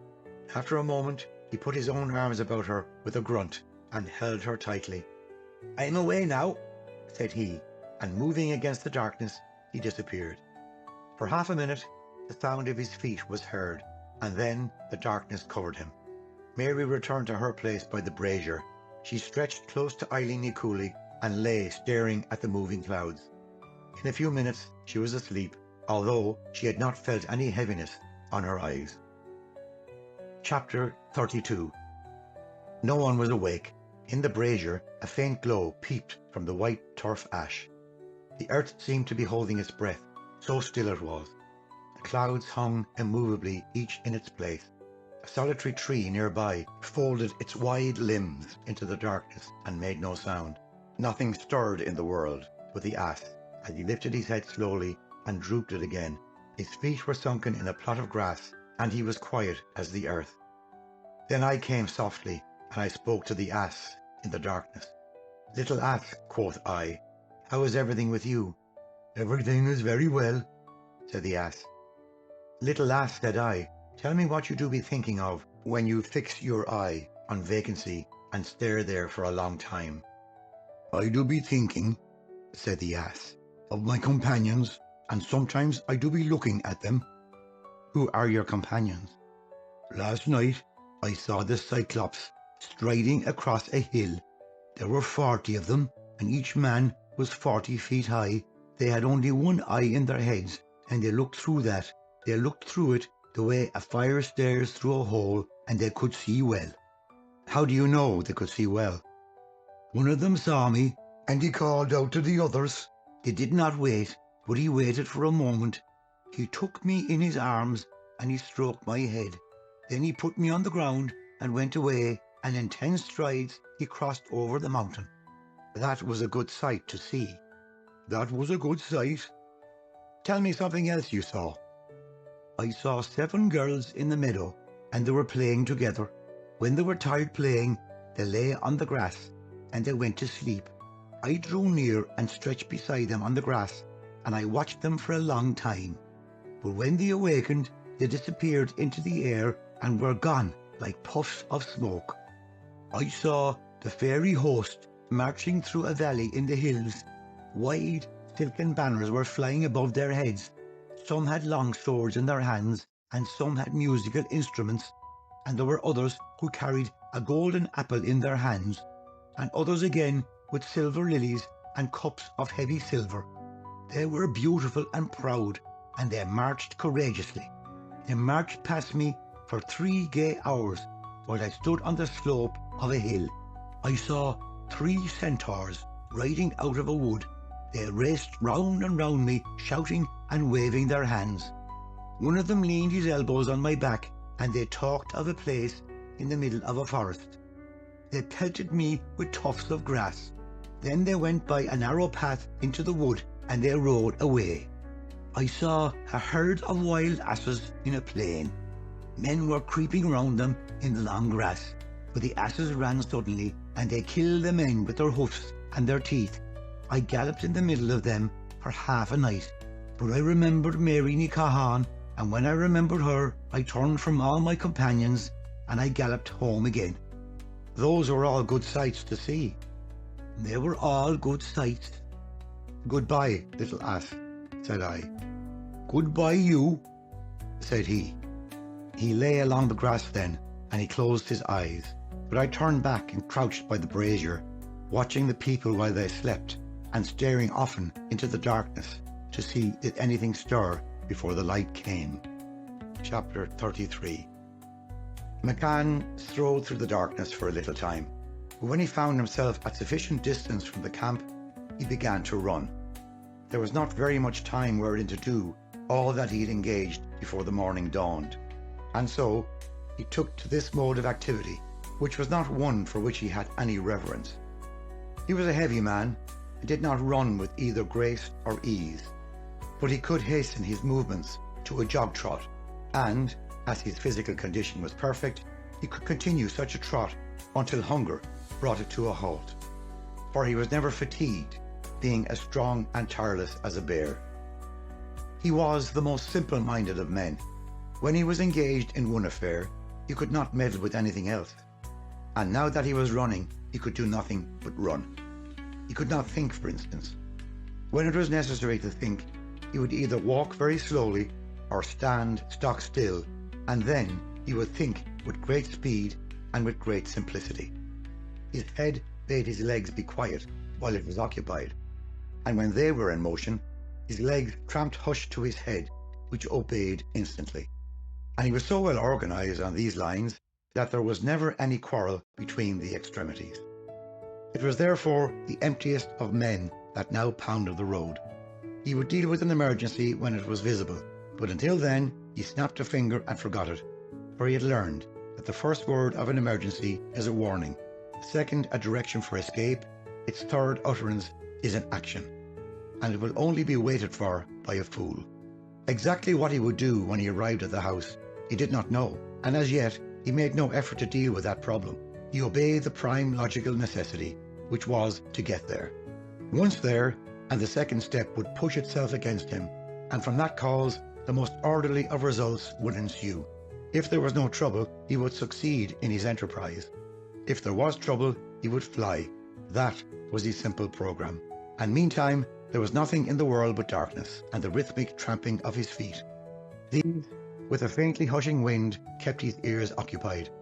He had much of the cat's facility for seeing in the dark, and he had the sense of direction which some birds have, so he made good progress. After half an hour's steady movement, he came to the house for which he was seeking, and halted there.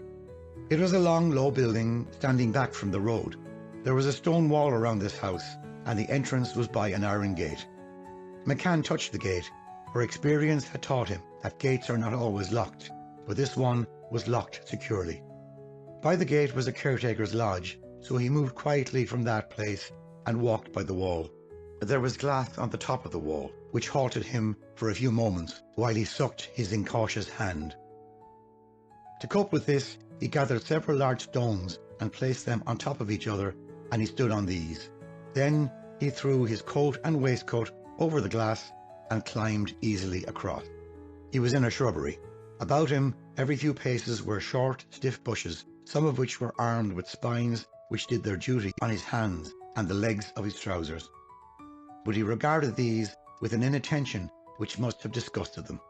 He tiptoed among these guardians and was shortly free of them and on a gravel pathway. Crossing this, he came on quiet flower beds, which he skirted. The house was now visible as a dark mass distant some 100 yards. Saving for one window, the place was entirely dark, and it was towards that window he directed his careful steps. "It's better to look at something than at nothing," quoth he. He was again on a gravel path, and the stones tried to crunch and wriggle under his feet, but he did not allow that to happen. He came to the window, and standing well to the side, peeped in. He saw a square room furnished as a library. The entire section of the walls which he could spy was covered from floor to ceiling with books. There were volumes of every size, every shape, every colour. There were long, narrow books that held themselves like grenadiers at stiff attention. There were short, fat books that stood solidly like aldermen who were going to make speeches and were ashamed but not frightened. There were mediocre books bearing themselves with the carelessness of folk who are never looked at and have consequently no shyness. There were solemn books that seemed to be feeling for their spectacles, and there were tattered, important books that had got dirty because they took snuff, and were tattered because they had been crossed in love and had never married afterwards. There were prim, ancient tomes that were certainly ashamed of their heroines and utterly unable to obtain a divorce from the hussies. And there were lean, rakish volumes that leaned carelessly, or perhaps it was with studied elegance, against their neighbours, murmuring in affected tones, "All heroines are charming to us." In the centre of the room was a heavy black table, and upon the highly polished surface of this a yellow light fell from globes on the ceiling. At this table a man was seated, and he was staring at his hands.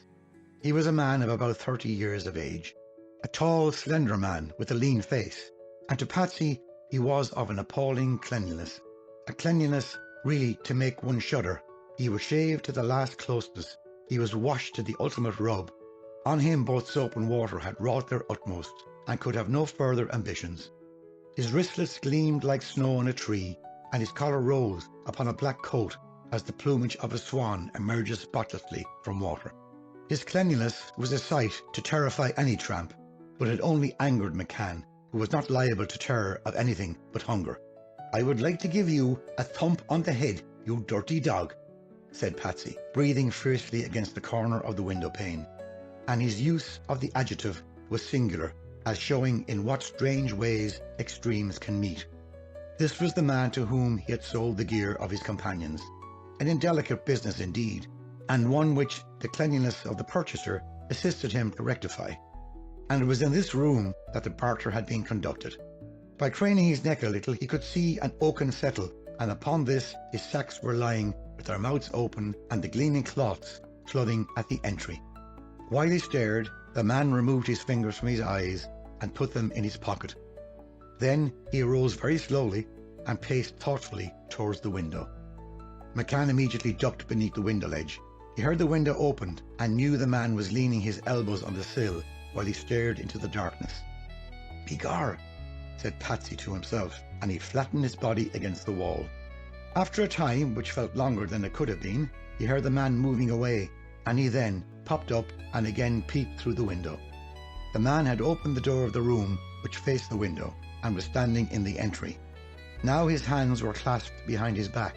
His head was sunken forward, and he seemed to be looking at his feet, which is the habit of many men when they think, for when the eyes touch the feet, a circuit is formed and one's entire body is able to think at ease. Suddenly, the man stepped into a black corridor and he disappeared. McCann heard about 10 steps ringing from a solid flooring. Then he heard a door open and shut. Then he heard nothing but the shifting and rubbing of his own clothes and the sound his own nose made when he breathed outwards. There was a leathern belt about his middle, and from the noise which it made one would have fancied that it was woven of thunders. There was a great silence. The lighted room was both inviting and terrifying, for it was even more silent than the world outside. The steady globes stared at the window like the eyes of a mad fish, and one could imagine that the room had pricked up invisible ears and was listening towards the window. And one could imagine also that the room would squeak and wail if any person were to come through anywhere but a door and stand in it. McCann did not imagine any of these things. He spat in his hands, and in the twinkling of an eye he was inside the window. In 3 long and hasty paces he placed a hand on each of the sacks, and just as he gripped them he heard a door opening, and he heard the footsteps ringing again on a solid flooring. "I'm in," said he viciously, "and I won't go out." His eyes blinked around like the flash of lightning, but there was no place to hide. He stepped across the oaken chest and crouched down. Behind him, from the floor upwards, were books. In front was the big chest, and on top of it the 2 bulging sacks. He was well screened, and he could peep between the sacks. He stared towards the door. The clean man came in and stood aside. Following him came a woman who was, if anything, more rigorously washed than he was. Somehow, although she was a tall woman, she seemed as light as a feather. She was clad in a delicate pink gown of such gossamer quality that it balanced and swam on the air with every movement she made. Across her bare shoulders was a lawn veiling, which also sailed and billowed as she moved. Her hair seemed to be of the finest spun gold, light as thistledown, and it too waved and floated in little strands and ringlets. These 2 people sat down at different sides of the table, and for a time they did not speak to each other. Then the man raised his head. "I got a letter from your mother this morning," said he in a low voice. The woman answered him in a tone that was equally low. "I did not know you corresponded with her." The man made a slight gesture. "Nor did I know that your correspondence was as peculiar as I have found it," said he. Said the woman coldly, "You are opening this subject again?" "I am. I have to. Your mother confirms everything that I have charged you with." "My mother hates me," said the woman. "She would confirm anything that was said of me if it was bad enough." "She is your mother." "Oh no, she is not. When I ceased to be a child, she ceased to be a mother. We are only 2 women who are so well acquainted that we can be enemies without any shame of each other." "Are you not talking nonsense?" "I have committed a crime against her. She will never forgive me for being younger than she is, and for being pretty in her own fashion. She left my father because he said I was good-looking." "All that," said the man with a movement of his shoulder. "As to what she would do against me, you should know it well enough considering the things she told you before we were married." "You admitted that they were not all lies." "Some of the facts were true. All of the colouring was false. They are the things a loving mother says about her daughter. But that is an old story now, or I had fancied so." "One forgets the old story until the new story drags it to memory," said he. She also moved her shoulders slightly. "I begin to find these conversations tiresome." "I can understand that." "With her letter, your mother enclosed some other letters from her friends. They insist on the facts and add others." "Are they letters or copies of letters?" "They are copies." "Of course, My mother has forbidden you to disclose the fact that she forwarded her friend's private correspondence to you. Naturally. Very naturally. The reason being that she wrote these letters herself, to herself. There are no originals of these copies. Again you were talking nonsense. I know her better than you do, better than she knows herself. There was a silence between them again for a few moments, and again it was broken by the man. There are some things I cannot do, said he, and paused. I cannot search in unclean places for unclean information. He continued, and again silence fell between these two people. She could bear that silence, but he could not. You do not say anything, said he. This seems to be so entirely your business, was her quiet reply. He moved a hand at that. You cannot divorce yourself from me with such ease. This is our business, and we must settle it between us. Her hand was resting on the table, and suddenly he reached to her and laid his own hand on hers. She did not withdraw, but the stiffening of her body was more than withdrawal. He drew his hand away again. We are reasonable creatures, and must question our difficulties, said he gently. We must even help each other to resolve them. These difficulties are not of my making. They are, and you are lying to me shamelessly. Again, between these people, a silence fell, which was profound but not quiet. That soundlessness was tingling with sound. There were screams latent in it. It was atrocious and terrifying. The man's hand was pressed against his forehead, and his eyes were closed. But what he was looking at was known only to himself, in the silence of his being. The woman sat upright, an arm's length from him, and although her eyes were wide and calm, she also was regarding that which was free within herself, and very visible to her. There are things I cannot do, said the man, emerging as with an effort from subterranean caves and secret prospects. He continued speaking, calmly but tonelessly. I have striven to make a rule of life for myself and to follow it, but I have not sought to impose my laws on anyone else. Not on you, certainly. Still, there are elementary duties which we owe to one another, and which cannot be renounced by either of us. There is a personal, I might say, a domestic loyalty expected by each of us. I expect nothing, said she. I exact nothing, said the man. But I expect that. I expect it as I expect air from my lungs and stability under my feet. You must not withdraw that from me. You are not the individual you think. You are a member of society, and you live by it. You are a member of my household, and you live by it. She turned her face to him, but not her eyes.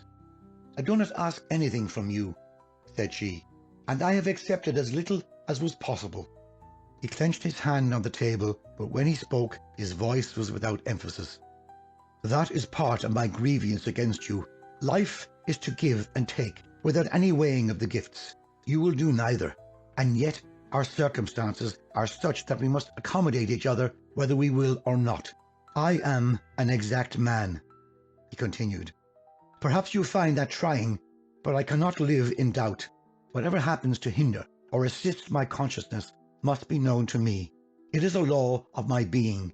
It is my ancestral heritage, and I have no command over it. I also, said she coldly, am an heir of the ages, and must take my bequests, whether I like them or not. I love you, said the man, and I have proved it many times. I am not demonstrative, and I am shy of this fashion of speech. Perhaps that shyness of speech is responsible for more than is apparent to either of us in a world eager for speech and gesture. But I say the word now in all sincerity, with a gravity, perhaps, which you find repulsive. Be at least as honest with me, no matter how cruel you are. I cannot live in the half-knowledge which is jealousy. It tears my heart. It makes me unfit for thought, for life, for sleep, even for death. I must know, or I am a madman, and no man any longer. A wild beast that will bite itself in despair of hurting its enemy. The woman's tongue slipped over her pale lips in a quick red flash. Have you anything to say to me? Said he. There was no reply. He insisted. Are the statements in your mother's letter true? My mother's letter, said she. Have I reason for this jealousy? He breathed. Her reply was also but a breathing. I will not tell you anything, said she. Once again the silence drowsed and droned between the two people, and again they repaired to the secret places of their souls, where energy was sucked from them until they existed only in a torpor. The woman rose languidly from her chair, and after an instant the man stood also. Said he, I will leave here in the morning. You will let me see the boy, she murmured. If, said he, I ever learn that you have spoken to the boy, I will kill you, and I will kill the boy. The woman went out then, and her feet tapped lightly along the corridor. The man turned down the lights in the yellow globes and stepped to the door. His footsteps also died away in the darkness, but in a different direction. McCann stood up. Egar, said he, stretching his cramped knees. About him was a great darkness and a great silence, and the air of that room was more unpleasant than any atmosphere he had ever breathed. But he had the nerves of a bear and a resolute adherence to his own business, so the excitement of another person could only disturb him for a moment. Still, he did not like the room, and he made all haste to get out of it. He lifted the sacks, stepped carefully to the window, and dropped them out. Then he climbed through and picked them up. In 5 minutes, he was on the road again. Along it for some dozen yards, he trod like a great cat until he had left the gatekeeper's lodge well behind him. Then, with the sacks across his shoulders, he shook to the steady jog trot which was to last for about 3 hours. Chapter 34. Mary awakened early. The morning was grey and the sky flat and solid, with here and there thin furrows marking its gathered fields. She raised her head and looked towards her father's place, but he was not there, and the sacks were crumpled on the ground. Finon's great length was lying along the ground, and he was straight as a rod. Caolte was curved a little, and one hand was flung above his head. Art was rolled up like a ball. His hands were gripped about his knees, and he had kicked the sacks off his body. Eileen Ní Cooley had her 2 arms under her face. She was lying on her breast, and her hair streamed sidewards from her head along the dull grass. As Mary lay back, for it was still too early to rise, a thought came to her as she rose to her feet again. She thought that perhaps her father had come softly in the night and moved the ass and cart away with him, and that thought lifted her breast in panic. She ran down the road and saw the cart with its shafts poked in the air, and further away the donkey was lying on his side. She came back on tiptoe, smiling happily to herself, and with infinite precaution she restored the sacks to Art's body and composed herself again to sleep. She did not raise the camp, for she wished to give her father all possible time so that he might return unnoticed. And while she slept, the sky unpacked its locked courses. The great galleons of cloud went sailing to the west, and thus, fleet by fleet, relieved those crowded harbours. The black cloud masses went rolling on the sky. They grew together, touched and swung apart, and slipped away with heavy haste, as when down narrow waters an armada weighs, filling listlessly her noisy sails, while the slender spars are hauled to the breeze. The watchmen stand at the posts, and the fenders are still hung from the pitching sides. Almost the vessels touch. The shipmen shout as they bear heavily on their oaken poles, and then they swing again. The great prows bear away, the waters boil between, and the loud farewells sing faintly to the waves. And now the sky was a bright sea sown with islands. They shrank and crumbled and drifted away, islands no more, but a multitude of plumes and flakes and smoky wreaths hastily scudding, for the sun had lifted his tranquil eye on the heavens. He stared afar down the grey spaces, and before his gaze the mists went huddling and hiding in lovely haste. The dark spaces became white, the dark blue spaces became light blue, and earth and sky sparkled and shone in his radiant beam. The camp awakened before Mary did, and again the inquiry went as to the whereabouts of her father. "He will be here shortly," said Mary. "He must have gone along the road to see if there was anything he could find for us to eat," and she delayed the preparation of their breakfast to the last possible moment. She spilled a pot of boiling water to that end, and she overturned the brazier when the water boiled again. They were about sitting to their food when McCann came in sight, and she held the meal until his arrival, with his hat far to the back of his head, the happiest of smiles on his face, and the newspaper bundle in his hand. Mary gave him a look of quick meaning. "Were you able to find anything for the breakfast?" said she, and then she was astonished. "I was indeed," he replied, and he handed her the bulky newspaper package. She used that occasion to whisper to him. "Well, that's all right," said he, nodding at the bundle, but really in answer to her query. She opened the parcel. There were slices of bacon in it and slices of beef. There were 10 sausages in it and the biggest half of a loaf. These, with a small flat bottle full of rum and 2 pairs of stockings, made up the parcel. "Put the sausages in a pan," said Patsy, "and share them round, and we'll eat them." Mary did put them on the pan, and when they were cooked, she shared them round, and they were fairly eaten. After breakfast the pipes were lit, but they rose almost immediately to continue the journey. "This evening," said Fionnán, "we will be saying goodbye." "Aye," said McCann. "I'm sorry you're going, for we had a good time together." The ass took his instructions, and they went down the road. Their places were now as they had always been. Fionnán and Eileen Ní Cooley and Mary McCann went with the ass, and there was no lack of conversation in that assembly, for sometimes they talked to one another, and sometimes they talked to the ass, but the donkey listened no matter who was being talked to, and not a person objected to him. Patsy and Caillte marched sturdily at the tailboard, and they were close in talk. Behind them Art was ranging aimlessly and lilting snatches of song.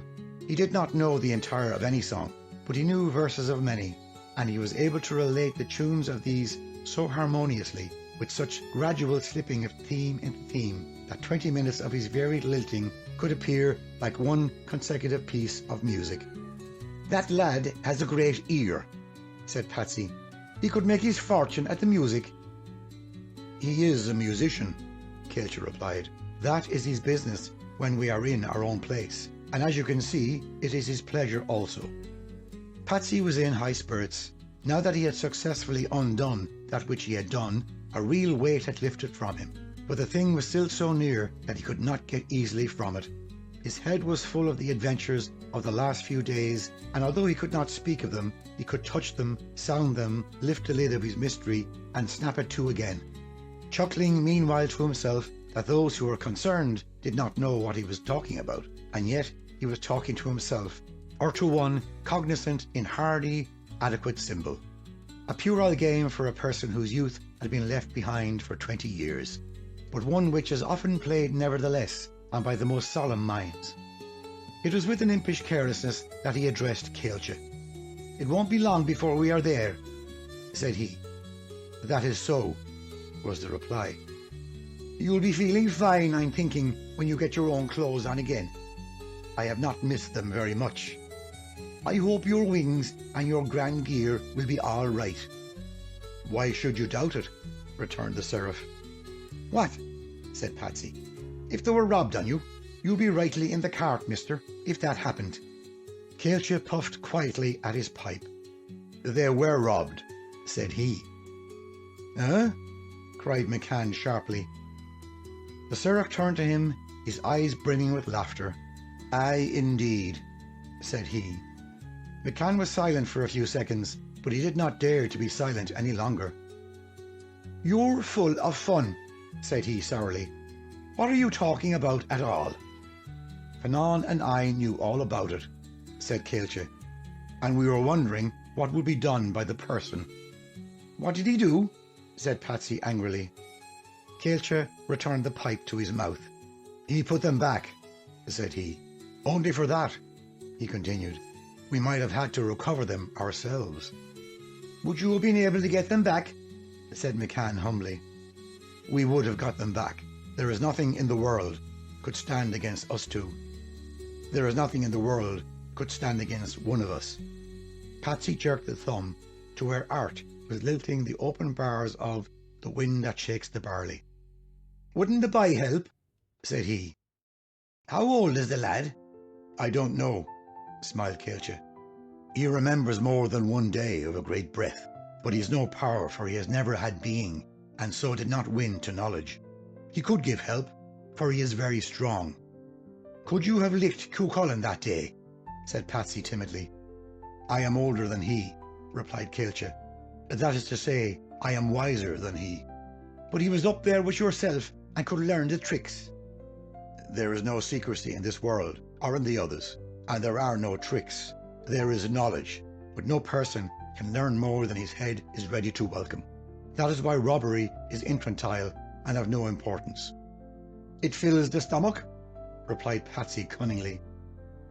The stomach has to be filled, said Caolte. Its filling is a necessity superior to any proprietorial right or disciplinary ethic, and its problem is difficult only for children. It is filled by the air and the wind, the rain and the clay, and the tiny lives that move in the clay. There is but one property worth stealing. It is never missed by its owners, although every person who has that property offers it to all men from his gentle hands. You're trying to talk like Finan, said Patsy gloomily. They walked then in silence for 10 minutes. Every vestige of impishness had fled from McCann. He was a miserable man. His vanity was hurt and he was frightened, and this extraordinary combination of moods plunged him to a depression so profound that he could not climb therefrom without assistance. Said Caolte to him after a little, There is a thing I would like to see done, my friend. McCann's reply came sagging as he hauled his limp ideas from those pits. What's that, Your Honour? I would like to see the money thrown into this ditch as we go by. Patsy's depression vanished as at the glare of a torch and the trumpet of danger. He nosed the air and sniffed like a horse. Begar, said he, you're full of... There's no sense in that, said he sharply. That is what I would like to see, but everybody must act exactly as they are able to act. I tell you, there isn't any sense in it. Give me a reasonable thing to do in the name of God and I'll do it. That is the only thing I want done. What's the use of making a fool of me? Am I demanding anything? When they had walked a few paces, what is it after all?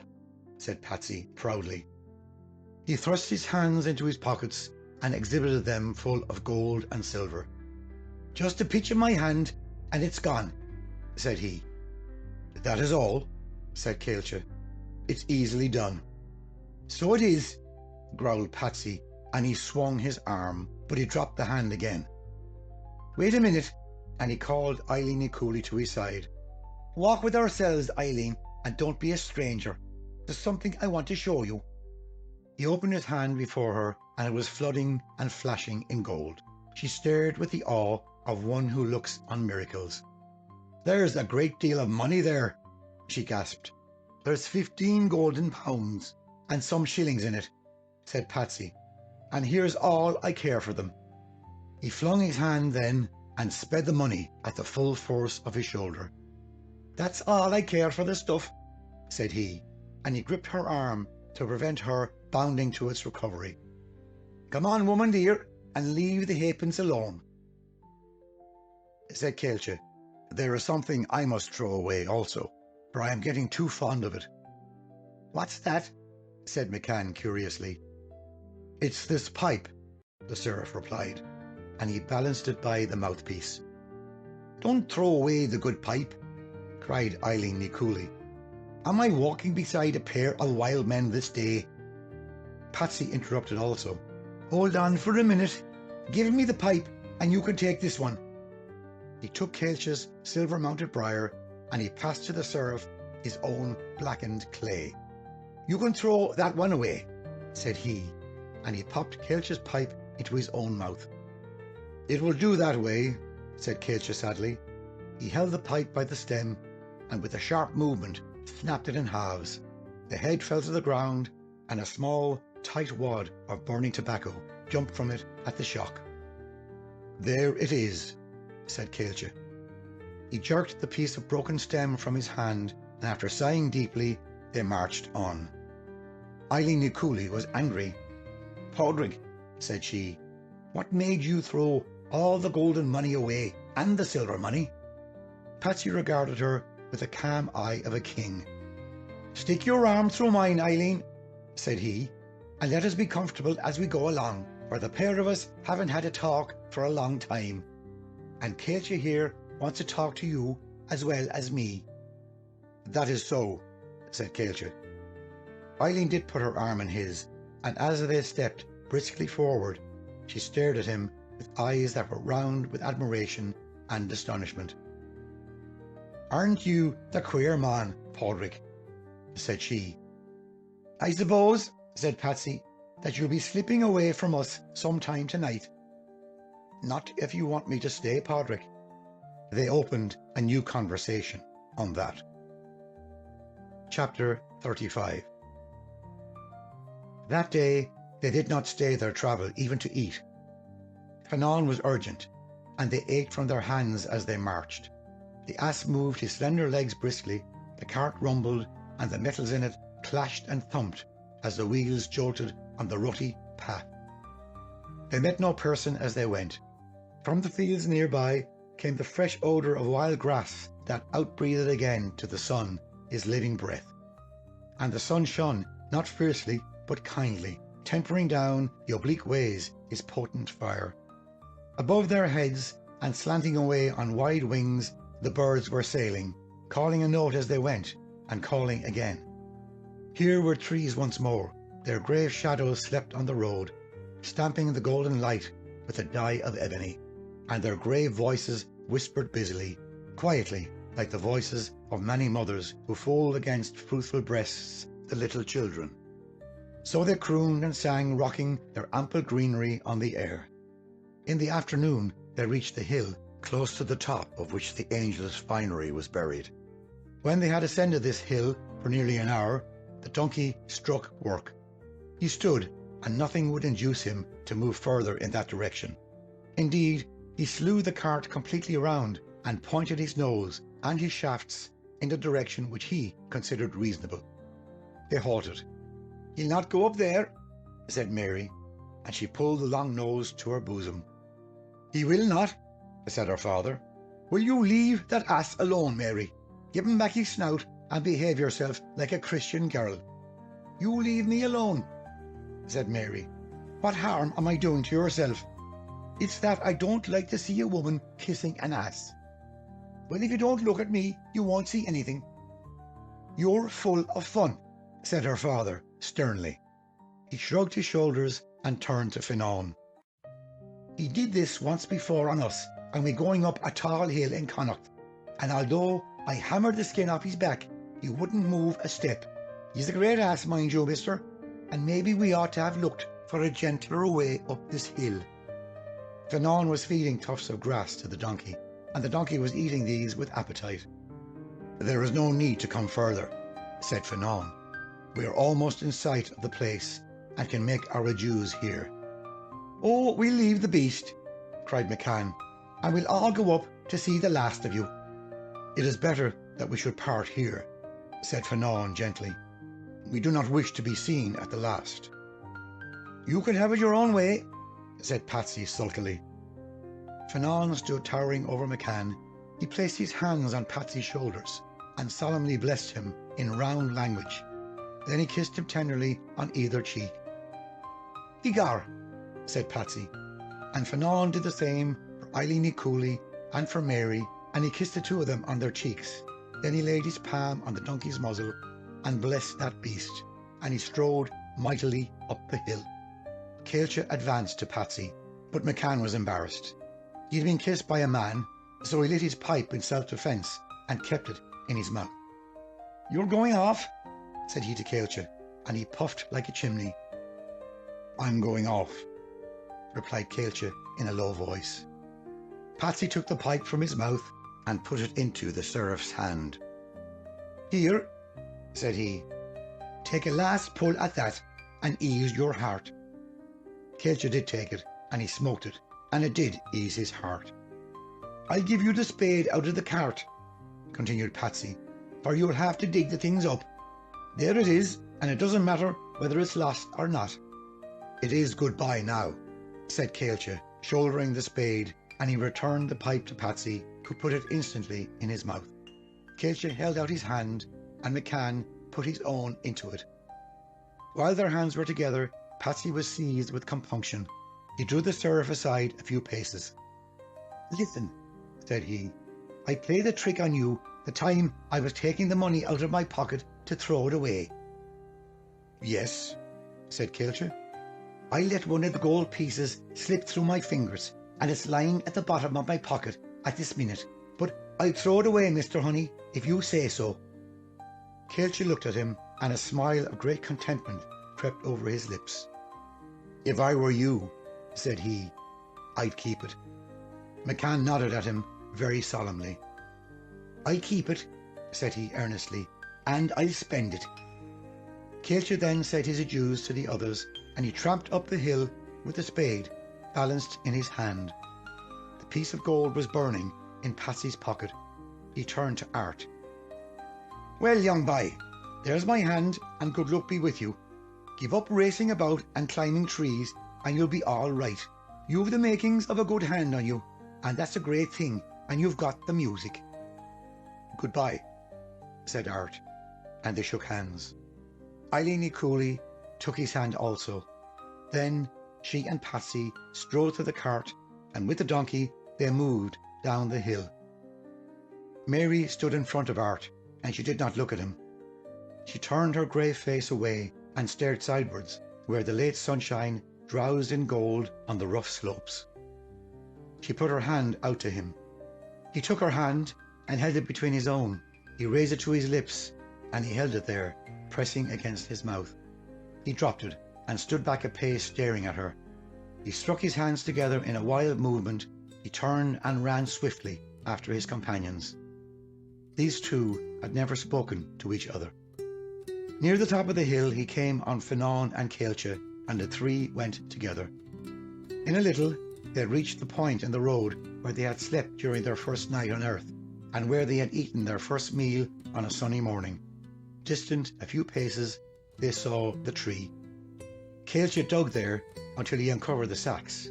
He pulled these from the clay and opened them, and each of the angels retrieved his own belongings from the medley. Fionnán was urgent and thoughtful. He apparelled himself hastily, while with less speed Caolte also achieved his change.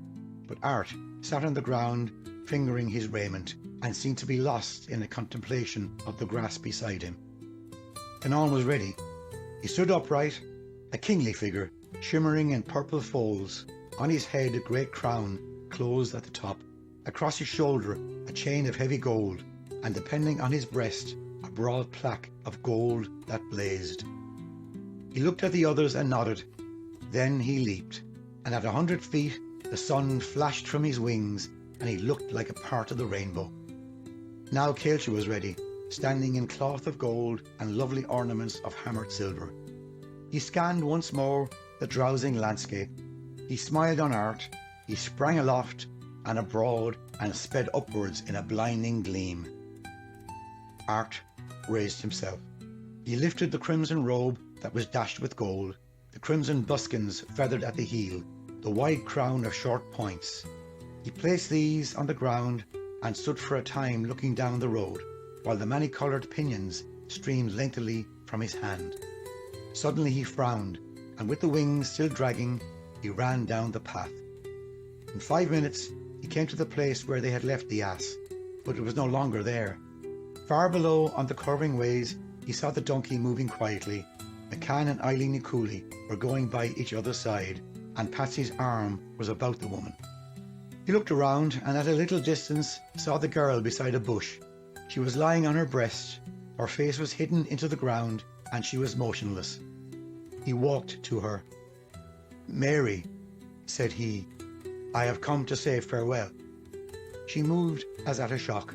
She rose to her feet, and she did not look at him, and this was the first time that these two had talked together. He bent to her beseechingly.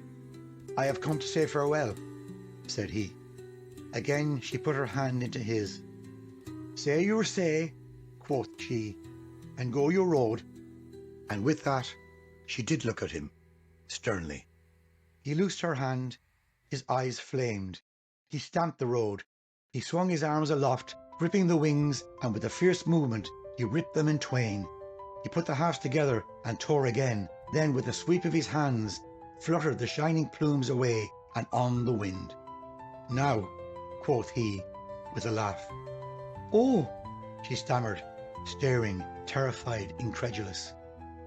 "Let you and I go down after the people," he said.